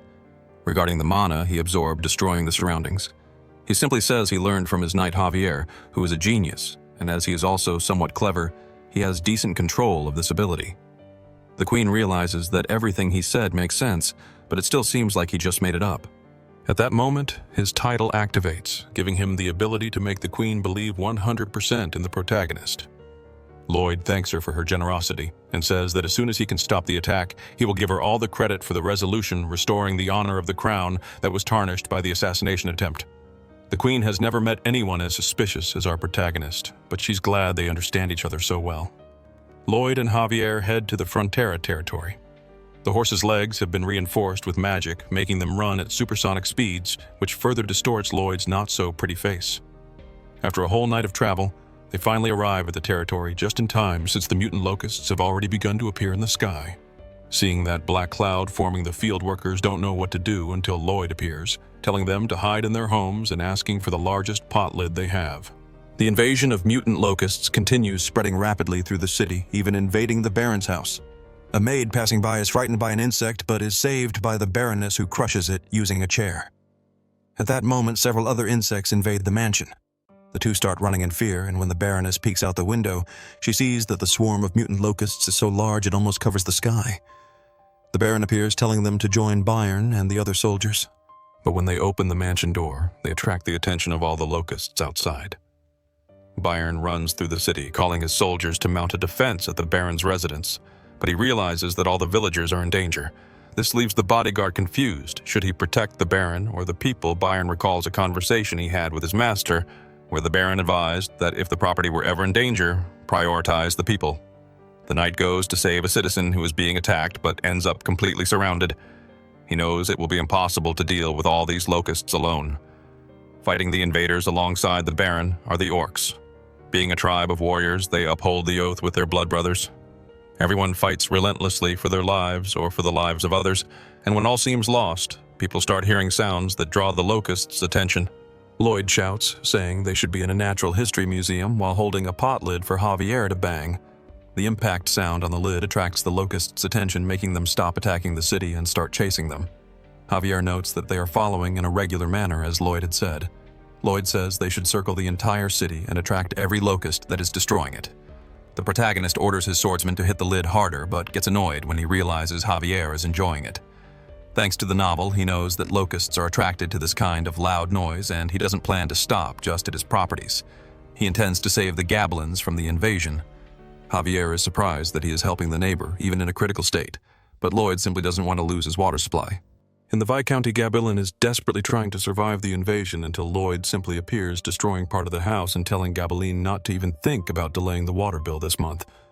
Javier asks if his plan was to lead them through the buildings and concentrate the swarm even more, but the protagonist just wanted to be a jerk like the Viscount. While attracting the locusts, Lloyd repeatedly shouts his name and that of Frontera. The swordsman tells him to save his strength and stop shouting, but again, all of this is a plan to make everyone know who their savior was. Not even Javier knows what's wrong with this guy, but since they've already attracted most of them now, they must go to the wetlands. Heading to the plantation, their path is blocked by another swarm of locusts. But of course, for a master swordsman, this swarm is nothing. Javier simply passes through, cutting down all that stand in his way. Moving forward, Lloyd realizes that the horses can't run anymore, so he has a brilliant idea. He jumps on Javier's back and uses him as his horse. Even pissed off with this, Javier goes along with the idea and starts running. But they're not faster than the horde and almost get caught. Lloyd shouts, calling Bangmul and Hippo, who emerge from the water at the same time. Goming uses her volcanic fart to explode a large number of monsters, but it's still not enough to eliminate them all. So Hippo uses the accumulated water as a pesticide to kill even more insects. Round 3 belongs to the protagonist and Javier, who use a mana explosion and aura at the same time to eliminate the rest of the locusts. Javier says they managed to take care of the majority, but there are still at least 1,000 left. Lloyd tells him not to worry as the cavalry is arriving. 300 orc warriors approach with 500 soldiers of the White Cavalry. The rest they can leave to them since they'll have something else to worry about. The monster domino effect never ends with just one wave. Meanwhile, the soldiers of the White Cavalry do their job. The mages enchant the knight's swords with a fire spell, making it easier to subdue the insects. The orcs don't even need magic. With just a stake, they can impale 3 at once. As they are crazy about protein, they roast the insects and eat them right away, saying they've found a strong protein source. The maid saved by the orc earlier hands him a gratitude flower, leaving the warrior quite happy. The Baron and the Baroness rush to their son, worried he might have been hurt somewhere, and embrace him, asking why he likes saving people so much. In fact, the protagonist only did it for his retirement. Everything was for his own benefit. Anyway, now he must prepare for the second wave. At night, the commander of the White Cavalry, Pollard, appears and asks why Lloyd called him at this hour. First, he thanks him for helping exterminate the locusts, but the knight tells him not to say nonsensical things. Anyone can see they were just responsible for cleanup. Pollard says he is a brilliant strategist, even being an engineer. Nonetheless, his pride is hurt. He sent the mages back and asked the cavalry to stay. The greatest pride for a knight is to fight and die for the queen's honor, so he didn't like Lloyd preventing that. In the novel, this knight fought against Javier, defending the honor of the queen, who had become evil. At that moment, Javier wasn't yet a master swordsman, so he barely managed to win. However, what increased respect for this character the most was that on his deathbed, the only thing he wished for was for someone to stop the queen's evil actions. With unwavering loyalty and a natural warrior, this knight is needed in times of crisis like this. Lloyd knows he won't get far if he keeps going in circles, so he proposes a duel. If he wins, the White Cavalry will have to obey him. If he loses, they can return to the queen right away. Pollard says he can never fight a civilian without the queen's orders, but the protagonist reminds him that he is the one commanding them now, and that's an order. The knight asks if he has a weapon. Of course, Lloyd shows his shovel, but this time the knight doesn't underestimate him. He knows that shovel protected Frontera's property. Even reaching the 3rd mana circle, Lloyd's chances of winning this duel are 0. But as always, he has a strategy to win. The knight says their levels are very different, so if Lloyd dodges any attack, he'll be the duel's loser. As soon as he finishes speaking, the protagonist prepares an attack. He uses a mana blast with all his mana, causing the knight to dodge. The attack only stops when it hits a mountain, creating a huge hole in it. Lloyd falls to the ground with no energy left in his body, but still has enough energy to smirk wickedly with the easy victory. With that, the 500 strongest knights in the kingdom will become employees in the Frontera barony. Of course, the knights wouldn't be happy about it, but their leader says there's nothing they can do since he lost the duel. At the top of a mountain, Javier asks if this will really work. Lloyd says it was tested by the orcs, so it's a method with 100% effectiveness, showing the large sculpture being made on the mountain walls. After a few days, the second attack finally begins.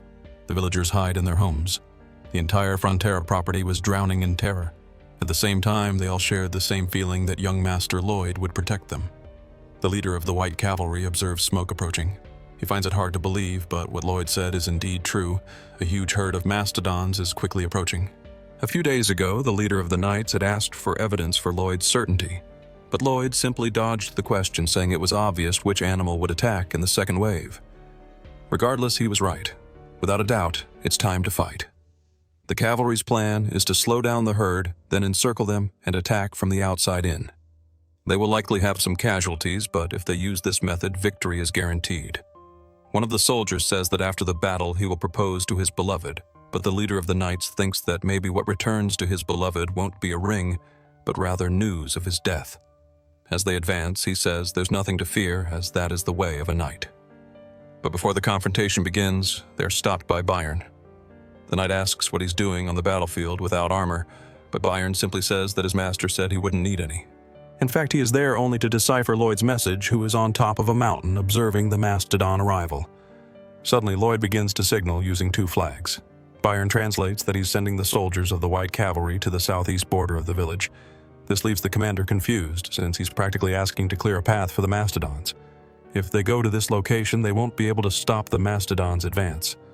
But Lloyd signals that if he keeps arguing, he'll report him to Her Majesty.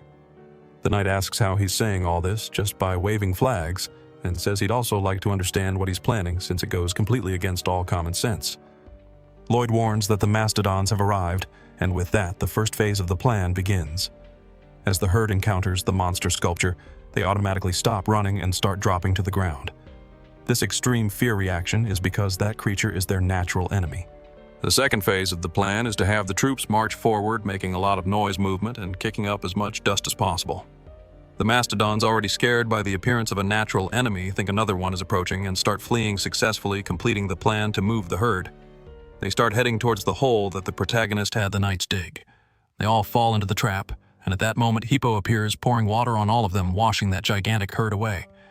Lloyd throws down the 2 flags he was holding and is pleased with his flawless performance. The knight is impressed that they managed to win without even fighting. Lloyd says that there is plenty of food down there, so there's no reason for them to return to a place with their natural enemy. Normally after battle, at least 5 men don't return home. They're tasked with delivering this news to their families, and even though they tell themselves that dying in battle is honorable, they know there is no honor or bravery in death. Deep down in their hearts, they all know that the only thing left behind are hellish days for those who remain. However, now their soldiers celebrate a complete victory. They hope to be invited to their comrade's wedding while their leader is happy that they had no casualties. Lloyd says that they will probably still have to deal with dozens of hordes like this one, but executing a large-scale plan every time something like this happens will cost too much. Lloyd would like his swordsman to try to guess what he's thinking now.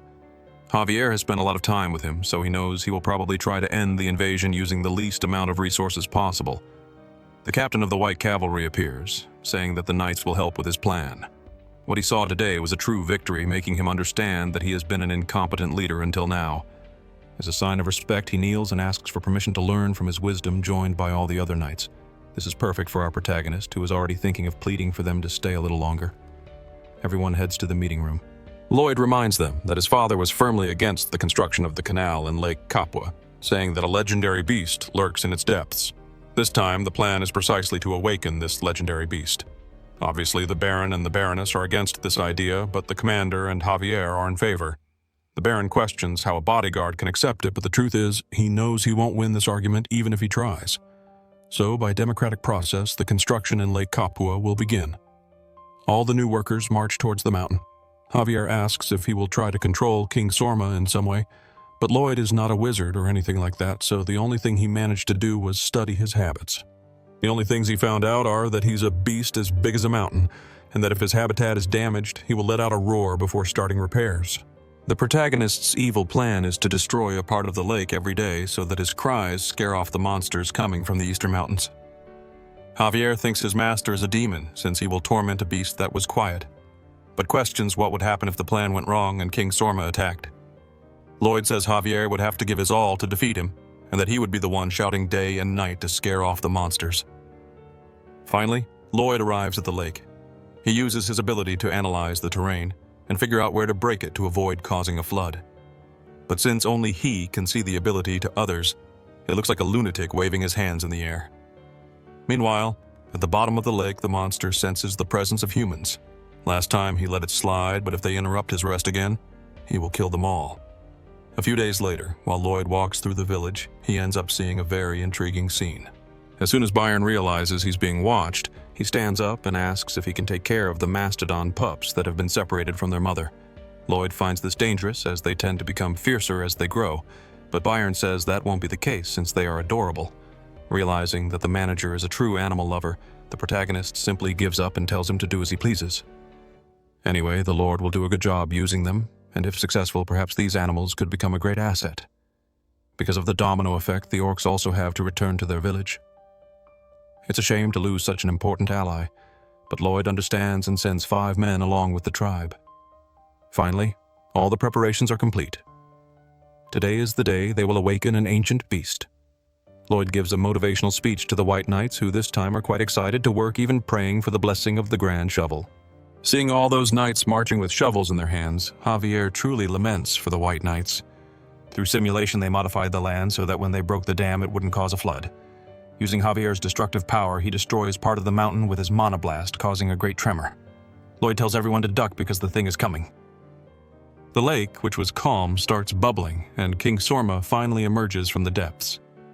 Everyone is impressed by his colossal size, but what truly emerges from the lake is a giant beaver. Lloyd is clearly disappointed, as he expected a scary mythological creature.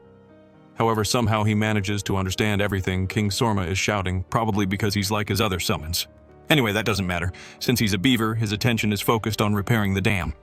But what Lloyd didn't count on is that he can smell metal and knows exactly where they're hiding. Sorma realized they were purposefully damaging his dam and is going to eliminate them right away. At that moment, the protagonist knows he screwed up.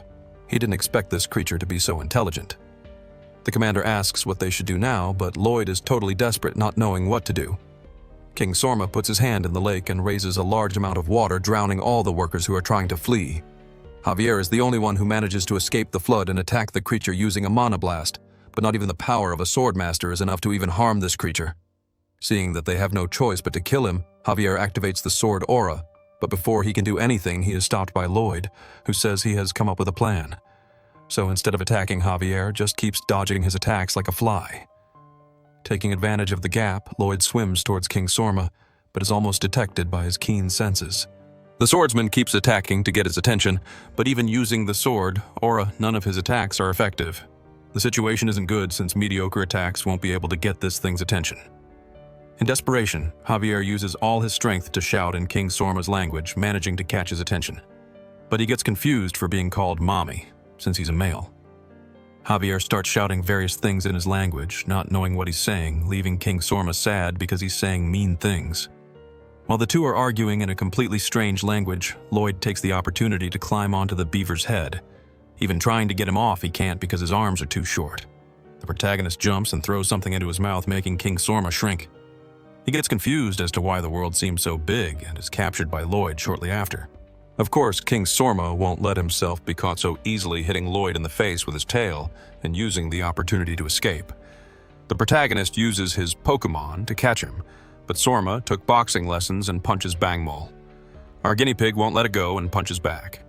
The two start fighting until Hippo takes the opportunity to hit him from behind, but Sorma manages to dodge the sneak attack and flee. Lloyd quickly appears in his path, ordering the snake Goming to catch him. King Sorma is a beast born for unknown reasons, even to himself. He spent 500 years simply breathing and sleeping, but for the first time in his life, he witnessed light. In short, the beaver fell in love. Obviously, Lloyd notices this and asks if he's now willing to talk. Sorma tries to pose as a gentleman and says he will talk to him since he is a knight. Going to the Frontera mansion, the beaver asks what his request is. Lloyd just wishes for him to scream once in the morning and once at night. The 500-year-old beaver is not a fool and says that if he's going to propose a deal, he has to give something in return. But the protagonist doesn't exactly know what to offer and says that if he does this, everyone will be happy, especially Bangmol. Sorma is totally in love and accepts the request right away, making the protagonist, the scoundrel, want to use his passion repeatedly for slave labor. Bangmol, even being of the opposite sex, has zero interest in him, so King Sorma will be an eternal bachelor. At that moment, Lloyd remembers that he is also single. In fact, both of them are eternal singles. Sorma, who was previously confused about what he was doing, ended up feeling the emotions Lloyd wanted to share. So Lloyd asks if he can call him Sormy from now on. At that moment, one of the workers arrives in the room and informs them that the orc tribe is being attacked by a group of Megalania. Even though they are a tribe of warriors and all very strong, they are still not enough to penetrate the thick skin of these lizards. The leader is thrown far away with just one attack, yet he orders the other orcs to keep fighting. Lloyd orders the entire white cavalry to gather at the entrance of the village and tells Javier that they need to take advantage of this golden opportunity, turning the monster's domino effect against themselves. Sorma eats a red grain, becoming gigantic and scaring the townspeople. Lloyd tells him to show his cool side and win Bangmul's heart, while Javier is confused about what he's talking about. With just a few leaps, Sorma quickly reaches the desert. The orcs continue to survive the lizard attack, but at this moment the giant beaver appears. Lloyd tells them to spread the word that if the monsters keep heading west, they will become food. With just one slap, Sorma throws several lizards at once, sending them flying kilometers away. He shrinks back down and looks at Bangmul, waiting to see her reaction. Seeing that she is quite happy, Sorma blushes and feels embarrassed. The leader of the White Cavalry says that even though they accompanied them, they didn't manage to do much, while the Orc leader says they are no longer in a blood pact. Now that he has saved them twice, the Steelskin tribe will swear loyalty to the Frontera barony. Lloyd seizes the opportunity and tells them to start the third project, resurrecting the Steelskin tribe. Some time ago, Aslan burned the Wheatfield region for a certain strategic purpose, causing a massive domino effect of monsters to follow. Among these monsters were some from barbaric societies that possess intelligence. It was these exact ones who saw 3 apex predators being tossed around like paper. They spread the news that there was a beast the size of a mountain to the west, so large it could touch the clouds. Its eyes were black as the abyss, and its fangs could devour all living beings in the world. Moreover, there was the master who controlled the beast with demon eyes that looked like hell itself. In the palace of Aslan, a man informs the king that the Steelskin tribe abandoned their settlement and migrated to the Magellan Forest. The Sultan says his plans worked and asks how Magellan reacted to this. The man replies that the tribe managed to reach the kingdom without any problem, leaving the king disappointed. Before leaving, the messenger reveals that there was another problem. The group of monsters the king expelled have returned and are now attacking the kingdom's border walls. The king gets nervous and asks the messenger if this is really happening. According to the servant, they are doing their best to repel the monsters, but the monsters seem to have gone mad with fear of something and won't stop attacking. He tells them to gather the soldiers and set more fires in the reed fields. It seems the domino strategy has backfired on them. It should be impossible to stop such a massive movement of monsters unless there's a true demon living in the West. At that moment, we see the protagonist instructing them to sign a document. The 2 loan sharks are confused about what kind of document it is, but Lloyd explains that as it says, it is a receipt for the full payment of the debt. The loan sharks are shocked looking at the huge check, but the MC asks what they are doing, tells them to sign it quickly and get lost. As the 2 idiots leave, the Baron arrives. He asks Lloyd if their enormous debt was really paid off. Lloyd shows the Baron the payment receipt and even suggests putting the receipt in a frame. In tears, the Baron hugs Lloyd and apologizes for making his son pay his debt. He reveals that he doesn't even know if he deserves to be the father of someone like Lloyd. Looking into the Baron's eyes, Lloyd asks if he really loves his son. To the Baron, this is a silly question because he is certain that he loves him, so the protagonist says that this is enough to make him his father.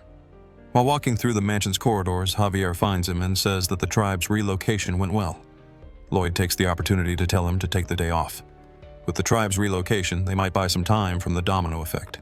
His debt is also paid off, so he has nothing more to worry about. However, it is strange. Our protagonist would normally be jumping with excitement now that the debt was paid. For the first time in a long while, Lloyd lies down on his bed to rest. He remembers the Baron crying when the debt was paid, but this memory triggers another memory he would like to forget. He remembers his real father in Korea crying and apologizing for making his son suffer. The protagonist says he managed to take care of all the problems in that world, yet he still feels guilty for not being able to help him in any way in his world. Javier hears his master's muffled sobs behind the door, while the protagonist for the first time cries as Kim Suho and not as Lloyd. A few days later, while the MC is walking through the village, he is greeted by the villagers as if he were some kind of celebrity. Suddenly, Mr. Byron appears, saying there are problems, and Lloyd gets excited to hear this. According to Mr. Byron, many people are coming from the south. Lloyd is curious if they could be enemy soldiers, but it turns out all those people are refugees. The MC goes to meet these people, and the refugee at the front of the group asks if Lloyd is the lord of those lands. The protagonist explains that he is the son of the lord and asks who they are. The refugee introduces himself as Nicholas, the chief of Sortie Village, and says they are subjects of Baron Cremo to the south. Until recently, his father was the chief, but he stayed behind so the rest could escape. His father protected the barony with the Lord until the end. It all happened very quickly. Lloyd interrupts Nicholas and asks what happened and if it has anything to do with monsters. Their lands were attacked by giant beetles, and their only option was to flee there. Javier comments that the domino effect affected a much larger area than they had calculated. The protagonist knows that all areas near the jungle were affected, but his was probably the only one still intact. Since besides giant summons, they have a master swordsman and the white cavalry. To the north, the refugees would find only the sea. To the south, they would reach another country, and to the west of Crio, it would be too far to go. So they would probably head to the center where Frontera and Gabeline are making Lloyd worried about the number of refugees that could go there. They beg for food, even if only for their children. Javier comments that they won't have enough space to accommodate everyone, but the protagonist is quite excited about all this. Obviously, the swordsman is scared, asking what he is thinking in this situation. But Lloyd asks how much he thinks they will start earning when they tax all these people. Javier gets angry, asking how he can think of taking money from these miserable people, but the protagonist ignores him and orders Mr. Byron to prepare some of the cooks to feed them all while the young master goes to report all this to the Baron. The knight asks Javier not to be so angry. Even though he makes those bizarre expressions and can read people like a book, Lloyd is a good person, so it's better to see what he does before getting angry. The Baron is frightened to learn that more people will come in the future. Although he wants to help everyone, the current food stock is not enough. Lloyd is confused and asks what he is talking about, since they should have enough to feed everyone for now. Initially, they were stored to be used as fertilizer, but there are several warehouses with tons of them. Obviously, the Baron says that giving locusts to people is a bit bizarre, but when he notices his wife is already eating one of them, she says they taste like shrimp and there shouldn't be a problem since the orc warriors eat them too. The problem is that the smell of the insects is quite bad, and she asks to be in charge of the kitchen. Soon after, tents start being set up for the refugees. While they are still finishing the first set of tents, more refugees arrive in droves.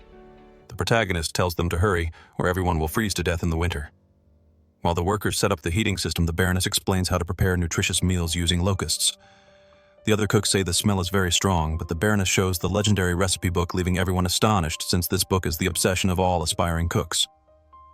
Looking at the construction of the tents, Lloyd realizes there won't be enough space for everyone.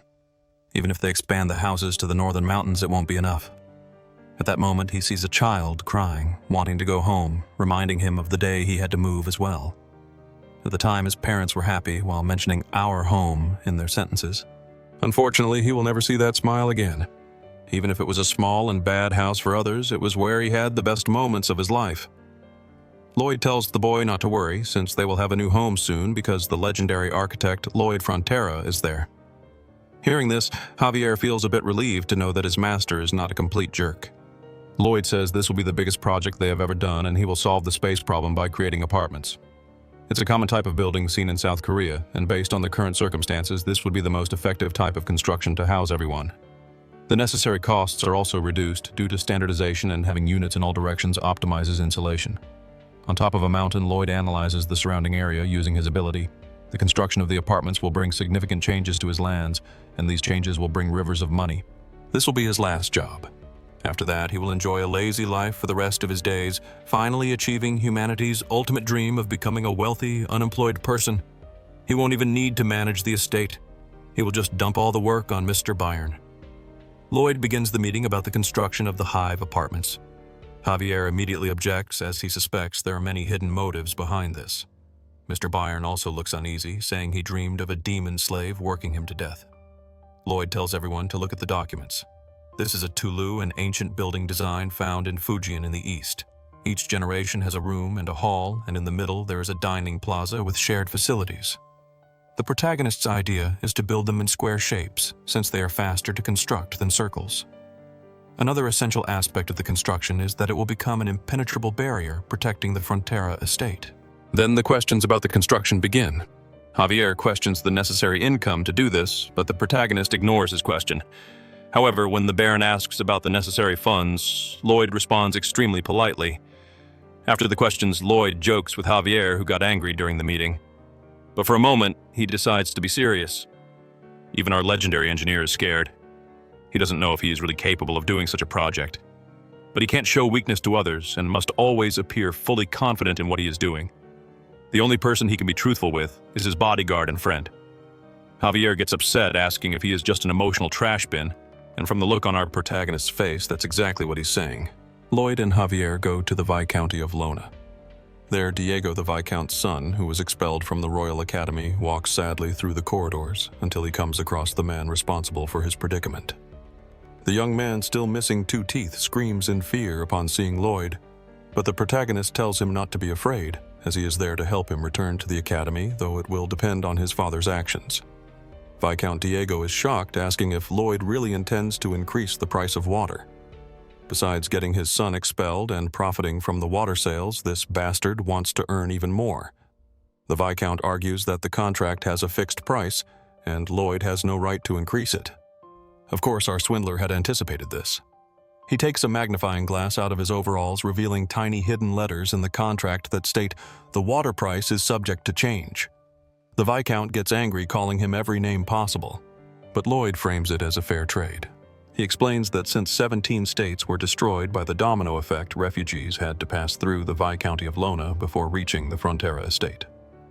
As a fair exchange, he won't tell the Queen that the Viscount ignored the desperate refugees passing through his lands. He is threatening him, but couches it in kindness, saying he will spare him and even send a letter to Her Majesty requesting his son's return to the academy. Tempted, the Viscount asks how much he will have to give.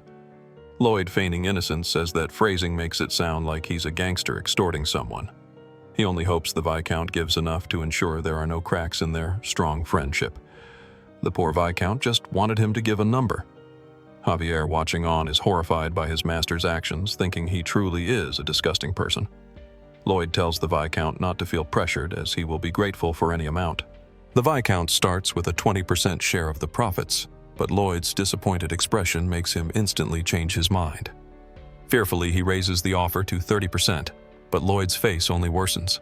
Completely desperate, the Viscount looks to Javier, who signals with his hand indicating 5. The Viscount increases the offer to 50%, but Lloyd is still not satisfied. Confused, the Viscount asks if 50% wasn't what he meant.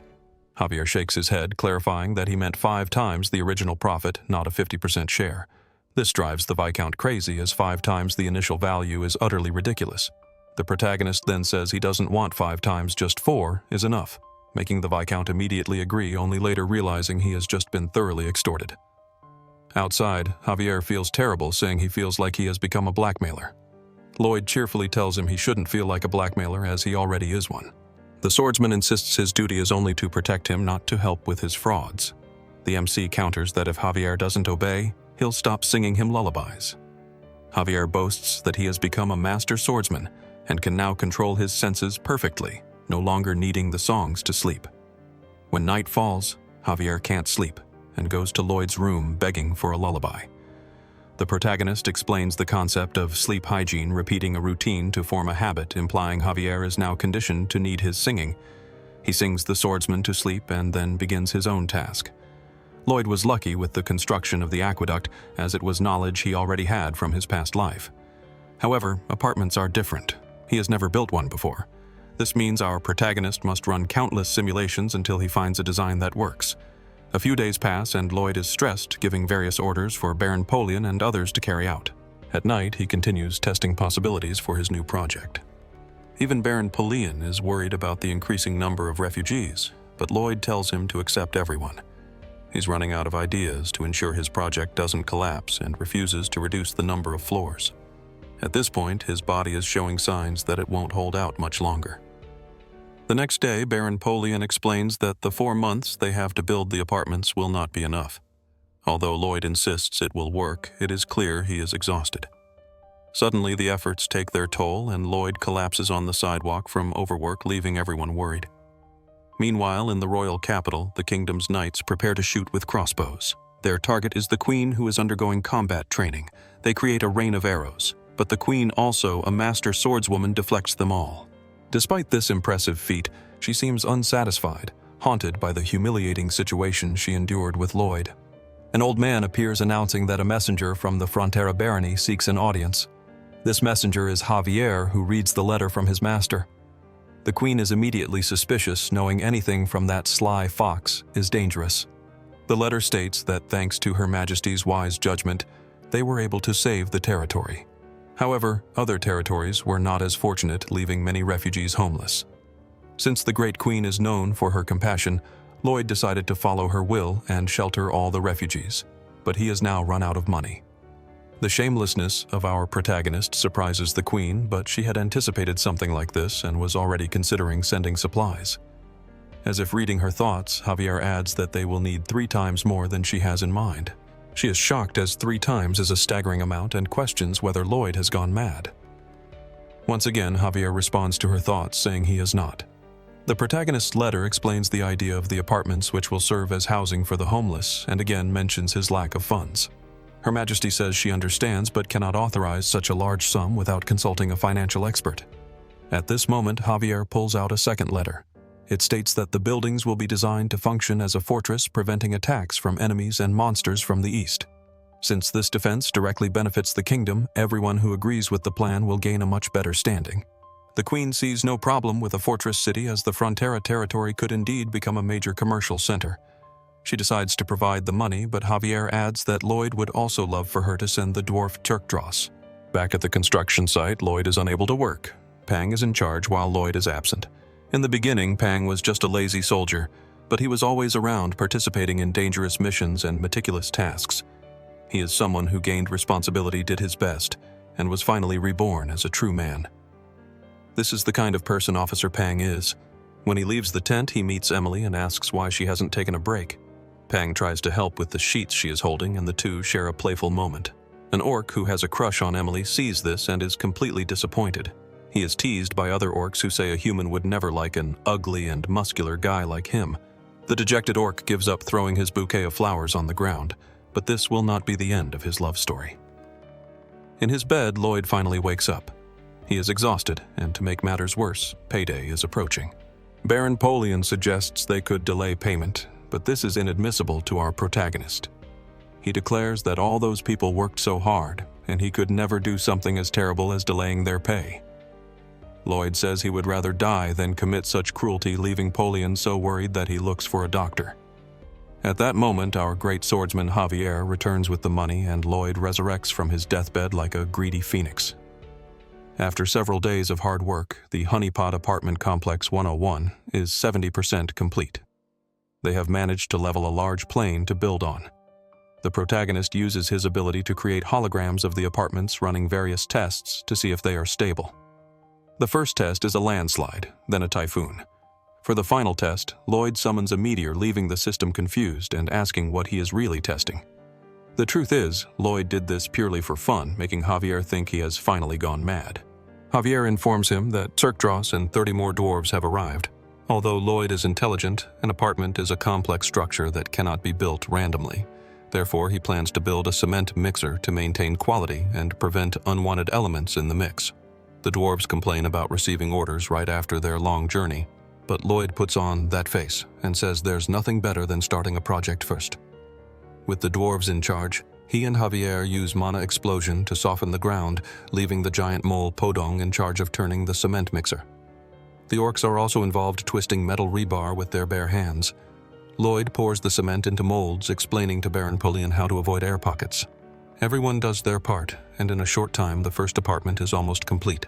With Baron Polian taking over the project, now that everyone is accustomed to the work, Lloyd can focus on other problems. The heating system works via a steam boiler. Hot steam rises through pipes connected to radiators in each apartment. However, there's a problem: the higher the steam goes, the more heat loss occurs, leaving the top floors without heating. Lloyd spent the entire night studying how to solve this, but the only idea he had was to use a material found only in this world. He recalls an incident where Javier faced a dragon. The creature's breath was powerful enough to destroy a city, yet Javier withstood it head-on thanks to armor with absolute fire resistance. This armor was created using the sap of the Alencia tree, the best thermal insulator in the world. Therefore, the two set out on a mission to find this tree. The problem is that the tree is located in the forest where the elves live. As soon as he finds this out, Javier tries to escape the suicidal mission.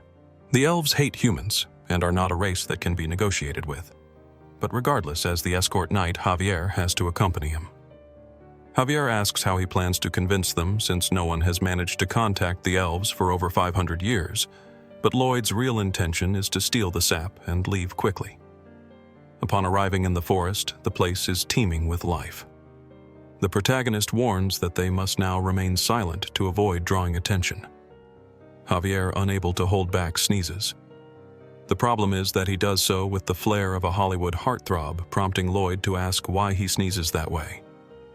Javier explains that because he has a handsome face, everything he does looks beautiful, something Lloyd wouldn't understand. The protagonist is left incredulous that he actually said such a thing. Lloyd questions how a swordmaster can't even control a sneeze, calling him imperfect for not even being able to hold in his own crap. Javier, used to these jests, retorts that Lloyd only brought up crap because he has no comeback regarding his handsome face. Lloyd gets so angry that he tries to hit him, which only makes Javier happier. Lloyd gives up and continues on their way, but the earlier shouting has already caught the attention of all the elves in the forest. Javier says this is not good, but Lloyd had expected something like this. Things just progressed faster than planned. The elf women start shooting, and the sword master easily deflects all the arrows. Lloyd takes advantage of the distraction, saying he'll get the sap and leaving his bodyguard to deal with the elves alone.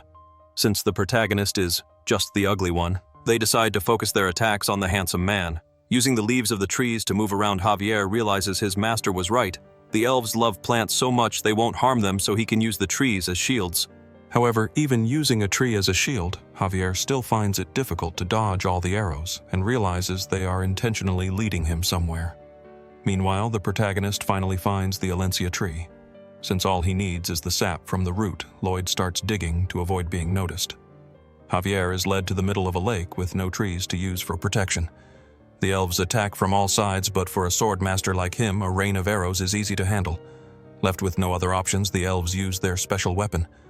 An elf woman named Meli Meli, who looks like a truck of pure muscle, appears. Her bow is so large that it has to be planted in the ground to be used. The shot is so powerful that even using aura on his blade, Javier is thrown far away. The swordsman uses all his strength to stop the gigantic arrow. Using sheer brute force, the elf was able to match Javier's aura-infused sword. Since Lloyd warned that if a single elf were hurt, all the others would attack, Javier cannot counterattack. The elves' combat skills are far superior to those of the orcs. Thinking it's time to get back to his master, Javier raises his aura-infused sword to defend against another shower of arrows. Meli Meli has another giant arrow ready. As Javier shreds the normal arrows, the brute elf launches her gigantic arrow. Javier uses his power to deflect it, and the deflected arrow flies towards another one just launched by the warrior elf, and the two collide mid-air. Meanwhile, Lloyd is in the hole he dug, collecting Alencia roots, until someone calls him a demon. He turns to see 3 elf archers behind him trembling with rage because he dared to cut the precious tree roots. Lloyd apologizes, obviously without any remorse, and says that many lives depend on him. Of course, the elves do not back down and warn him not to move, or they will fill him with holes. The MC says they can do that if they want, but the elves don't understand what he means. Then Lloyd turns around holding a mandrake and threatens to burn the plant if they attack him. This horrifies the elves who love all plants. The MC continues threatening to burn the mandrake if they do not back off. Furious, one of them curses Lloyd, saying that it is because of his behavior that he is not popular with women. This hits the protagonist like a blow, and he almost burns the plant in anger. The elves retreat as he asked until they reach a wall with nowhere else to go. One of them says it's time for them to talk. Lloyd does not want to talk and starts biting the mandrake, which horrifies them further. The MC orders the elves to climb out of the hole, and with no choice they obey. Outside, Lloyd holds the mandrake hostage, waiting for Javier. The problem is that he is more exposed and could be found by other elves. One of the elves starts to feel sick from the stress. Soon after, another one also feels unwell. Their leader insists they must endure and not show weakness before the plant killer, but her stomach growls loudly. The 3 then collapse to the ground. Lloyd looks at them confused and remembers that earlier the elves seemed to have tired eyes. Thinking back, he hasn't heard a single bird or seen any animals since entering the forest. The monster domino effect drove them all away, leaving the forest empty. Since the elves refuse to harm any plants, they only eat meat. In other words, these elves are starving. Back with Javier, the swordsman is exhausted, and so are the elves. He finds it strange that they tired so quickly, but it might give him a chance to force his way through. Even tired, Meli fires one more giant arrow at Javier.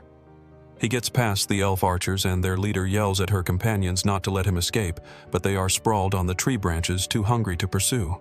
Only Meli, who had shared her meat with her companions, still has the strength to chase him. She continues shooting her huge arrows.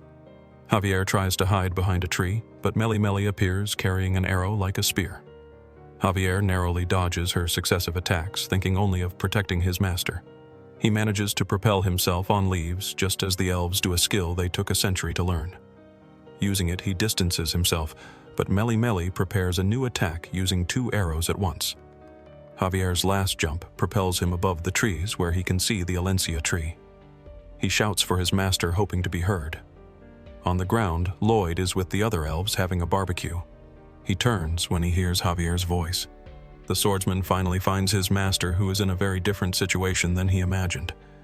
Lloyd asks what happened to him, saying his appearance makes it look like he has been in a war. The MC turns back to the elves, teaching them the ideal way to savor pork. He then invites Javier to eat with them. Lloyd introduces Javier to the elves, calling him his servant.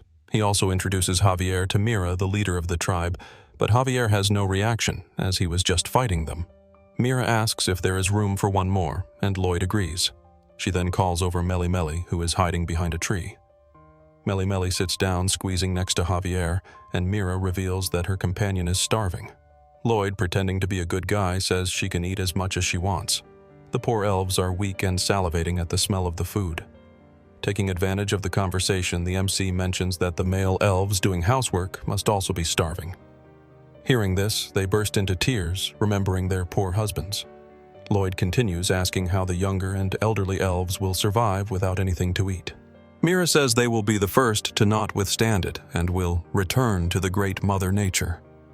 Even Lloyd is crying, not out of sadness for their lives, obviously, and he proposes a deal to the elves. Mira, even though she is moved, tells Lloyd that elves do not make deals with humans. But to him, this is nonsense, because they made a deal to save the mandrake, and they also accepted the meat he brought. The elf leader silently reflects on the deals she made without even realizing it. Lloyd reveals what he has to offer, first the chance of survival. The leader does not understand what he means by that. The MC explains that he is offering unlimited pork and charcoal to cook the meat.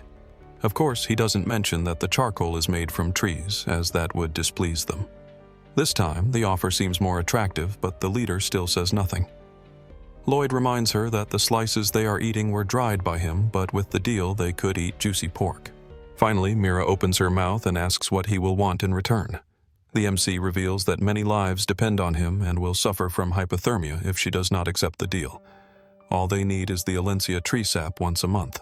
He will explain a way for the elves to extract the sap without harming the tree. Lloyd also thinks that transportation would be faster if the elves were divided into 2 groups, one to transport the meat and another to help with house construction, as this would help both sides survive. The elves are outraged and say their leader should not accept the deal, especially because humans are liars. The leader remembers her mother saying that humans live short lives and therefore try to make the most of it, being capable of horrible things.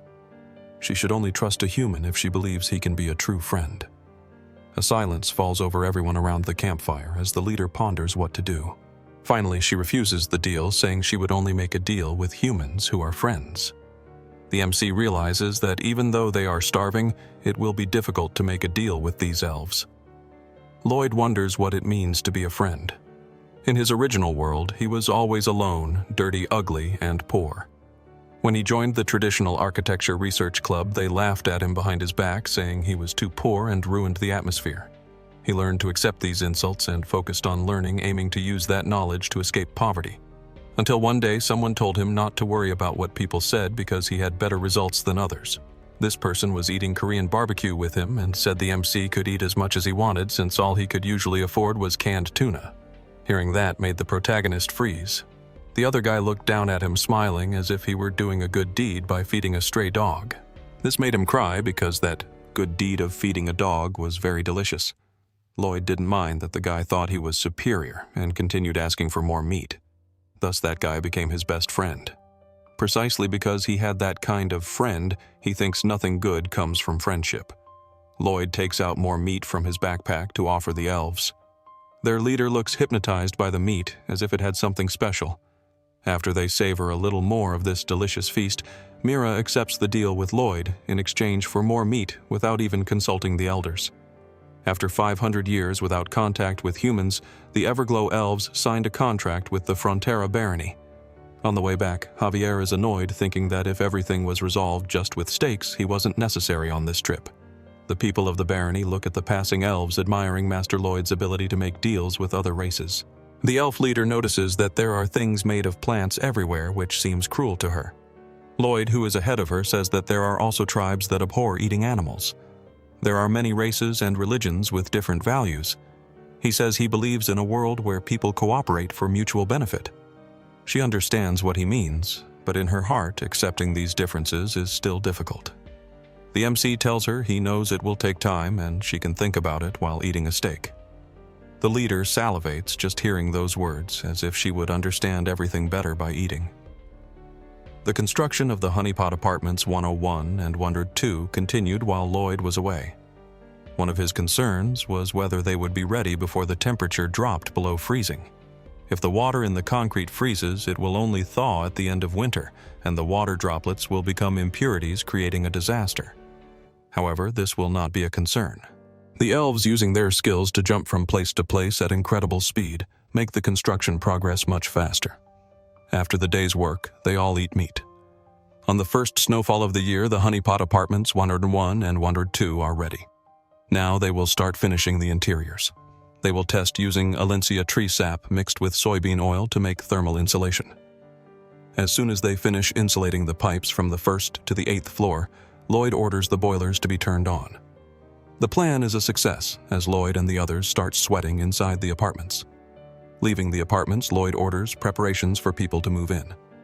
Javier argues about the priority, but Lloyd wants people to move in as soon as possible since it has started to snow.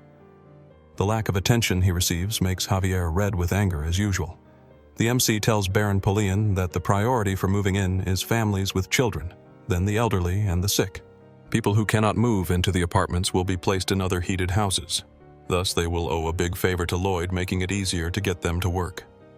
With this decided, Lloyd heads to see the Baron, telling Javier they still have a lot of work to do.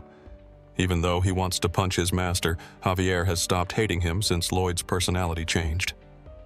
The protagonist managed to gain the trust of everyone around him. While they are walking, they hear a trumpet. Javier says it is the royal messenger from the Queen. The Baron and the Baroness are bowed before the messenger. The messenger reads the Queen's letter, saying that since the Frontera barony set an example, she orders that the barony be promoted to a county. He congratulates Count Frontera on the achievement. The Baron and the Baroness have tears in their eyes, not expecting this news. The messenger describes the Baron's contributions, stopping the monster invasion, protecting refugees, and rebuilding part of the eastern region into a fortress.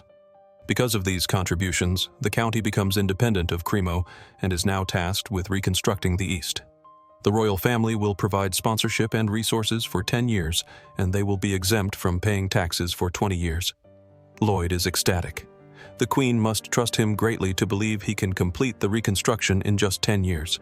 He turns to Javier, saying they need to return to the village because he has been preparing something for a long time.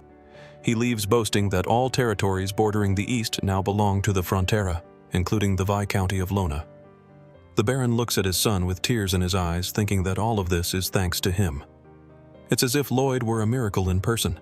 Later, in front of a statue of the Queen adorned with flowers, Lloyd, the Count Baron Polian, and other villagers are dancing around it, shouting, "Long live Her Majesty!"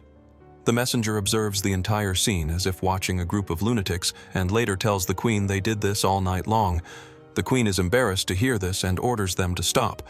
Returning to the county, Viscount Diego is riding desperately to find the Baron, who has now become a count. He arrives at the mansion and kneels before the Count, who asks him not to be so formal. To please him, the Viscount says that no one deserved it more, but inside he is cursing the Count. At every banquet, the Viscount always made fun of the Count, thinking the only thing he is good at is being kind. He believes the Count will soon lose the title, so he just needs to endure for now. The Count reveals that he received an imperial order to rebuild many areas in the east, but doesn't have enough labor. He asks if the Viscount could provide some engineers. The Viscount agrees immediately. The Count says that if the number is too high, it might be problematic, but he wants as many as the Viscount can manage. The Viscount looks up incredulously at the Count, who has just made the request. This time the Count has the same devilish look as his son and says it would be best to send what he asked for so their friendship is not strained. Now the Viscount has learned that he is no longer dealing with just the kind Count. The Count looks at the Viscount through the window, this being the first time he has ever said something like that, and it felt incredible. Meanwhile, Baron Polion informs Lloyd that the admission of residents to apartments 101 and 102 has been completed. It is time for the MC to reap the rewards of his hard work. In one of the refugee houses, a family is excited to eat the meal they received, except for the father, who now sees himself as useless for not providing for his family anymore. He wonders how long he can endure this situation. Then he hears people shouting Lloyd's name in the streets. As the MC walks by, many people thank him for everything he has done. Lloyd treats these people so well, it is as if he is completely out of his mind. Because of this, Javier knows that all this kindness means his master wants to extract something from them. He barely finishes this thought when a table is placed in the middle of the settlement. Lloyd sits down, smiles, and explains that it is now time for the people to pay their debts with work contracts. The people around him do not understand, but to him it is very simple. Nothing in this world is free. Javier no longer knows if his master's actions are right or wrong and does not interfere. The father from before is the first to ask if he will have a job if he signs Lloyd's contract. According to the good Master Lloyd, if he signs, he will even get paid for working overtime, but after receiving his first salary, the worker will have to buy things with his own money. The worker who does not want to live depending on anyone's goodwill asks the MC to read the contract. Lloyd tries to explain that the contract will exploit him to the maximum, but is interrupted by a young woman who is also interested in the job. Of course, the contract also accepts women. Quickly, a line of workers forms in front of Lloyd's table. He is already thinking of a new project to provide food and land. He plans to cut parts of the eastern mountains and use gabions to build farms. The problem is that Podong has not recovered from the work on the apartments. Making the giant mole work so hard makes Javier even angrier at Lloyd, and he kicks his master. After thinking for a few days, the only option Lloyd could come up with was to summon another pet. Even though he was constantly mocked by the system, Lloyd acknowledged that he always received the ideal pets for what he needed. Podong and Hamster, who were with him, waited eagerly for another friend. With nothing to lose, the MC asked the system to summon a creature capable of helping him build his dam. The system opened a summoning circle, but Lloyd noticed that something was different.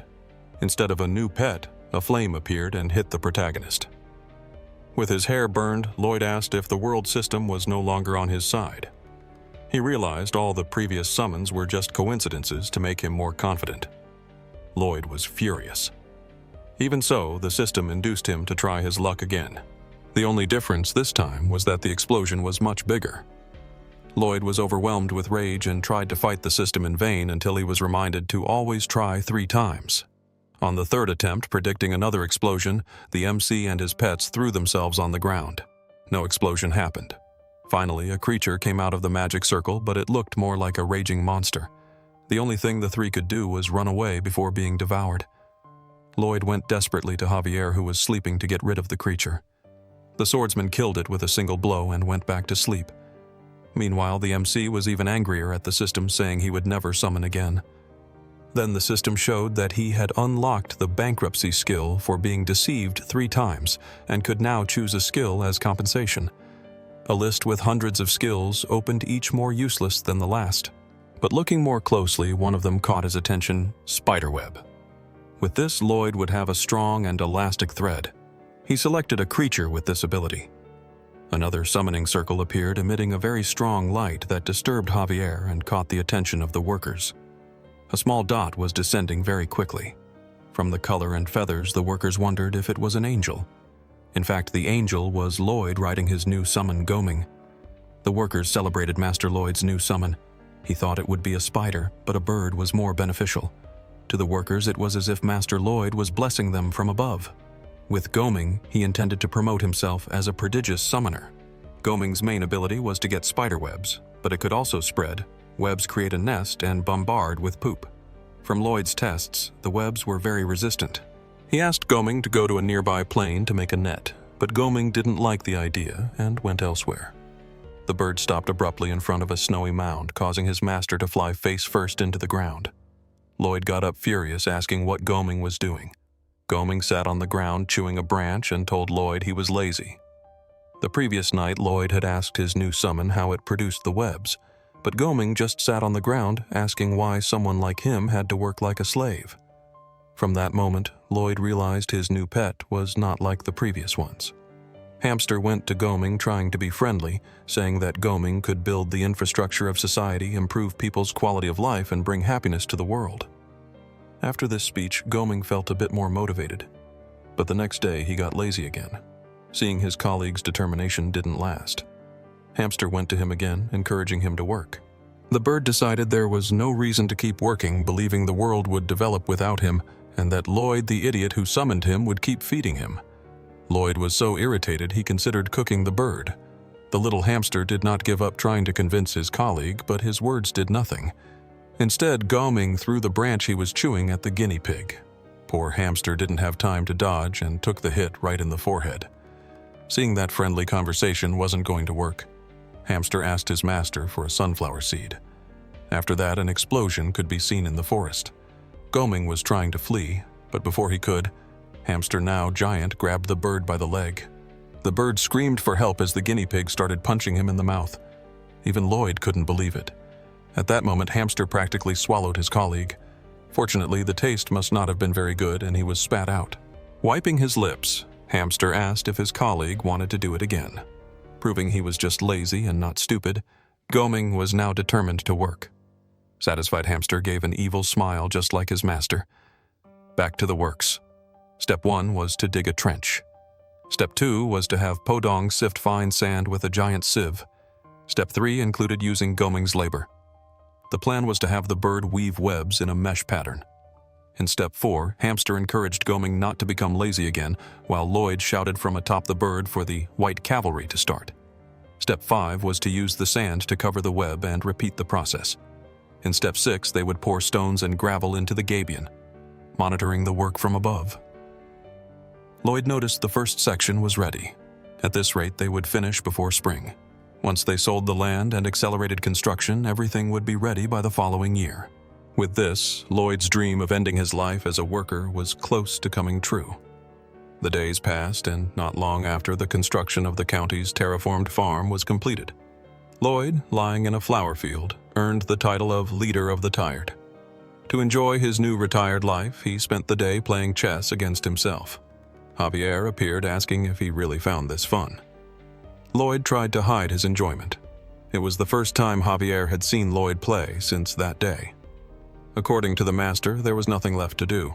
They had already improved the wizard's magic, and their work was much more productive. Everything was going well. This phrase triggered some old memories of his original world. His father said that he should always reconsider if everything was going well. Remembering his father's words left the MC petrified. Then Lloyd decided he needed to do something. Before putting Javier to sleep, he needed to be sure that everything was indeed going well. Alone, he invoked the system, which gave him the option to get a spoiler of the story's end. To make sure the future was secure, he selected that he wanted to see this spoiler. Suddenly, Lloyd finds himself alone in a completely dark place. Gradually, the darkness is replaced by what appears to be his room. When Lloyd turns around, he sees himself lying in bed with Javier standing next to him. It seems Javier is giving some kind of massage to Lloyd, but he soon realizes this isn't normal. Javier is using magic, and from what Lloyd can tell, if Javier continues, it will kill his future self. Worried, he approaches Javier, asking him to stop before his other self's heart explodes. But as he gets closer, he notices that Javier is in tears, desperate in a way Lloyd has never seen. The Lloyd of this future is very weak, with a cadaverous face. Seeing himself, Lloyd wonders what happened. Meanwhile, the other Lloyd asks Javier to stop his efforts, as both know it's useless. But Javier doesn't stop, determined to do everything he can to keep his master alive. Lloyd, with great difficulty, says that he is actually not the Baron's son, but Javier interrupts him, saying that he is the hero who protected their home and saved countless lives. This is how he will pass on his master's story. Without the strength to do anything more, the Lloyd of the future meets his end. His pets, all gathered around him, begin to cry. Since they were all summoned by him as soon as he leaves this world, they also begin to disappear. Our Lloyd, watching his horrible future, tries to stay calm. This isn't the first time he's seen his end. He needs to analyze the situation. This future Javier isn't much different from the one he knows, so this future must not be far off. This Lloyd is very thin. He might have suffered from dehydration, but for what reason Javier carries Lloyd's body, and from the landscape all this should happen in the spring. Our Lloyd follows, analyzing where Javier is going. At the end of the path, Javier reaches a place full of bodies. Lloyd looks at what seems to be a real massacre. Even the Count and his wife are bandaged among them. Then Javier starts spreading oil over everything and appears with a torch. Now we understand what is happening. Since he intends to burn everything, it's likely some kind of contagious disease has spread. Lloyd concludes it must have been an epidemic, but he has no idea what disease could do such a thing. Suddenly, Javier starts talking to him, something that should be impossible. He says that his master asked that when he was cremated, Javier should say these words. With a lost look, Javier says his master's last words, "Remember Vienna." The swordsman's words shock the MC even more. Then Lloyd returns to the present. The last words spoken by Javier linger in his mind. Perhaps it was a coded message from his future self who already knew the end. Suddenly, things start to fall into place. His conclusion is that his future self was an incredible genius. A few days later, Lloyd has a conversation with Baron Polian. He explains that he needs some professionals as soon as possible. Even though Polian warns that the cost will be very high for Lloyd, there's no choice. The Count of Cremo will have to provide these professionals, though it hurts that they'll have to incur new debts.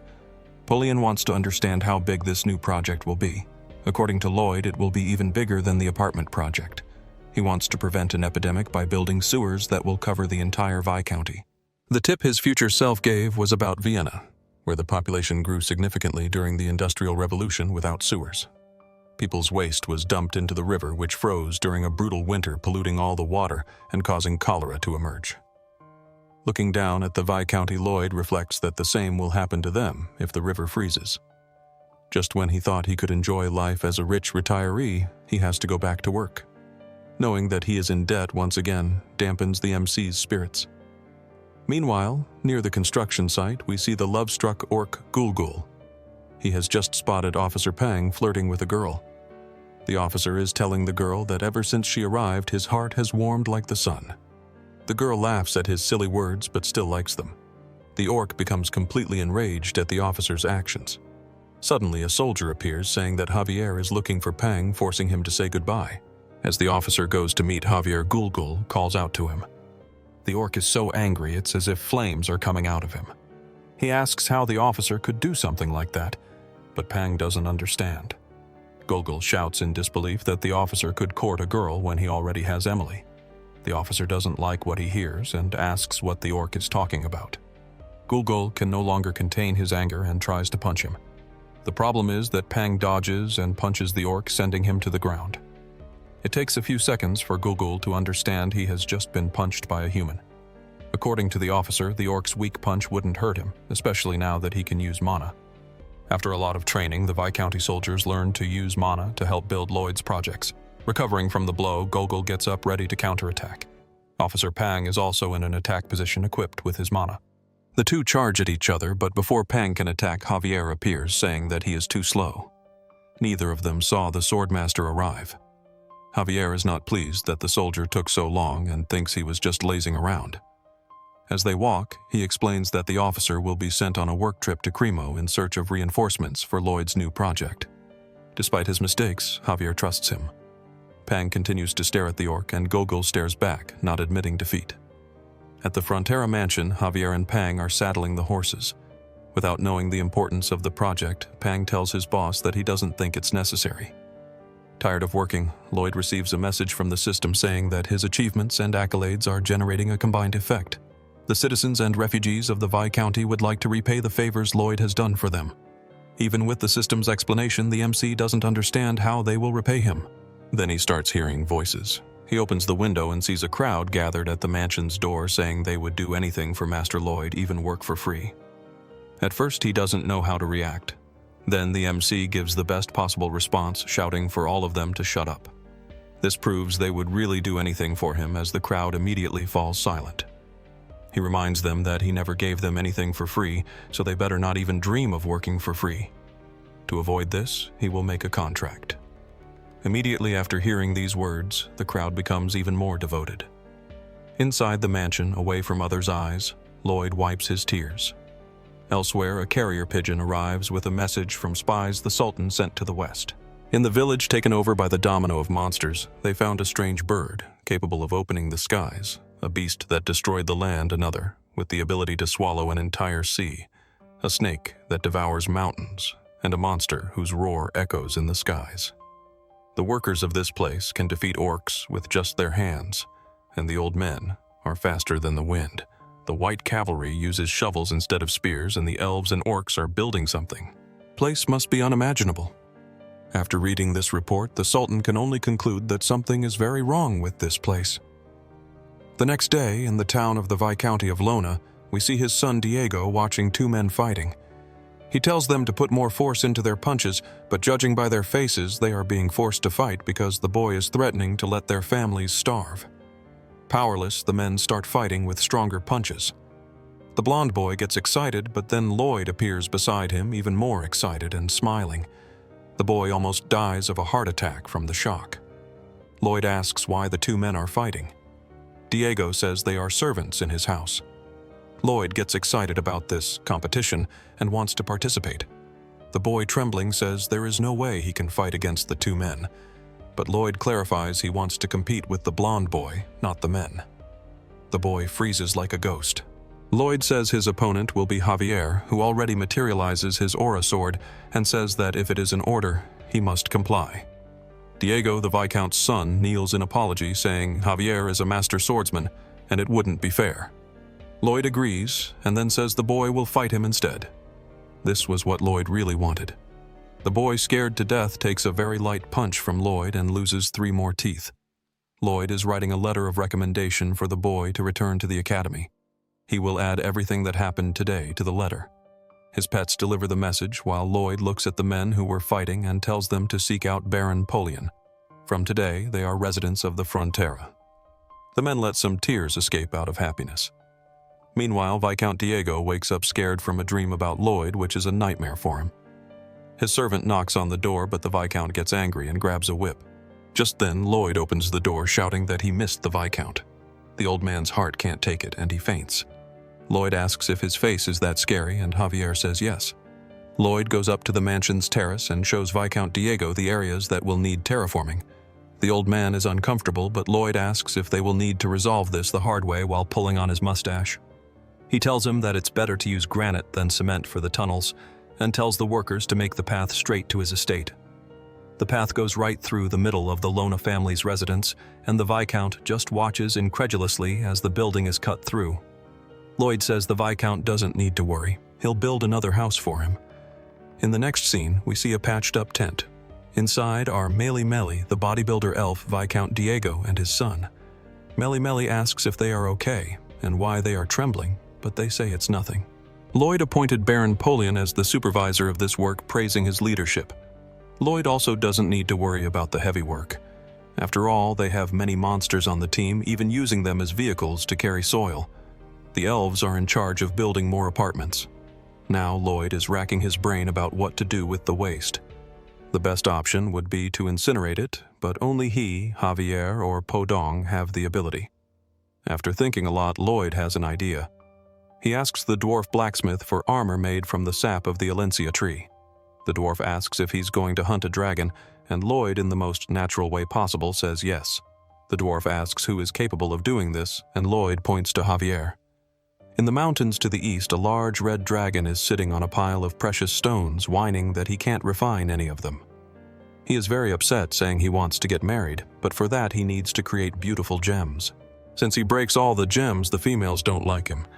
In the old days, dragons could invade human castles and steal them or kidnap a dwarf. But one day, the Dragon King married a human woman and created the Dragon Law, which prohibited dragons from intimidating other species. Someone in armor arrives, saying they understand the dragon's feelings. The dragon gets furious and asks how he got through all the traps. Yes, it's Lloyd and Javier. Lloyd says he disabled the traps and asks if the dragon's name is Solitas, saying he has a proposal, but the dragon spits fire at them without even hearing shouting that he can't get married because of humans. While in the middle of the fire, Javier asks what the plan is. Lloyd says the plan is to capture the dragon. Javier tells him to stop joking, but Lloyd insists step 1 is to fight the dragon and step 2 is to capture it. Then he pushes Javier into the dragon's field of vision. The dragon is surprised Javier isn't burned and wonders if the armor has some special power. If fire doesn't work, he'll crush him. Javier summons his aura sword. As the dragon's paw approaches, he dodges and his sword grows even more. The dragon tries another strike, but Javier dodges again, making the dragon even more furious.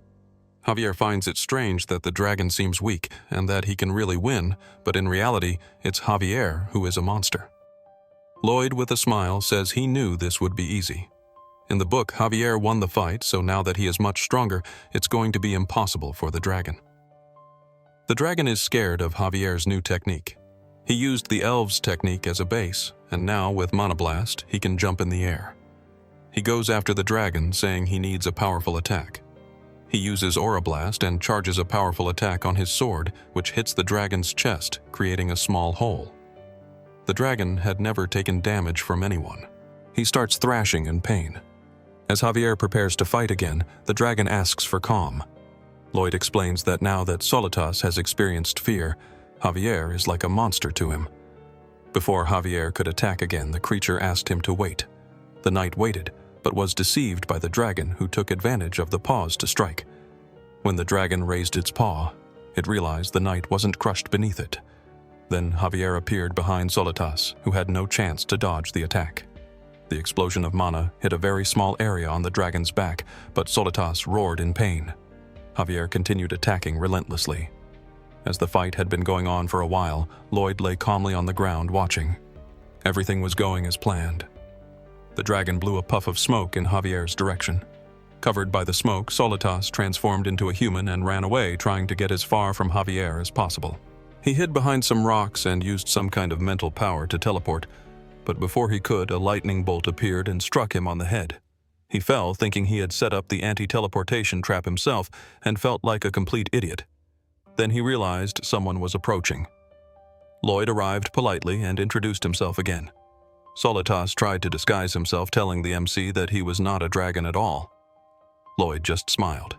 It was obvious. While he was saying he didn't know how he ended up there, Javier approached from behind and launched another mana attack.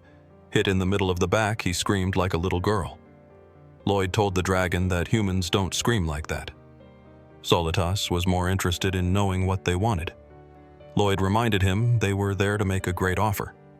The dragon asked, crying, why they attacked him instead of talking. He was reminded that he was the one who attacked first.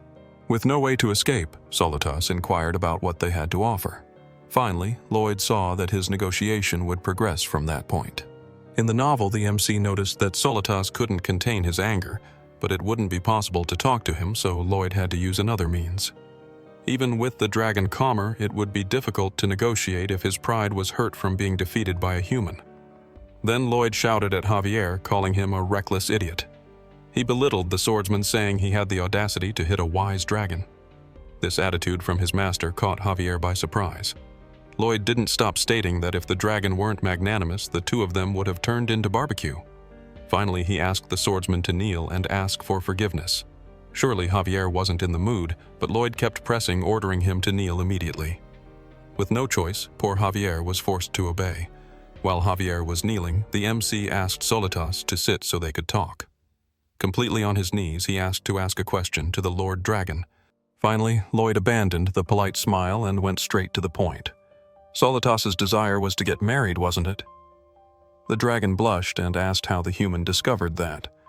The MC didn't answer, but said the dragon couldn't get married because he couldn't refine jewels. Once again, the dragon didn't understand how someone could know this. Then the protagonist made his proposal he would help the Lord get married in 10 years. The speech made the dragon so happy that he didn't even question how. Quickly, he came back to himself and wanted his questions answered, but Lloyd kept saying things that made him blush, like dragons sending love letters telepathically or making a heart with their tails illuminated by moonlight, With Solitas seduced by the idea of romance, the MC soon presented a contract for him to sign, telling him he could just sign at the end without reading. As soon as the dragon signed, Lloyd's expression became demonic again.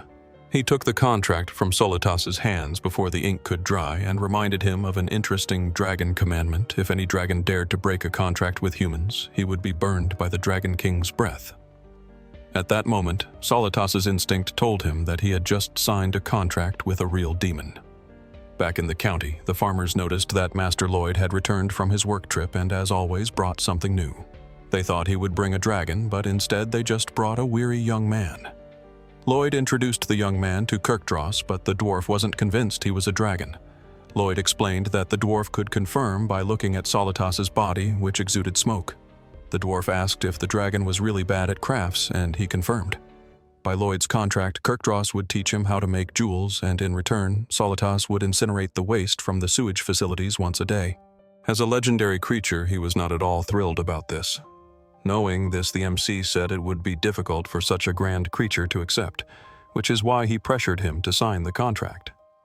Otherwise, Solitas would lose the chance to learn how to make jewels, making it much more difficult for him to get married.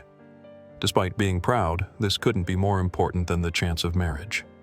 Totally bound, the dragon surrendered, and humbly said he would be in Kirkdross's care. Being a dwarf, Kirkdross never thought he would have such a majestic student. According to Solitas, dragons are indeed more powerful, but the dwarf is definitely the best when it comes to craftsmanship. So he asked Kirkdross to teach him. From afar, Lloyd thought that no matter how silly he was, the dragon was still quick to adapt. Kirkdross accepted the disciple, but warned that he might be a bit harsh. The dragon didn't mind. Then the dwarf's face turned scary, and he ordered the student to stop loafing and go get the materials. Solitas almost cried and asked if the dwarf was really talking to him. Kirkdross retorted for him to go quickly. Frightened, the new disciple ran off.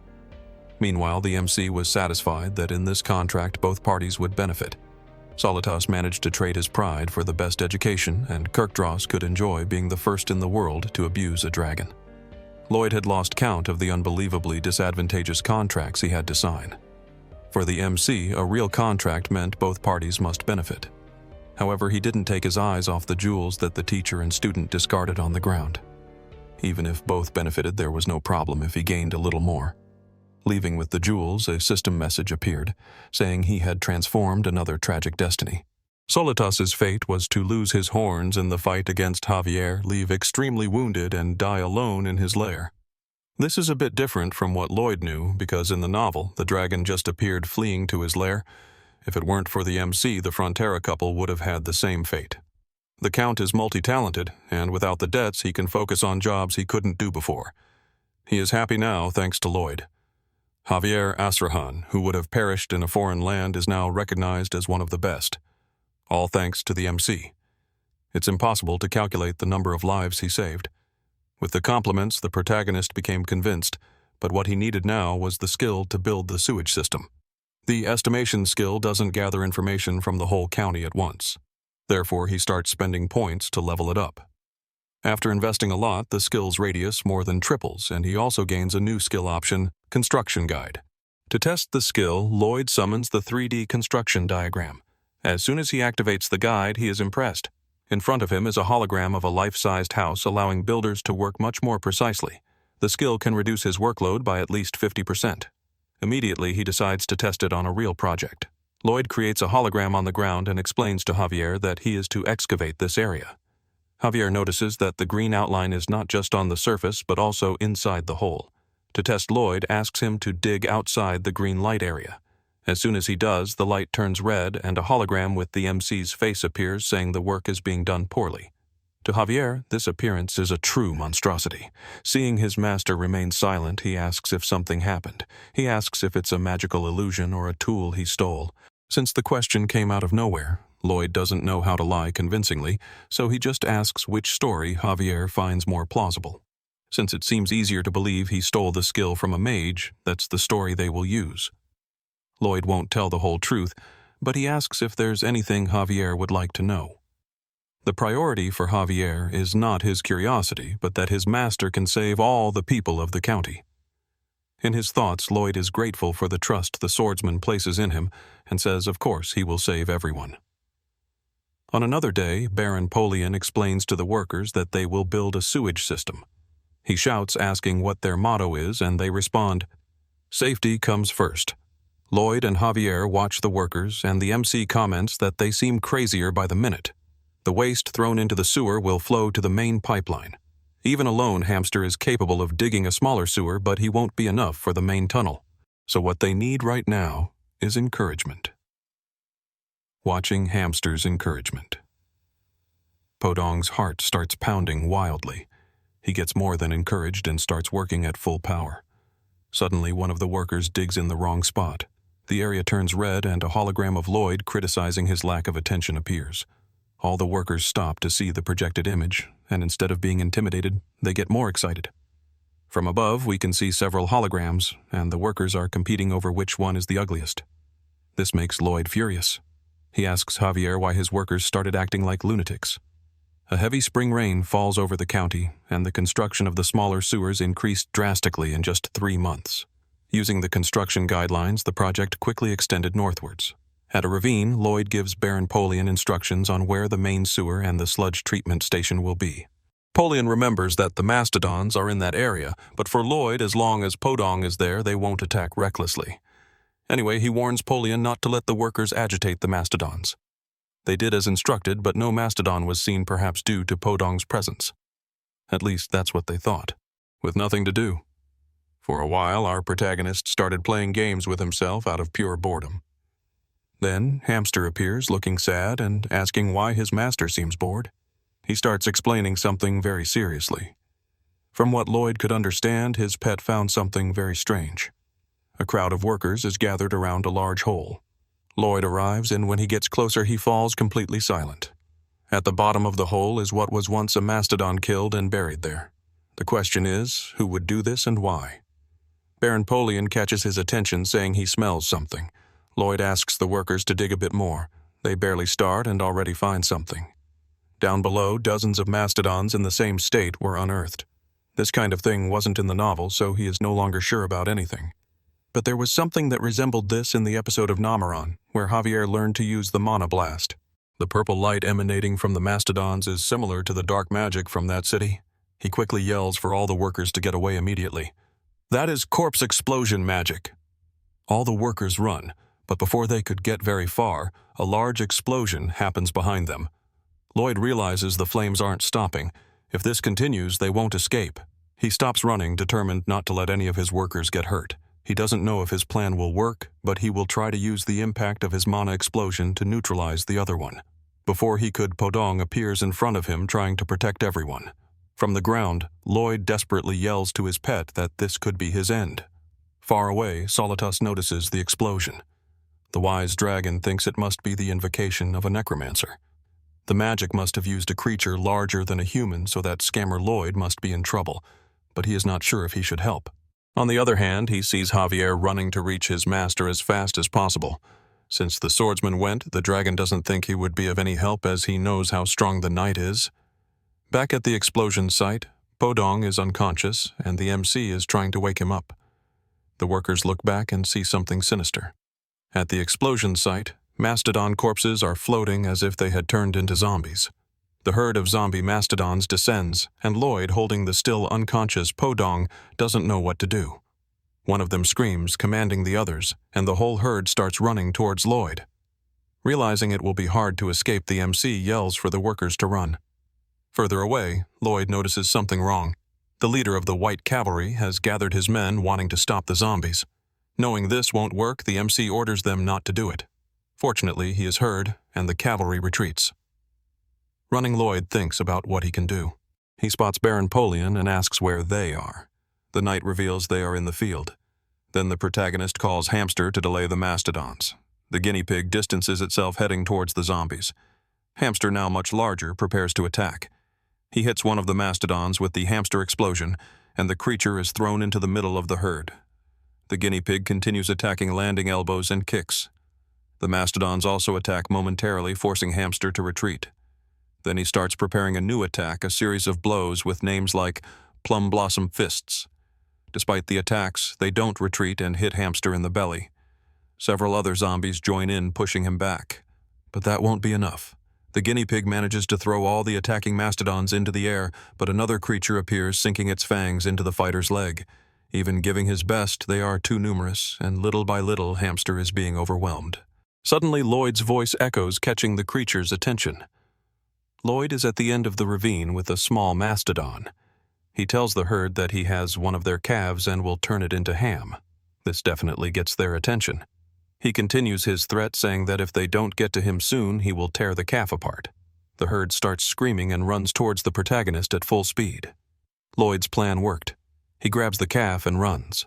The calf, actually named Pending, wasn't part of the herd, but one of the calves under Baron Polian's care.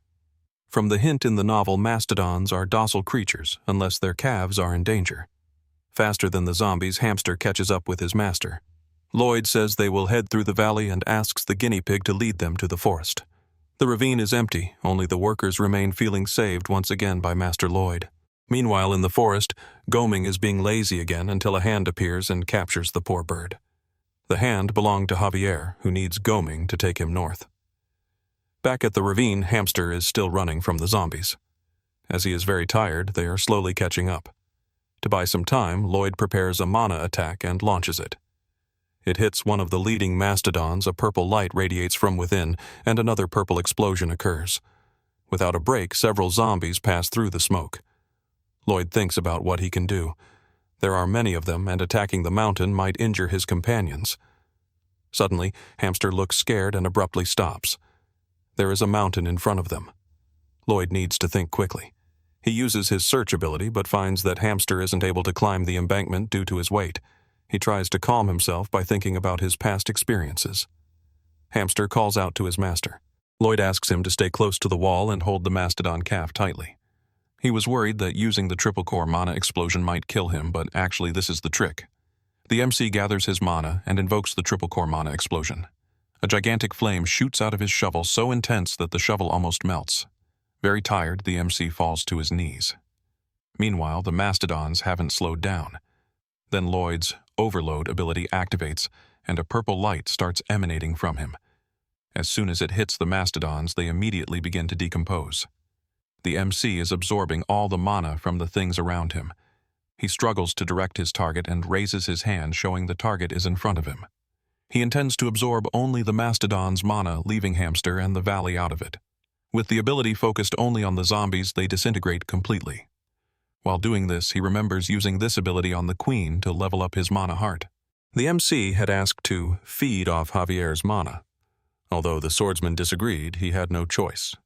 Lloyd planned to increase his mana heart's level by using overload to absorb Javier's mana. He began the mana blast several times until he was completely without mana, thus activating the overload ability. The ability started to suck the mana from everything around, so Lloyd focused all his efforts on taking only Javier's. Even having his mana sucked, the swordsman showed no concern, while the MC laughed diabolically that he would take every last drop of mana from his servant. That is until a system message showed that his body couldn't withstand this type of mana, and he fell to the ground powerless. After his plan failed, with a satisfied smile, Javier asks if his master is all right. After failing, Lloyd learned to establish a direction and target, and now he will take all the mastodon's mana. While doing this, several of his abilities are improved, such as his expanded mana heart. The problem is that the mana from these zombies is rotten, making it necessary to use more powerful rotations of his mana core to convert it.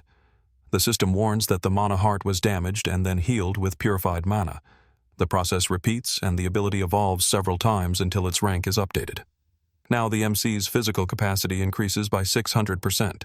After using the ability for so long, he can barely stand. Then the system communicates that a new mana heart ability has been activated, Undead Domination. Lloyd commands all the zombie mastodons to kneel before him. Hamster is impressed with his master's powers. The MC throws a blue sunflower seed to his pet. Finally, it's time for them to go home. Lloyd's new ability allows him to control any undead with less mana than him. While walking on the zombie mastodons, the system alerts Lloyd that there is a catch: the ability can only be used if he is looking directly at the zombie. Upon learning this, he looks at the mastodons behind him. They are all turning and heading towards him. The system informs him that he has 40 seconds until the 308 zombies are no longer controlled. Thus, Hamster and the calf begin to run desperately. Time runs out and Lloyd embraces Hamster and the calf, trying to protect them. Suddenly, a white rope descends from the top of the ravine, attaches to Lloyd, and pulls them up, avoiding being crushed. Catching his breath, the MC looks up. Goming is flying above him and used his web-spinning ability for the rescue. Mounted on the bird is Javier, who has finally arrived. The swordsman activates his aura sword, commanding Goming to start the attack. He does what Javier wants and flies higher, getting very close to the walls of the ravine. Standing on top, Javier uses the aura sword to destroy the walls. All this happens while Lloyd is trapped by the web swinging from side to side. Javier's attack causes hundreds of rocks to fall towards the herd, which explode when hit. From above, the swordsman continues to make more rocks fall, while a large purple explosion takes over the ravine. Lloyd watches in awe. After Goming takes them far away, they are finally safe. Still catching his breath, Lloyd thanks the swordsman. Contrary to what he expected, Javier is not happy and asks how his master can still be smiling. As an escort knight, he believes he should be by his master's side. He still remembers that the MC used himself as bait to evacuate the workers, but Lloyd says it wasn't quite like that. He was trying to lure them to take them all out at once. Then Javier questions whether his plan worked. Knowing the outcome, the MC asks what exactly Javier wants him to say. The swordsman yells that his master should worry about himself at least once. Without him, the apartment and sewer projects would end. Even the villagers' lives would be in danger. Lloyd needs to take care of himself because countless lives depend on him. So Lloyd asks if that's what Javier meant, that some people might die as long as he is alive. The swordsman explains that's not what he meant. He just doesn't want his master to keep taking risks. But Lloyd shouts angrily that if he hadn't done what he did, people would have been hurt. He is the most important person in the county, and the people are his responsibility. So who else but him should protect them? Javier asks if he will continue doing these dangerous things in the future. Of course, Lloyd won't stop and will take more money as a benefit. The swordsman gives an enraged look, but then calms down and tells him to do as he pleases. Javier will stay by his side anyway. After that, the system informs the MC that his affinity with Javier has grown, and now he has gained his respect. From now on, the swordsman would be willing to die for his master. Knowing this, Lloyd gives a smug smile. What they need to figure out now is who summoned the mastodons. It could be retaliation from the Asrahan family for the monster Domino, but as far as the MC knows, there is no necromancer there with this power. Based on the novel, the only mention of using dark magic was regarding the walls of Namaron. For now, it's better to stop the work and look for clues. Sometime after the attack, the workers are digging a huge hole. Lloyd continues trying to find evidence, even though it's like looking for a needle in a haystack. Suddenly, a soldier appears on horseback calling for Master Lloyd. Count Cremo just came from the west looking for him. In a room at the Frontera mansion, Count Cremo starts the conversation by suddenly talking about marriage. This leaves everyone at a loss for words until Lloyd explains that the Count is not his type. In fact, the Count wants him to marry his daughter. After the MC left, the Count wondered if there would be a better son-in-law, and now that he's famous, he must have received several proposals. But Lloyd explains that he hasn't received any. At that moment, the Count Lloyd's father draws his son's attention and throws dozens of letters with marriage proposals onto the table. His father was waiting until he was less busy to show them. Upon seeing the letters, Count Cremo says they are all insincere for not coming in person. Before he could continue, Lloyd interrupts, thanking him for his consideration, but apologizing for not being willing to do as he wishes. The Count does not accept this. The MC is already 27 years old. With the Count's sincerity, Javier struggles to keep from laughing. The Count's daughter has an anguished look. She introduces herself and tearfully says she is willing to devote herself entirely to her family. The way she said it, it appears to the MC that she is being forced to marry a demon. Now Javier is even using his mana to keep from laughing. Lloyd's father joins the conversation, making a request to the Count. He explains that everyone's feelings must be considered. It would be impossible to spend your whole life with someone you don't love. For the sake of the Count's family, he believes his daughter's wishes should be taken into account.